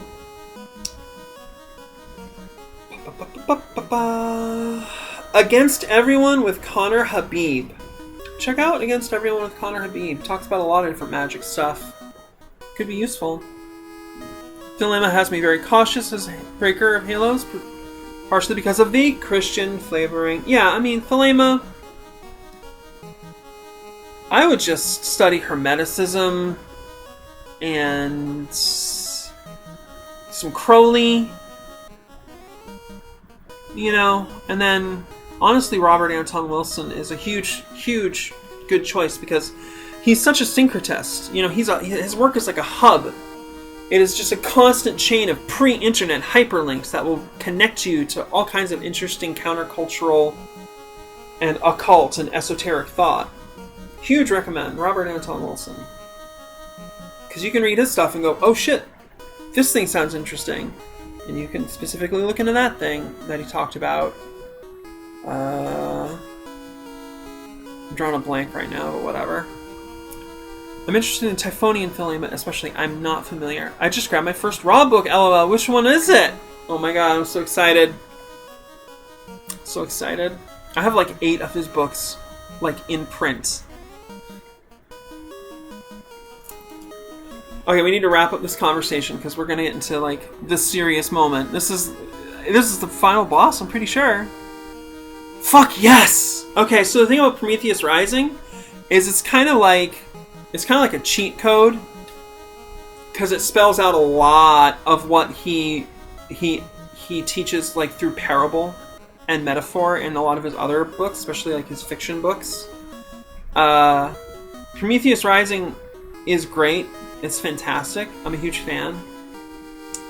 And it works if you work it. Hail Eris. Breaker of Halo says, I found it in a used bookstore and grabbed it. What a cover, right? Isn't that a cool cover? You got this, like, alien cyborg thing happening. I fucking love it.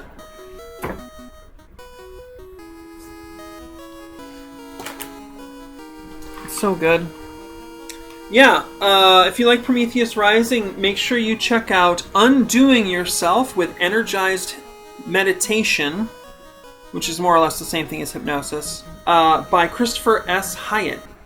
It has an introduction by Robert Anton Wilson, and also one of Robert Anton Wilson's icons, somebody that he looked up to a lot as well. I literally have it right here next to me, because that's how important it is to me. Israel Regardie, very important figure in a cult, not flawless. Again, my friend, my very esoteric friend online who talked about fascism and occultism, says that Regardie is not free of the stain either. So, you know, try to avoid guru seeking, because nobody's got the gospel in full and pure. Yep, I've heard of the name. Yeah, I mean, it's a big name. Big name. Fantastic! I'm a huge Prometheus Rising fan. It taught me a lot. A lot of good stuff. Useful, hypnotic stuff. Alright. I can't even remember how many dozens of hours of gameplay we have done. Fam! We've made it to the finish line. This is it. We are going to suck down heal potions.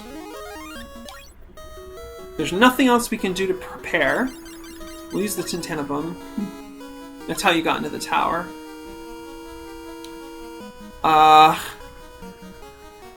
So, our 4 heroes of light step into this horrible, wretched, bad kind of evil, naughty, very totally non-consensual kind of evil lair. Kick the door open. Cake is in the front, of course. Joko right behind. Everybody takes positions. And the villain looks at them and says, "You're a bunch of girls!" And they go, "You're damn right!" Remember me, Garland? Your puny lot thought it had defeated me. But the 4 fiends sent me back 2,000 years into the past. Fam, this is it. This is the twist. The first boss of the game, the weak little beginner level boss, Garland. Total loser. Nobody, little asshole thief. Which again is people steal because they need to most of the time. But this person was, you know, a raider and a rapist and every other thing. This guy, Garland. Well, we thought we defeated him, but apparently the 4 fiends actually sent him back 2,000 years into the past. How they did that, we will never know. Breaker of Halo says, "You can do it!" Yes! Wasn't that the name of the audience surrogate character in Bucky O'Hare? And the Toad Wars.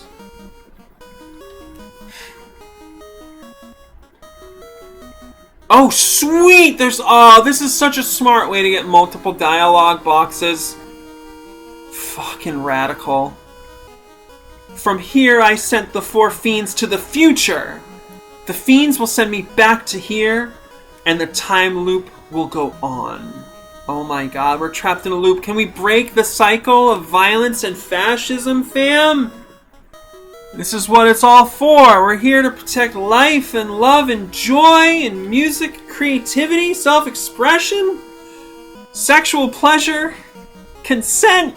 We gotta stop this bastard. After 2,000 years, I will be forgotten and the time loop will close. I will live forever and you shall meet doom! So he plans to kill us now in the past. So that he can then become the absolute ruler. This fucking liar. You're not Chaos. I know Chaos. And she's way sexier than you. Alright. Obviously, right out the gate, Ruin. Sever.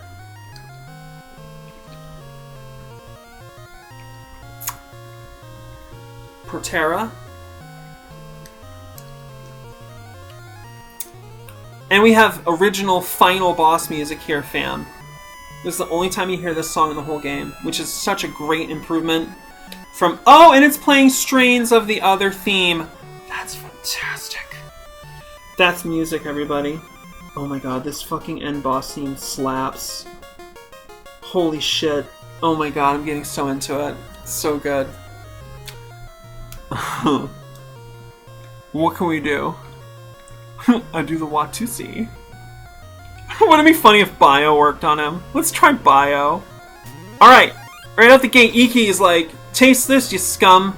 It does nothing. Chaos tries Dispel. We got Ruin! Oh! No cell on the Ruin, fam. Alright, Protera we got. Here comes Sever. This is it. This is the final fucking boss. Yes! I'm gonna beat this goddamn game legit. And I apologize I had to save state. But I think it's been demonstrated, obviously, that I can beat the thing, you know, without save stating. I just have a crappy computer. So what do I want to do next? Ruin may not be able to work.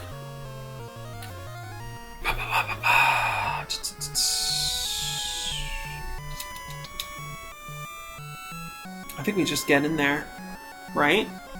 Yeah. For this, let's do the white robe. And for you, let's haste on Keika. Alright, coming straight up again. Iki's got that initiative. Good initiative roll. Chaos uses Slowra. Hit rate down. Interesting.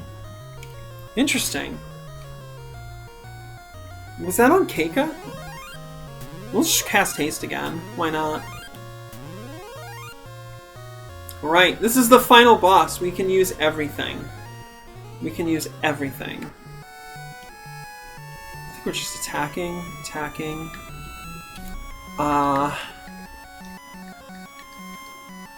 Let's barrier on her for safety. And... we'd haste, right? Yeah, maybe haste. Nice crit. Meteor on everybody. Huge damage on Keika. Everybody else taking it better. That's good.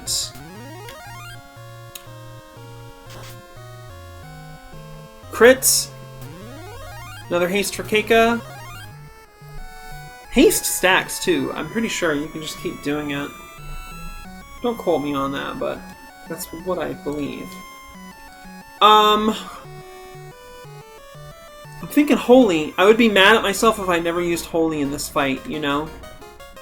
And obviously Flare. We gotta use the end level attack, super special elemental magic. And I imagine Flare to be very much like the value erasing cannon. If you don't know what that is, don't look it up. It's a spoiler. Holy for 586 and Flare 724. Alright, it's on. We're in there. We're just gonna pour the damage on. We're just gonna absolutely crush. We've been building up to this for like almost 100 hours, and it's just all down to this. We don't need to save anything. We're just gonna stop this monster. This is so vindicating, and like, I don't know, what's the word I'm looking for? It's like a psychological release, you know? Cyclone! Cool attack! You know, I should probably cast Float on everybody too. We will do that. Actually, do you have float?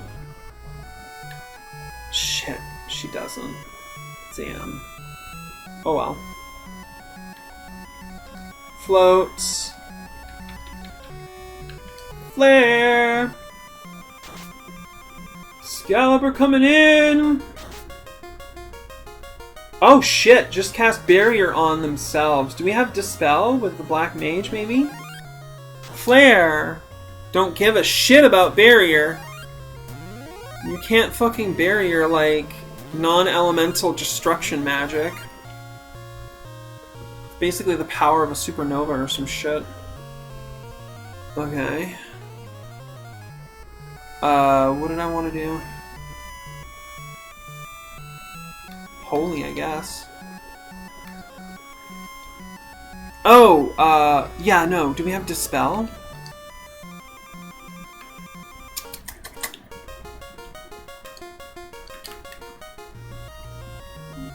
I don't think we do. The Ruin didn't work. Yeah, it looks like we don't have a Dispel. Oops, that's the wrong button. Sorry.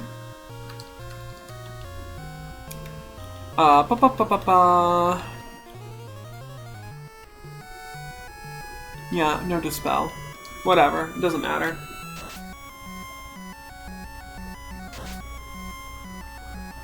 Oof.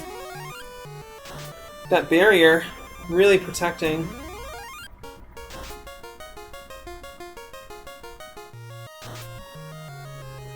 Yeah, really strong barrier. Damn. Well, you know, actually at this point...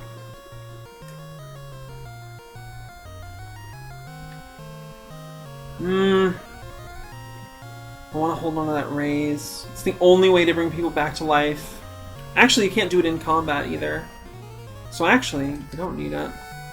We'll do that. I think I just want to keep crushing. As long as everybody's above 200 health, I just need to be pouring on this damage. Huge Kamehameha. I love it. It's totally fucking Kamehameha. Hami! Ah!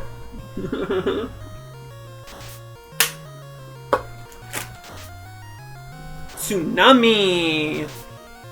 Cool.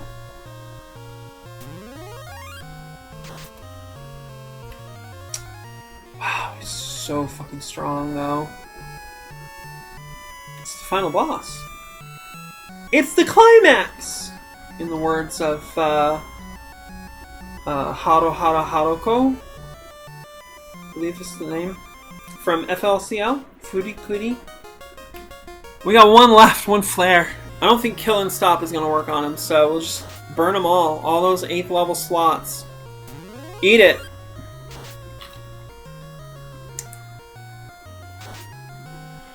Fuck, I wish I had a way to remove that barrier. Haste on himself? I wonder if we can cast slow.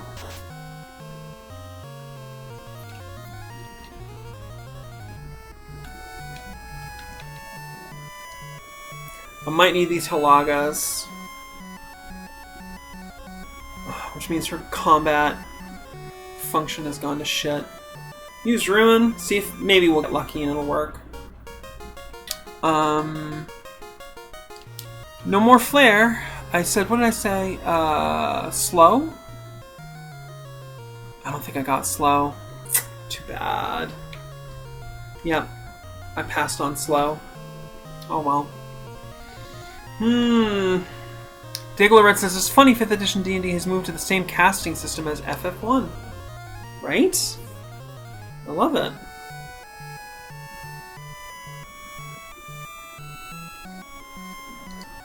It's Blizzaga, right? What else is Iki gonna do?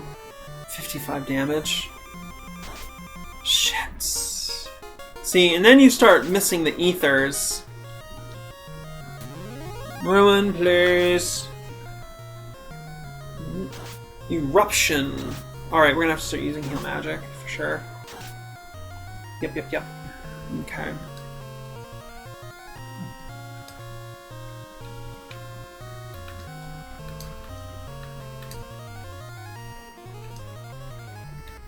What else do I have?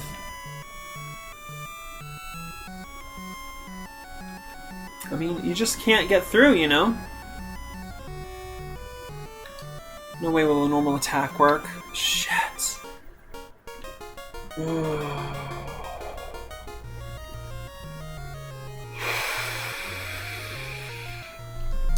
Haste on Joko is a very good idea.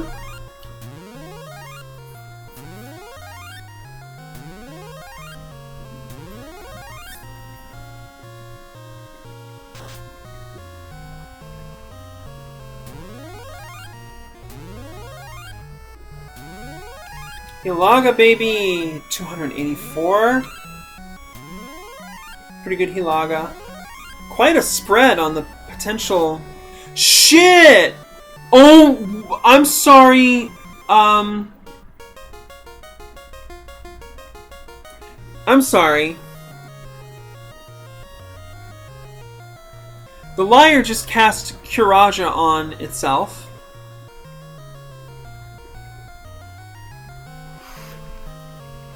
All of its hit points are back. That's so much powerful for an enemy boss than it is for us, because they have much higher hit point caps, I'm pretty fucking sure. Fuck! Alright, we're gonna have to cast Barrier some more times or something, probably. Really wish I had a Dispel. Huge.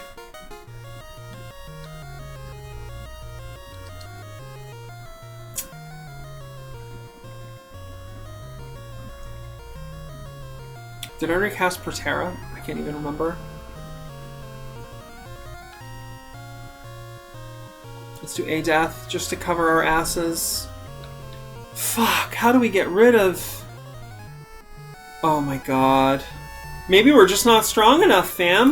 Level 50 not big enough for this monster? How in the world can I beat this? What does Scourge do? Causes death.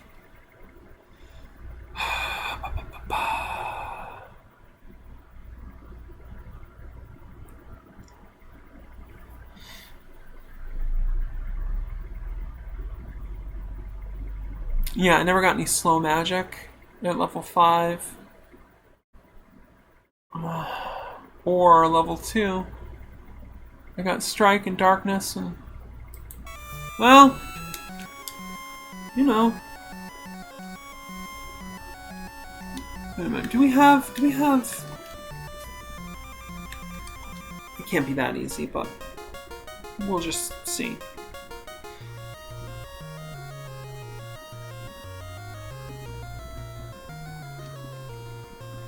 I don't know what to do. Oh god. 60 damage.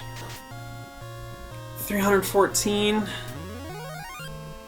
Shut up, Chaos!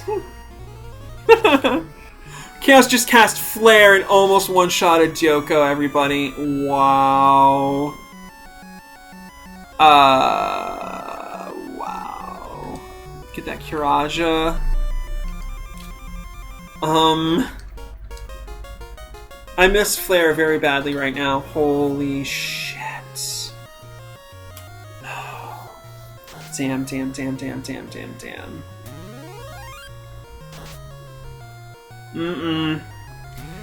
Oh god, Iki can barely do anything. I guess we could cast Haste on Iki.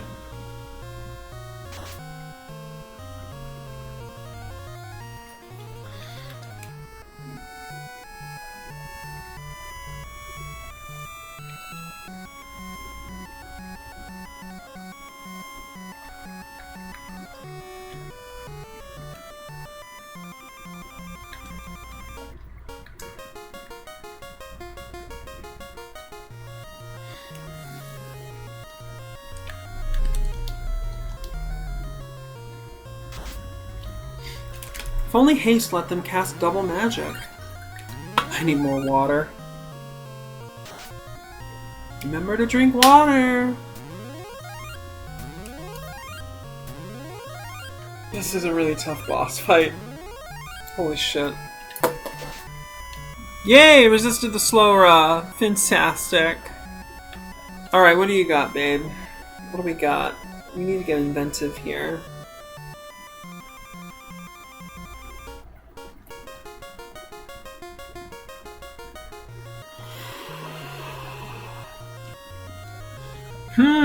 I just don't know.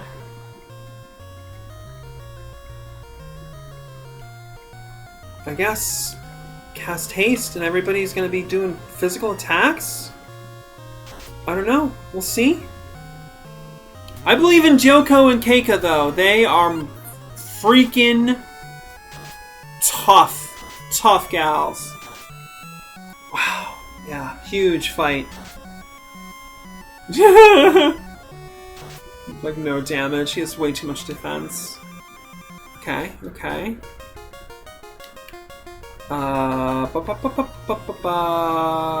Hilara? Good call.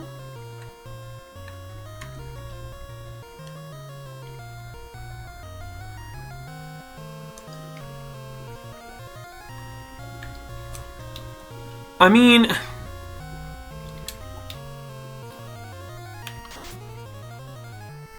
Nice hit, Joko.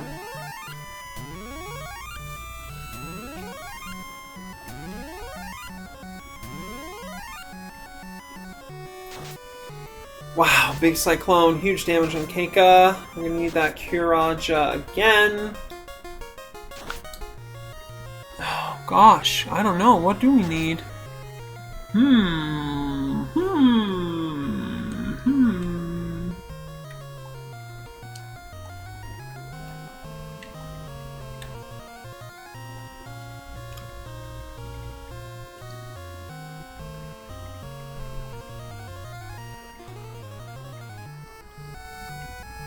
I missed how much damage that attack did. I feel bad.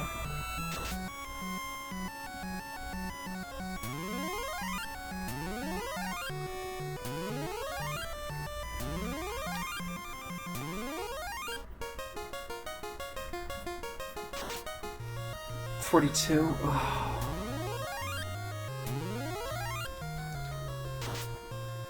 Oh shit. Oh, ruin on everyone? Alright, we're gonna have to cast Sever again. Alright.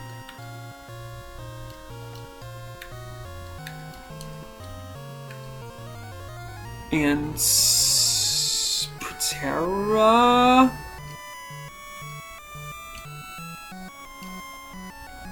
I don't even know.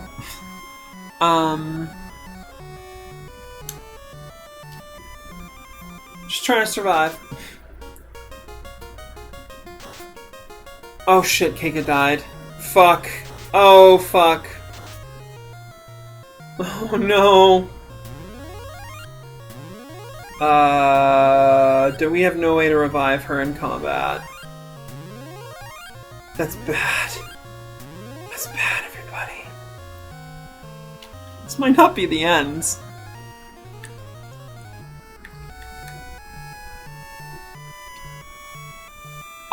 What can I do? I don't have any good damage I can do with Iki right now. Fuck! Yes, Joko! Please, keep it coming. Yeah, the only thing Iki can do is just cast really weak magic. Ah, God, there's the barrier.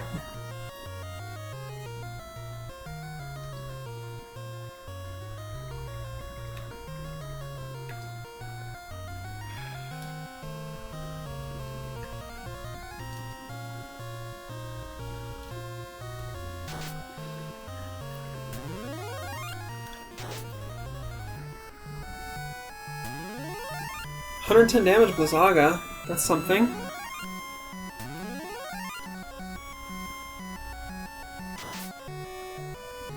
Come on, Joko. You're gonna carry this one. It's gonna happen.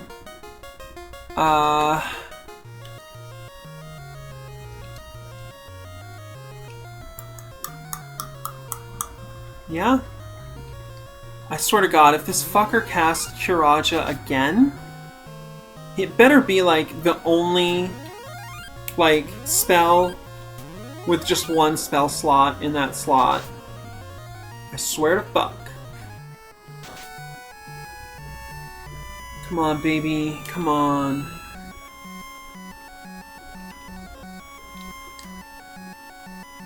I don't know what else to do.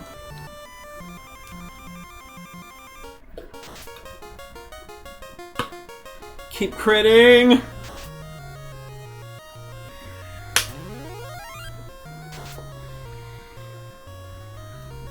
Oh, okay. Okay. I missed how much damage Mage's Wand did. I'm so sorry. And we got 2 Blizzaga left. Oh my god, Iki's taken out! Oh shit, fam! Oh no!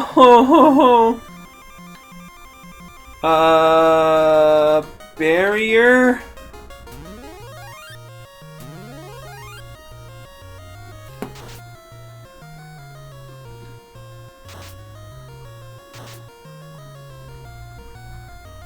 Oh my god, I'm literally on the fucking edge of my seat right here. Yeah, Hilara, sure. Oh god. So much damage. Please kill. We're not gonna give up. We can do this.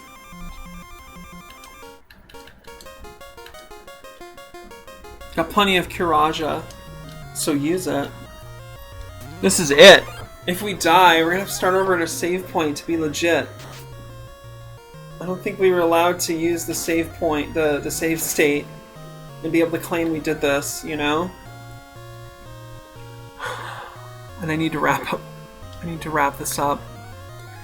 Okay, what can you do? What can you do, babe?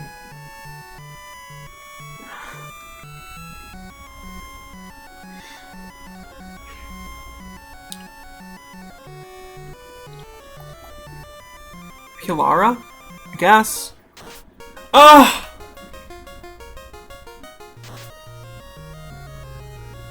Alright, everybody, that is pretty much it.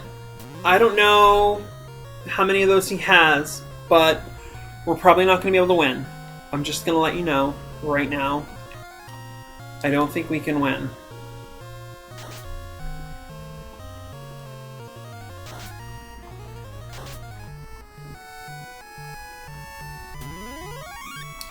Not with half our party slain. For multiple reasons.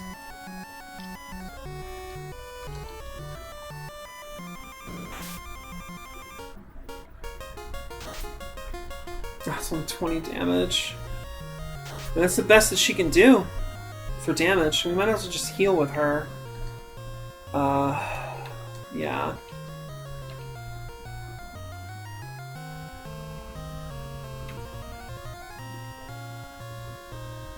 Oh, ho, ho, ho. Flare. I don't...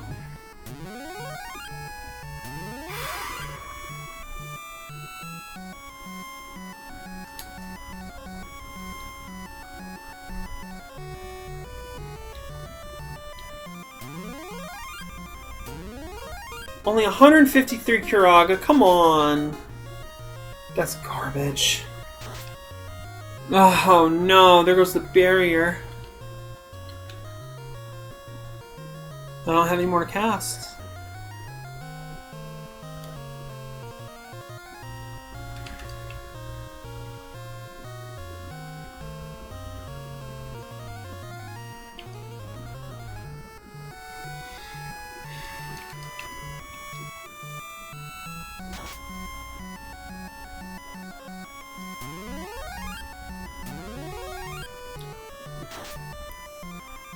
We can't give up.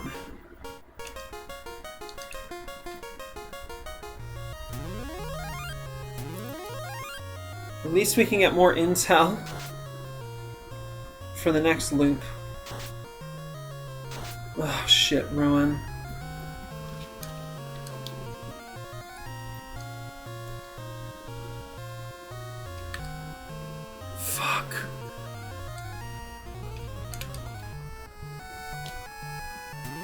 It's just not gonna happen. It's not gonna happen, everybody. Ah! Ah! Haste is gone, I'm pretty sure, with the Dispel.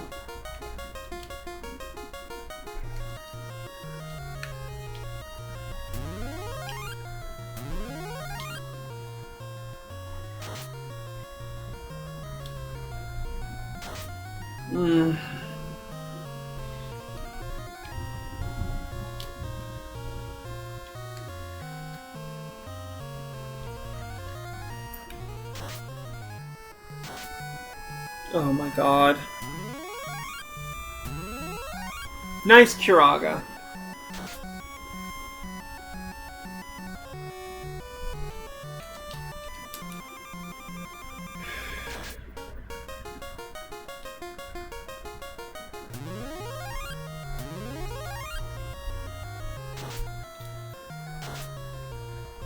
Okay, we're still in the game. It's not over yet.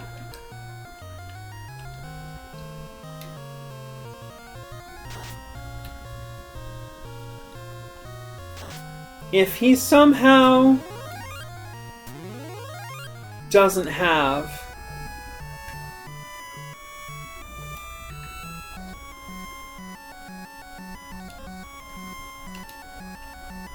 any more slots for Kiraja. Wow, clutch. Clutch. Wow, 17 hit points. Oh my god. Ugh, what a monster.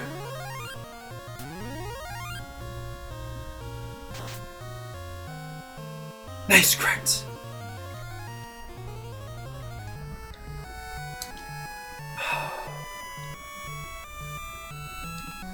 Fuck it, we'll try Diaja. Could he possibly be undead? Yeah! Oh my god! I could have been hitting him with Diaja this whole fucking time! Oh! Okay, that's an intel. Diaja works. Good damage. Please heal before the kill. That's probably about all she wrote, fam, because now I have only one character and they can't heal and attack in the same turn. And we're down to the last. And there's another Kiraja. Okay. Guess what, everybody? It's not really the end. It's not really the end. Son of a bitch. Oh, what a bastard.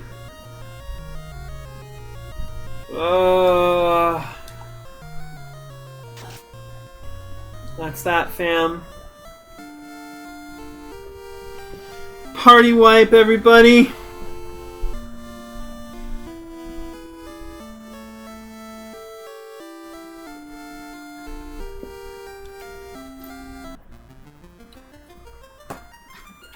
Party wipe, fam. I'm so crushed. You don't even know.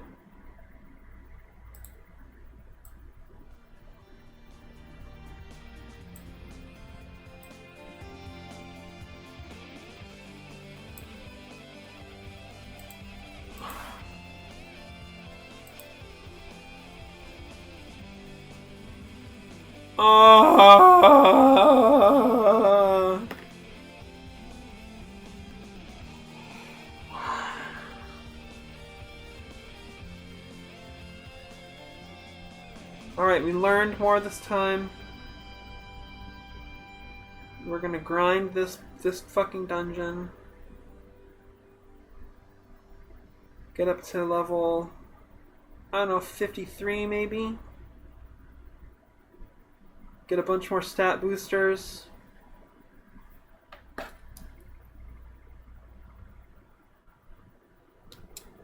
We'll get it. I need to get some water.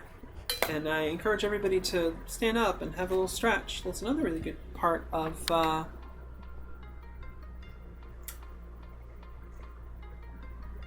taking a bio break. I'll be right back. Oh, so stiff. Oh, the agony of defeat. No.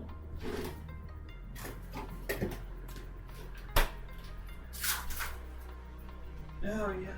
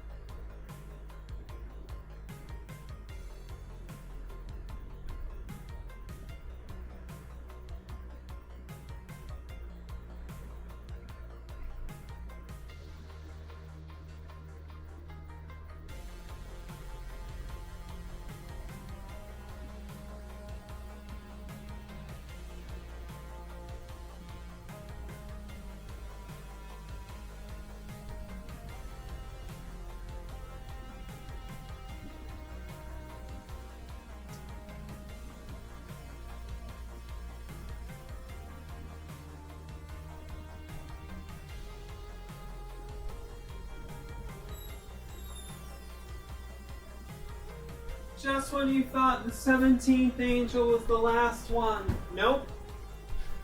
There is actually an 18th angel. There's gonna have to be a party scene. But I got great news for y'all, fam. Guess what? Miss Ink has very little to do. Because I had to cancel my physical therapy appointment because I injured my foot. And, yeah. So, definitely planning on more streams. Maybe another 4 hours or something tomorrow. We'll grind. We'll try to get in there. Breaker Hill says I'm off to pick up kids. Talk to you sooner or later. Yeah, absolutely. Thank you for watching. It's great to hang out with you and talk and stuff. Wow. It hurts, everybody. It really hurts. I keep saying, it's over! The next part, Party Teen's gonna have to be sub-captioned like the time loop of infinity or some shit like that. I'm getting some Gurren Lagann kind of energy here. We're gonna drill right through this terrible fate. Breaker of Hill says, yeah, it was a good time. That's awesome. I love being a good time gal. I'm gonna pour some more of this good time gal juice down my what do they call it? The gullet? Down my face. I'm gonna put the thing in my face. You know I like to put the thing in my face, right?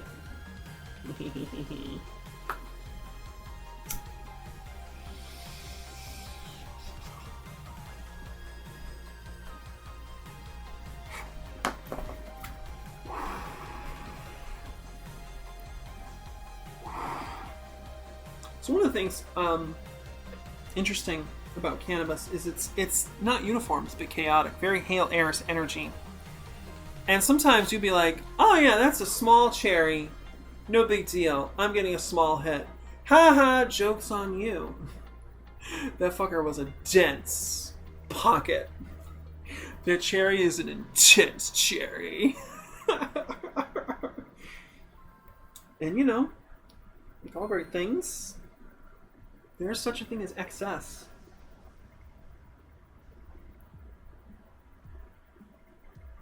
Oh my god, I got a bunch of tweet notifications. Neato burrito. I'm just chilling. Dig over, it says right down the gal hole. 100%.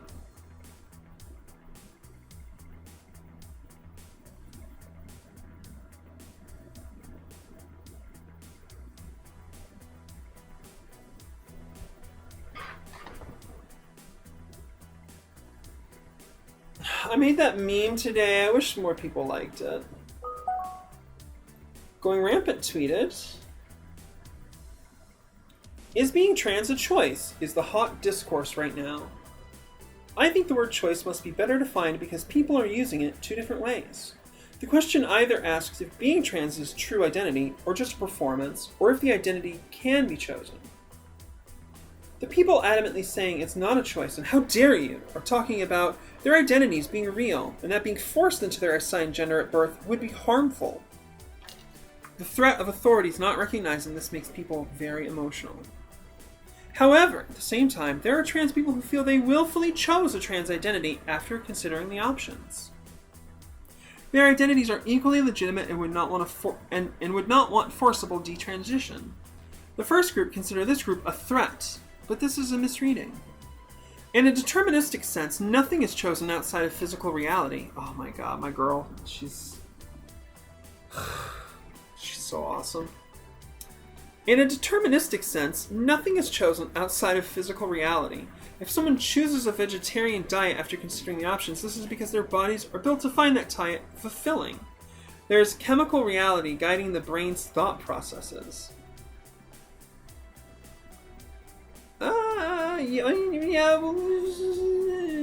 Soft, but yeah.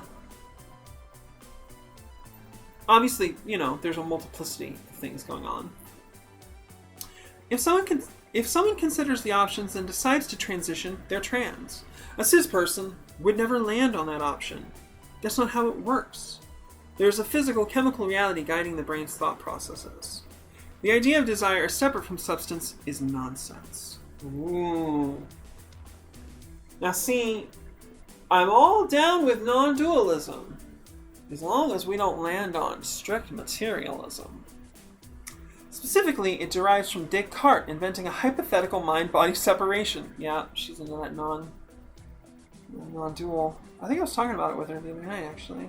I talk about it sometimes. Inventing a hypothetical mind-body separation to keep the church from meddling in philosophy. In science, psychology, and physiology are intertwined and must be addressed together. Physical reality informs the mind. Very good. Very good, comma, accurate, comma, and helpful thread. Love and light. Boop. Very good thread. What else is going on Twitter? Hey, somebody appreciated my comment about fat phobia in Punky Brewster. Other people agree. Jess Fan Club Squad. Jess is gorgeous, lovely, and wonderful. These are all true things. This music's so nice.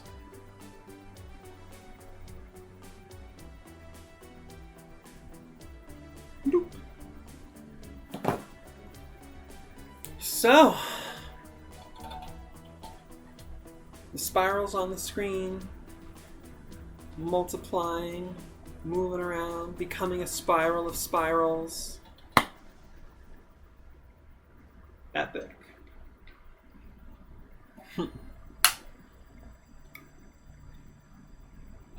Water is so good. Oh my god.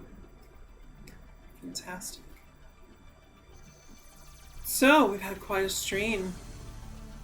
Fantastic conversations, one of the best. And, I want to take a moment to give some recognition to myself and all my parts. Because the stream is what it is. Because of what I bring to it. And that's cool.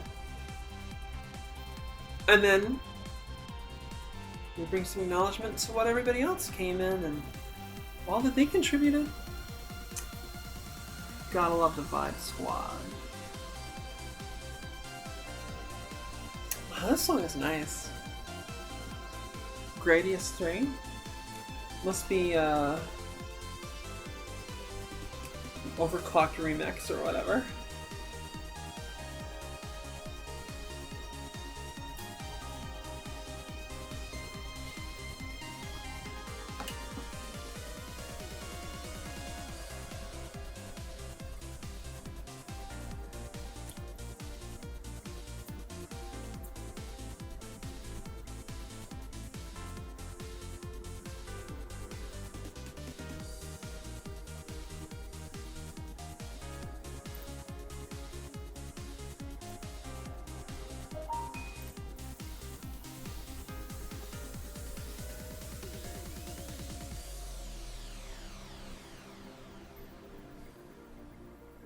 thanks for joining. And thanks for sharing this moment of mutual recognition. What a great time. The will always negates defeat. We'll get there in the end. So, until next time, as I always ask all my friends and fans and pets, please take care of yourself, be excellent to others, and smash the fash. We'll be running up that hill.